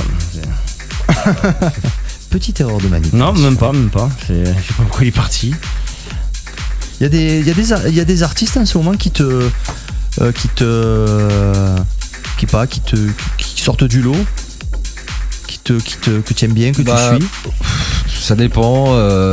Dans tous les styles, il y a des choses intéressantes. Hein. Après,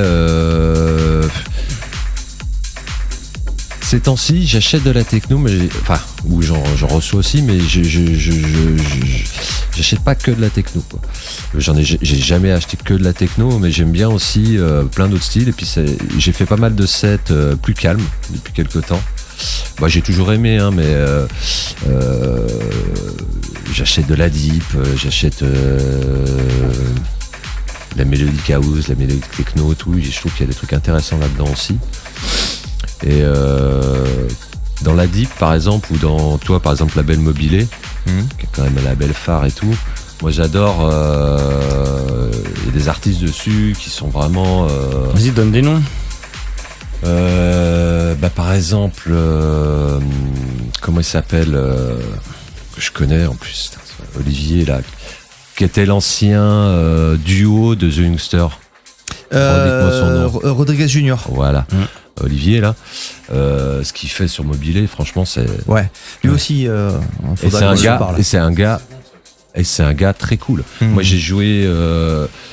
On s'était rencontrés quelques fois quand il était avant avec Youngster, avec Gilles. Quand il était sous The Youngster. On s'est revus plusieurs années après, parce qu'il était parti en Belgique et tout ça. On s'est retrouvés sur des dates, notamment un gros festival là, sur l'Allemagne. On a discuté, il m'a reconnu déjà. Et après, on a passé la soirée ensemble, quoi. C'est un mec qui est vraiment en or, qui est vraiment un gars adorable et qui a vraiment du talent. Et c'est vraiment un musicien. Dans sa compo, tu le sens, quoi. C'est vrai que ça se sent. Franchement, il est très très fort, quoi. Et son live est top aussi, mais après t'aimes pas, mais moi je trouve que par exemple, c'est pas le style de musique que je produis. Oui, je comprends. Mais je joue déjà, quand je joue plus calme et tout ça, je joue. Et je trouve que ce qu'il fait, c'est vraiment du bon boulot, quoi. Après, sur des labels plus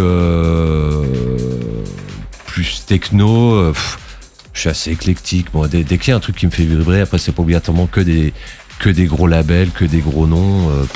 Ça dépend, quoi. Après, c'est vrai que vous parlez là par exemple maintenant c'est Space 92. Space 92. Ça. Mais lui, c'est bien ce qu'il fait aussi. J'aimais beaucoup aussi Julien Joel et pas mal de choses qui sont vraiment intéressantes et tout. Je connais aussi qui est un bon artiste et tout. Après, je suis un peu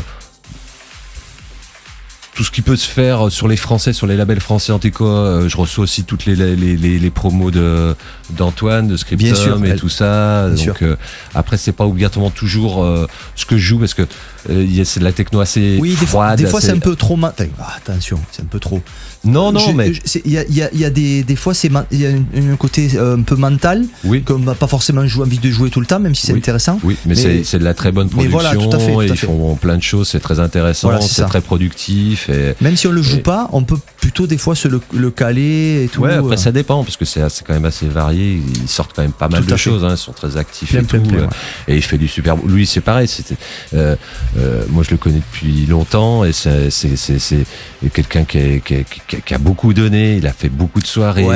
Il a organisé, il a joué, il a monté son label et petit à petit et ce qui lui arrive et tout ça, je dirais c'est normal, quoi. C'est juste, quoi. Là, on parle d'Electric Rescue parce qu'Antoine, c'est pour les intimes, mais Electric Rescue qu'on a interview très intéressante. Qu'on vous conseille et sur le replay YouTube, pim, je fais le doigt et ça apparaîtra. Mais Antoine, ça a été une découverte très intéressant. Ouais. Et lui, c'est pareil, j'oublie pas, il m'a donné, il m'a fait jouer plusieurs fois dans ses soirées quand il faisait ses soirées play et tout ça à l'époque, ou dans des lieux atypiques. C'était quand même l'un des derniers à l'époque, il y a quelques années de ça, sur Paris, qui organisait encore, on va dire, l'Esprit Rêve, un lieu atypique à chaque fois, avec un plateau, tout ça. Il n'y en avait pas tant que ça qui faisait ça. C'était beaucoup dans les clubs et tout. Donc, il m'a fait jouer plusieurs fois pour ces soirées, au Rex aussi. Donc, j'oublie pas. C'est quelqu'un de, franchement, il donne la chance aux gens aussi. C'est une bonne personne, un bon artiste et c'est mérité. Tout ce qui se passe pour lui et tout, c'est très bien. Tiens, j'ai une petite question. Le lieu où tu n'es jamais allé, mais où tu rêves d'aller. Le lieu, on parle évidemment de musique. Hein, pas... au niveau d'un club, tu veux dire? Oui. Un club ou un lieu, un festival, je sais pas moi. Il y en a plein. Il y a gros, moins gros. Le Trésor, par exemple, à Berlin, justement. Voilà, j'en ai fait quelques-uns, mais c'est vrai que... Umwelt y a joué. Il dit, putain... Ouais. Quand tu l'as fait, tu dis, bon, quand même... Ouais, c'est underground de chez Underground. J'ai fait le Trésor à Berlin, quoi. Carrément. Après, des festivals, il y a des trucs sympas aussi... très, très important, mais bon, le Sonar, c'est quand même un truc génial, quoi. Bon, il y en a plein. Écoute, on est dans les questions un peu vers la fin de l'interview. Ouais. La question coming out ou la question coup de gueule. Mais c'est pas, on n'aime pas trop polémiquer, mais bon, des fois, faut avoir un peu dire les choses quand même. Qu'est-ce que tu détestes dans la scène électronique, mais que tu n'oses pas dire en général? Que tu n'as peut-être jamais osé dire. Il y a quelque chose, une espèce de quelque chose qui va pas dans la scène, qui te paraît... C'est pas que dans la scène électronique, c'est le milieu de la nuit en général, je veux dire. Milieu de la nuit et le milieu artistique. Il y a des gens très dans la techno. Voilà, mais dans la globalement. techno, mais ça se retrouve dans tout le milieu artistique. Je dirais c'est que des fois il y a un peu de médisance ou de gens qui parlent, toi, de faux semblants, de choses comme ça. Mais c'est dans la vie de tous les jours, c'est comme ça. C'est peut-être un peu plus exacerbé des fois dans le milieu de la nuit. Ça se voit des fois un peu plus, mais bon. Moi, je pars du principe pour pas plaire à tout le monde. Il y a des gens avec qui ça se passe bien, d'autres ça se passe pas bien. Bah, tu traces ton chemin, puis voilà, tu fais ta route. Mais moi, ce milieu-là, si je m'y sens bien et je continue à être dans ce milieu-là, c'est parce que même si le milieu des fois c'est difficile, qu'il y a des fois des gens pas obligatoirement intéressants que tu peux croiser, Des requins, comme on dit. quoi. voilà, ou des gens pas, voilà. Il y a toujours des gens intéressants que tu croises. Il y aura toujours des rencontres que tu feras, des fois, ça peut être à l'autre bout tu vois, ça peut être en Asie, mais ça peut être... Ou comme ce soir. Ouais, mais voilà. On se rencontre, par exemple, voilà, on passe un bon moment. C'est ça qui est intéressant. C'est qu'on trouvera toujours des gens avec qui partager la passion et trouver des gens intéressants avec qui kiffer, discuter de choses. Dans les soirées, c'est pareil. Des fois, voilà, tu rencontres toujours une personne avec qui, voilà, ça se passe bien, avec qui tu peux échanger des choses. C'est ça qui est bien. C'est ça qui est top, quoi, je trouve, quoi. Donc voilà, Après, c'était des fois ce qui revient, si tu veux, c'était plus dans le, pas forcément dans les gens qu'on rencontre dans la techno, Ouais. mais plus dans le si tu veux, certaines dérives. Par exemple, ce qui revient souvent, c'est le côté l'explosion de certains cachets pour des le artistes. star business. Ouais, un petit peu Le ça. star Ouais. system. Oui, bah oui, il est là, hein, mais que veux-tu ? C'est comme ça. Hein. Force de constater, on va dire, la musique électronique maintenant, c'est devenu quand même un gros business. Et obligatoirement, bah dedans, il y a de tout, quoi. Et effectivement, il y a des fois des stars qu'on crée un peu de toutes pièces, Ouais. rapidement, Ouais. avec quelques tracks, on les fait monter, et hop, ils explosent tout. Ils prenaient 500 €, ils prennent 10 000 € au bout d'un an. Où et ils puis, prenaient 1 000 € et ils en prennent 100 000 ou 200 000 voilà, €. voilà. On ne citera personne. Voilà, voilà, et Regardez l'émission de Tom Pouce, juste un indice. Voilà. C'est comme d'accord. ça. Ok. Et Ou de David Dasco, peut-être. non, c'est Paul Nasca ou André Dalcan. C'est Dalcan qui l'avait booké la première fois. Dalcan, Ah. l'émission de Dalcan. Mais les deux alors. Pardon. Et donc oui, effectivement, il y a ce phénomène-là. Et bon, c'est dommageable, hein, mais bon, c'est comme ça, quoi. Après, c'est vrai que des fois, alors je sais pas si. Après, s'il y a des gens qui les bookent. Oui, voilà, ça existe, c'est que il faut bien que. Bah, tu c'est vois, souvent les festivals subventionnés. Et, Ouais. C'est ce qu'on disait, c'est revenu avec David et Ouais. et Christophe, et Tom Pouce. Ouais. C'est que maintenant, le problème, c'est que les clubs, ils peuvent plus. Ah non. Quand tu vas dans un club faire une entrée à 40 balles, les gens, c'est pas un festival, quoi, c'est un club. Si à partir du moment Donc, c'est mort. où t'as un club, t'as une jauge de temps, et que le mec qui te coûte plus cher que même si tu faisais sold out ou tu Ouais. rentabilises pas, Bien sûr. bah, ça, Ouais, parce que sinon, il faut que tu fasses faire. l'entrée à 40 balles et ça n'existe pas pour Voilà. un club. Donc, Ça peut plus se faire. Après, il y a quand même comme en Allemagne ou d'autres pays, hein, mais bon, ou quelques organisateurs qui donnent aussi un peu la chance à des jeunes talents ou comme entre guillemets des middle guests, toi, pas des grosses stars, toi. Et par exemple en Allemagne, moi j'avais fait plusieurs fois des festivals où comme je te dis, il y a 15-20 000 personnes. Tu joues avec, je sais pas, la fois où j'avais joué, il y avait Chris Liebing, il y avait du lourd, quoi. Et, il y avait plusieurs fleurs, mais il y a Rodriguez Jr. Enfin, il y avait vraiment du lourd, quoi, du très très lourd.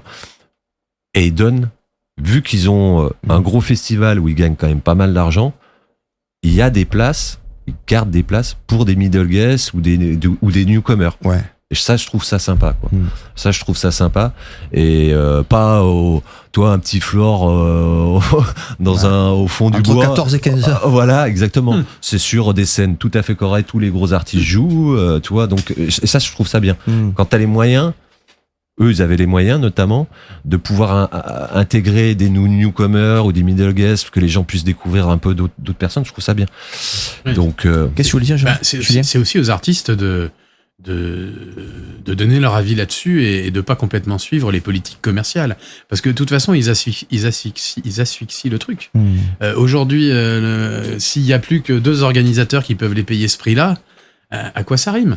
faut garder son mot à Ben, c'est dire. ce qui va, T'as c'est des- ce t'as qui des- va se passer Ben voilà. pas longtemps. Voilà, les grands DJ, ils ont leur mot à dire, ils ont le droit d'accepter Ben, d'aller jouer pas- pour pas grand-chose, pas forcément. ou quoi. Justement, il y a deux écoles, on en parle très souvent. T'as ceux qui sont assistés, parce que qui sont assistés, qui sont fragiles, comme dit Jean, j'aime bien ce terme, qui sont un peu fragiles et que il faut tout demander au manager. Ça nous fait un peu de la peine quand on voit ces artistes-là, parce que c'est vrai que moi, j'ai envie de dire que moi, alors je citerai pas de nom, mais là, c'est la plus grosse dérive, si tu veux, c'est vrai qu'il y a a- ce star system, mais c'est vrai que des fois, on a des artistes. C'est presque je peux aller faire pipi, monsieur le manager. Ouais, je pensais que c'est bon pour ma carrière d'aller faire pipi, mais des fois. Normalement non, c'est ça que je comprends pas. Là, 1, 2, 1, 2, 1, 2. Non, c'est un bug. Bon, c'est revenu, mais. C'est revenu. Mais c'est un bug, c'est en haut. C'est un bug de du quoi? Du soft. Il a été mis à jour et c'est un bug du soft. Bon, ça fonctionne, ça y est. D'accord. Donc, du coup, qu'est-ce qu'on disait? Pour des managers, oui, qui Ouais, des managers. fois font n'importe quoi. Moi, après, personnellement, à mon niveau, voilà, mon petit niveau, mais bon, gagner ma vie avec cette passion depuis 20 ans, j'arrive à m'en sortir, à faire les choses que je veux faire. J'ai peut-être pas fait le tour du monde, mais bon, je suis satisfait. Le manager que j'avais pendant très nombreuses années en Suisse, c'était avant tout parce que c'est compliqué. Le booker, manager, moi personnellement, je pense qu'il faut vraiment que ça soit quelqu'un, un pote, quelqu'un où t'es entièrement confiance, quoi. Et c'est compliqué. Et j'ai trouvé quelqu'un avec qui c'est super bien passé. On a fait quand même beaucoup de choses ensemble. Voilà. Après, aller en exclusivité, j'ai jamais eu d'exclusivité avec personne. Ouais. Bon, voilà, moi c'est mon. Je sais pas, et je veux avoir. Pourquoi? Parce que je veux, même si je peux avoir des gens avec qui je travaille et tout ça, je veux avoir quand même ma liberté de pouvoir aussi. Si j'ai envie de me faire plaisir, aller faire une soirée. Une multitronique avec ouais, Greg J. Mais si je veux faire une soirée,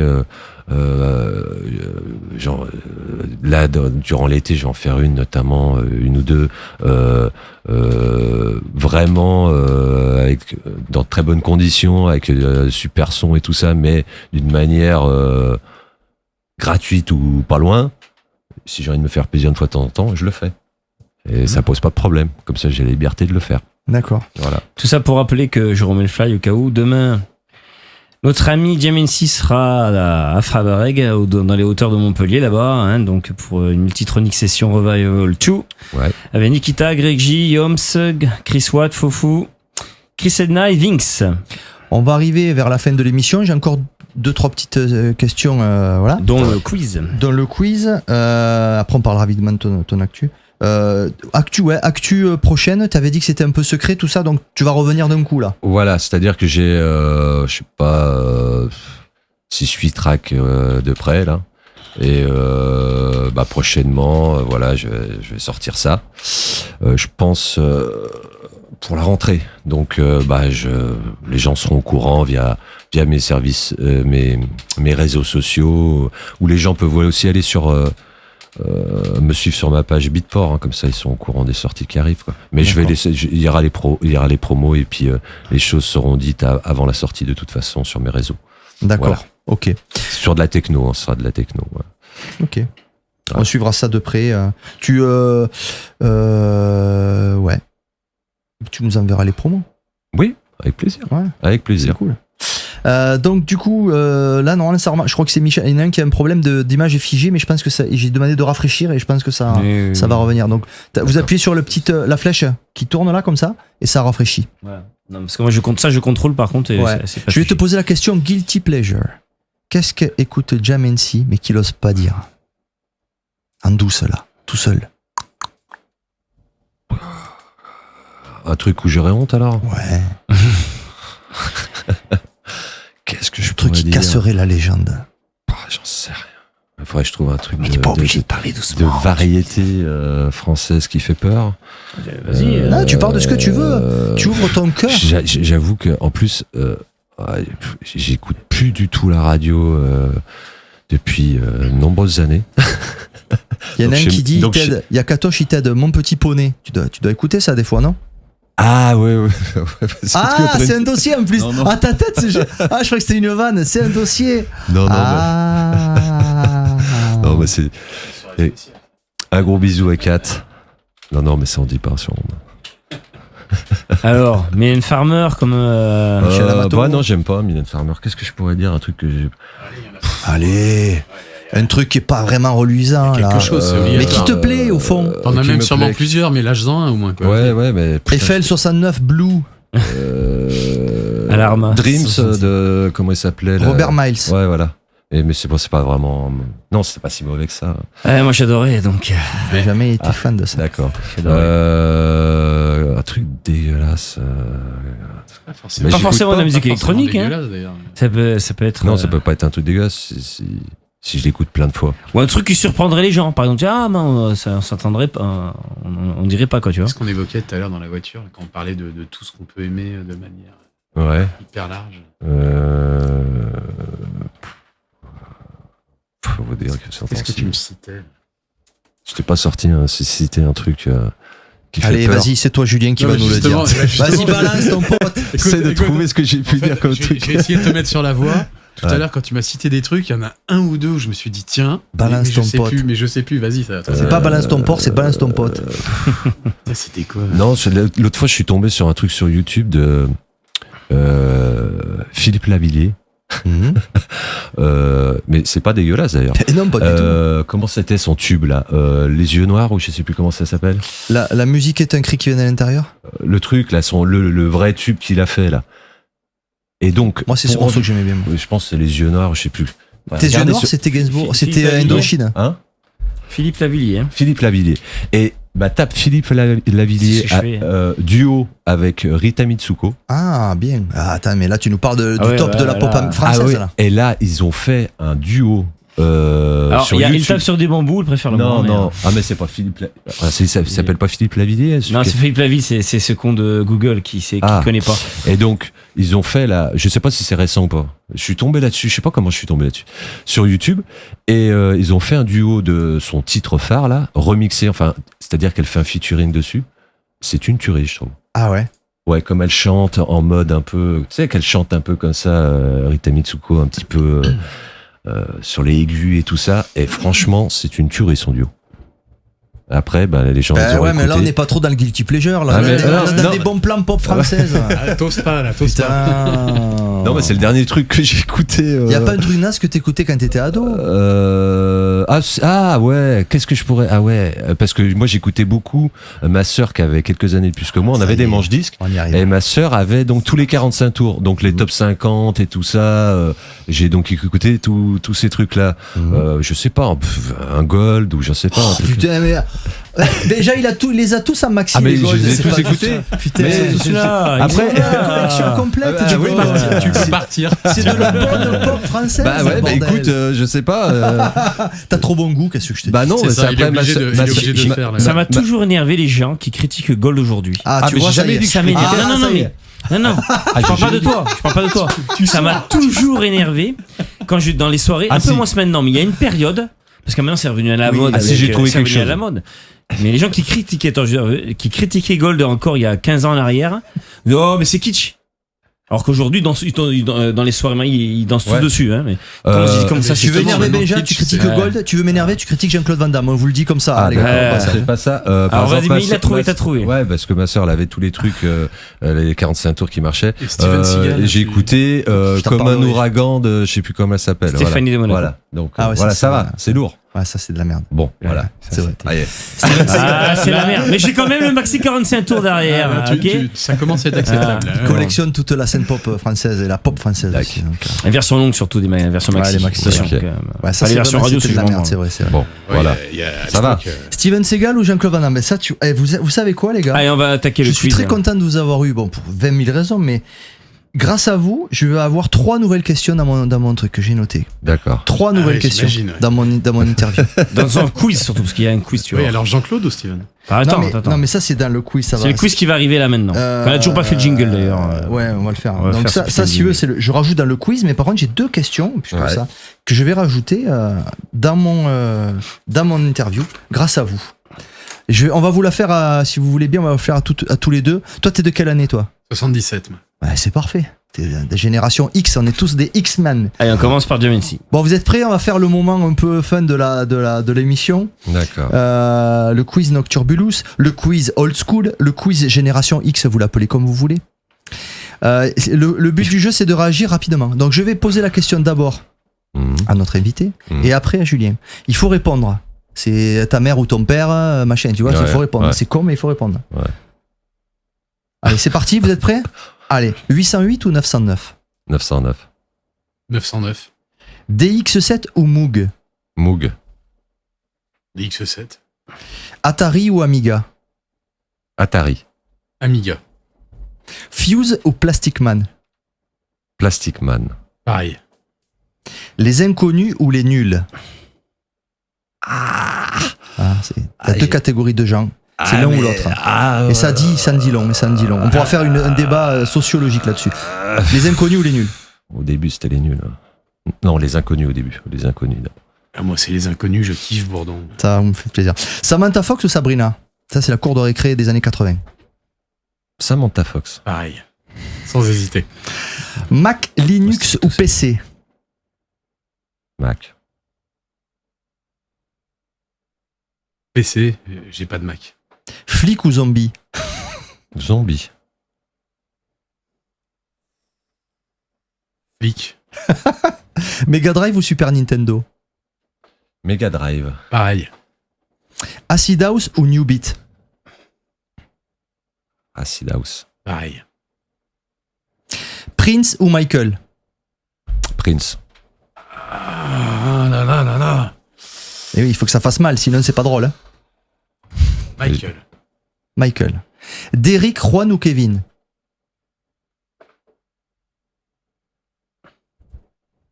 Derrick, Juan. J'espère que tu sais de quoi on parle, sinon tu t'affiches devant le monde entier là. D'accord. Derrick, moi je dirais. Derrick. Juan. Ok, marrant. Alien ou Predator? Predator. Alien. Mad Max 2 ou Blade Runner? Blade Runner. Pareil. Terminator 1 ou 2? Oh.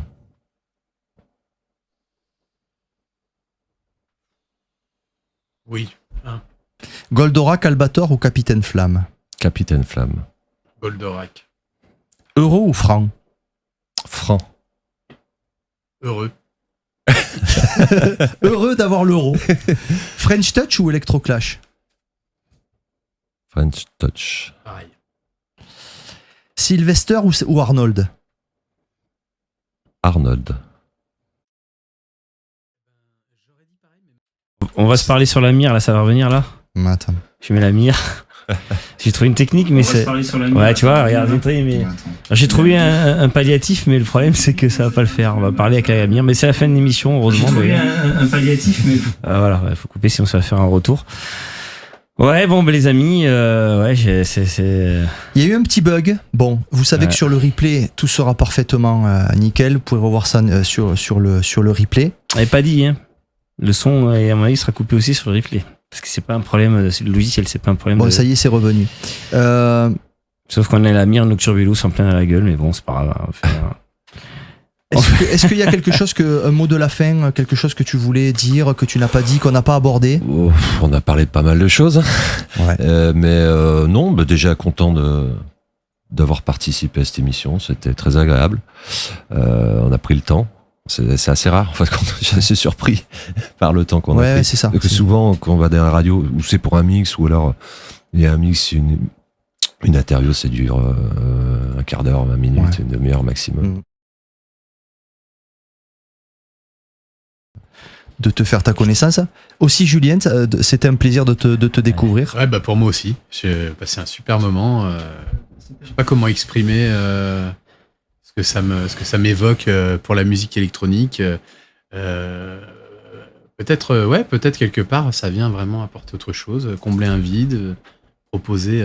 Moi, j'ai passé un super moment. Bah écoute, super. Je vous encourage à. Ah ouais, on continue, t'inquiète pas. Continue. On lâche pas. Ah, merci à Florent qui nous